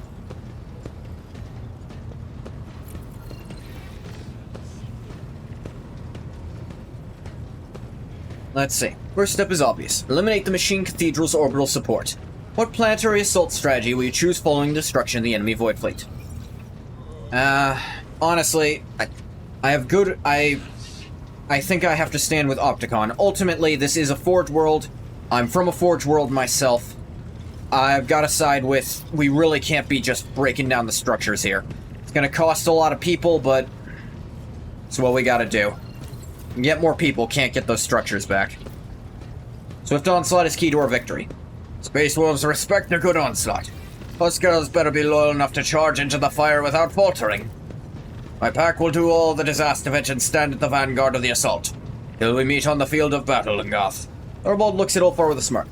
And I say the same to you, Ulfar Everlost. 'Tis a pity your pack will not share in this glorious victory with us. Ulfar lets out a bestial grumble and says to you, Boastful Greasehoff talks too much about my pack. Knows where my brothers are, I can smell it. Before we dive into the carnage, summon him to your ship and let me question him. I wish to hear what he knows, while he still has not lost his blathering tongue to the heretics. Complying. Updating the Skitarii tactical programs. Transferring the least valuable, enlightened units to the first wave of offense. Estimating a high percentage of losses disposal among the support personnel. Lord Inquisitor will be delighted at the news that some semblance of order was established in the command. Wish you luck, Rogue Trader. Yeah. Let's go do Ulfar's thing. Here. 'Cause I feel like that might actually be a time limit on that. Where am I going? The wrong direction is where I'm going.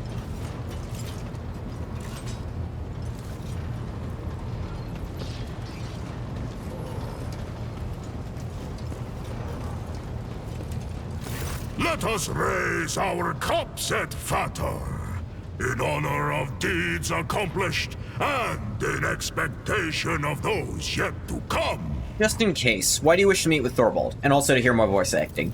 If anyone knows where my pack brothers are now, he does. But it is not right to speak of such things within others' hearing.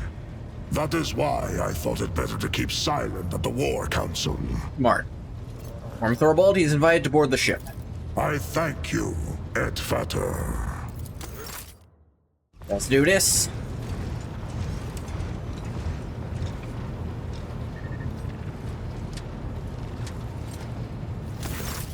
Thorvald does not come alone, with a young brother in arms.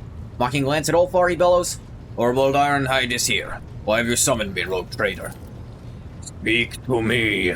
Ulfar's usual brash joviality has evaporated from his voice. Know you, Thorvald, whither the path of battle has led my pack, the baleful howl. Haven't lost your pack, have you, Everlost? The young wolf's voice is strong and insolent, and richly melodic. He tilts his head in mocking concern, watching Ulfar's complexion change to match the violent shade of his hair. Why do you call him Everlost? You do not know?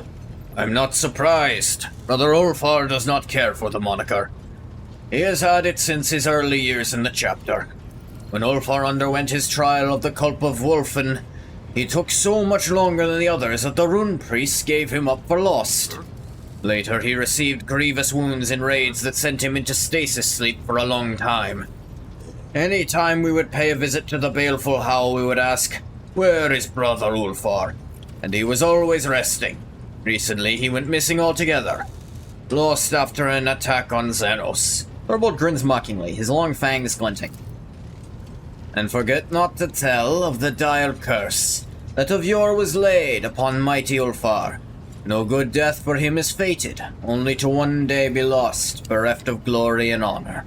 Halbrand declaims the lines so sonorously and powerfully that the bulkheads begin to vibrate. Any who cross his path Let him regale and gladly. That proud warrior, Halbrand Blatherskite, singer of rumors and fine tattler of tall tales, for he has glimpsed no worthy deeds in his short life. You know where Ulfar's pack is now? Feasting with the Allfather in the Hall of Heroes, I reckon, with Mjord filling their horns to the brim, and as valor and loyalty did fill their hearts. Lies! Did you see their bodies? Which of the brothers will avow the truth of these words? Ironheart never lies. The young wolf's arm cuts through the air like an axe, and he angrily points at Ulfar. And you, Everlost, watch your tongue unless you want my dagger to deliver a penance of eternal silence upon you. No, we did not see their bodies, but we heard their ranting and raving, which can only lead to the jaws of Mordkai. Like to hear the details? In the battle in which you, Everlost, Arnulf, and Skiadi were captured by the Xenos, the baleful Howl took prisoners of their own. Under torture, the captive Xenos gave up the star coordinates of where they were to go next. Some important meeting, it seems. The place was far away, deep in the uncharted regions where the servants of the Allfather have never ventured, and your brothers decided to go there. No navigator would dare lead them to those dark places, so your brother seized a trading boat and voyaged there without a helmsman. So you abandon them to their grueling march. Ulfar's voice drops to a menacing rasp. Lower your hackles. I urge them not to throw away their lives in vain. Nothing but death could await them among those malevolent stars. We all came here to serve the Allfather and repay our blood debt, not to die for naught. Or have you forgotten that, Everlost? Ulfar, what will you do with this knowledge? I will not test our friendship, Eidvater. I know that if I call upon you to go with me in search of my pack, I will be taking you away from important battles and the saving of your home. So I will go alone to seek my brothers. But I will not abandon you in your hour of need. I owe you. We have defeated your enemies. I will leave you and follow the trail. That trail is bloody and has long since gone cold, Brother Ulfar. There's no need to add another body to its tally. The leader of the Stormbiters, I call you to our pack. Be a brother to us now. Ulfar gives the peaceably smiling Thorvald a penetrating look, his face darkening and his voice dropping low to a bestial snarl. Have you lost your mind, Thorvald? Perhaps it is you who's lost his mind if you are daring to speak so insolently to Ironhide. Halbrand's insinuating tone is dripping with such menace that even the drawing of a sword could not have made his threat any clearer. Makes you so certain they're dead. When the baleful howl was setting off, we exchanged gifts. Our pack runes. Every 10th watch, a priest cast the runes and saw what fate they revealed. 50 watches after the baleful howl left, the runes showed calamity. 60 watches after they left, death. Since then, the runes have been voiceless and their patterns hold no meaning. And that's it. The spirits deceive you. Your priest went a little soft in the head and forgot how to read his runes. And for that you give my pack up for dead? Cowards. The runes do not lie, Ulfar, you know this. I am sorry about your brothers, but their fate is clear. You want Ulfar to join your pack? He is our brother. He should not be left to wander the galaxy in the company of ordinary mortals, or alone. Wolves are like sharp knives. We hone ourselves against each other, and without brothers, Ulfar will rust and grow dull. Be with us, Ulfar. We will take you in. Go to hell, Thorvald. They'll take you in there.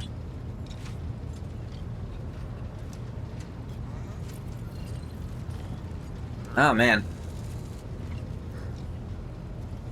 Ulfar, are you sure you're not being unreasonable here? Like, I'm not saying give up, but you're making a lot of accusations to make your own side really, to make your own thing work. Like, that your own runes are lying or that the priest is wrong, and you're going really far. Ulfar, are you sure? Even if you remain deaf to my words, I still will not tell you where your brothers went. Respect your alpha, Ulfar. You are too quick to call yourself my leader, Thorvald. Go and bark commands at your pups. Were you calling a pup Everlast? Unlike your pathetic pack, we'll soon go into battle and accomplish great deeds. But you, coward that you are, want to shirk your duty. Ulfar and Hamret's roars merge into a single word. You. He's just gonna look at Thorbrand like, is this normal? Our shout drowns out the two wolves, who are ready to lunge at one another. Quiet, both of you! Have you forgotten where you are? Homegang can only take place on solid ground, not on a boat. The void and the warp are treacherous and unfit to host a duel of the worthy. And secondly, I am your superior, Ulfar. So I am not asking but ordering you to back up your chest beating with deeds.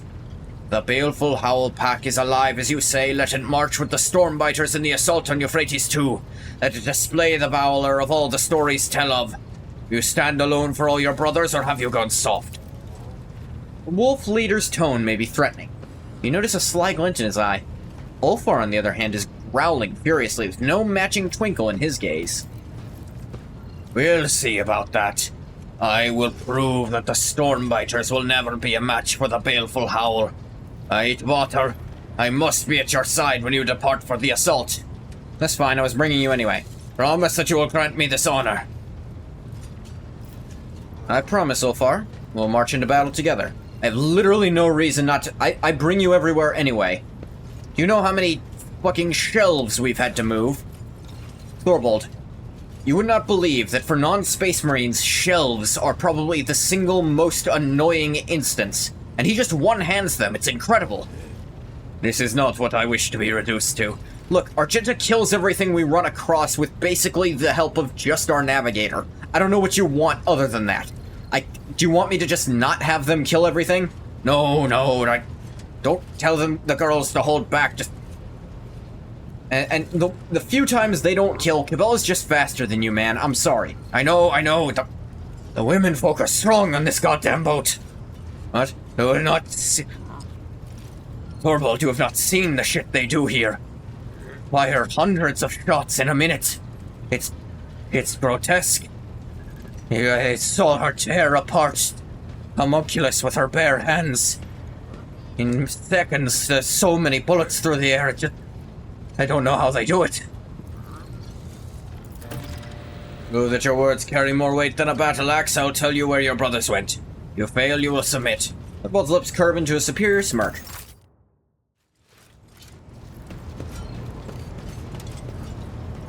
Hey, Ulfar? Let us raise our cups. Alright, nothing else to say. Good to know. I think this assault is going to be a long one, so I'm thinking we're kind of out of time on it, probably. But this has been fun. Not as, definitely not as roleplay heavy as the previous stream, which had us meet the actual, like, and what seemed to be an aspect of the Emperor himself. But this has still been fun. We're getting to do Ulfar's stuff. I'm glad that's coming up. I feel like he needs it really fast because of how late he is. We still haven't finished Argenta's stuff, and,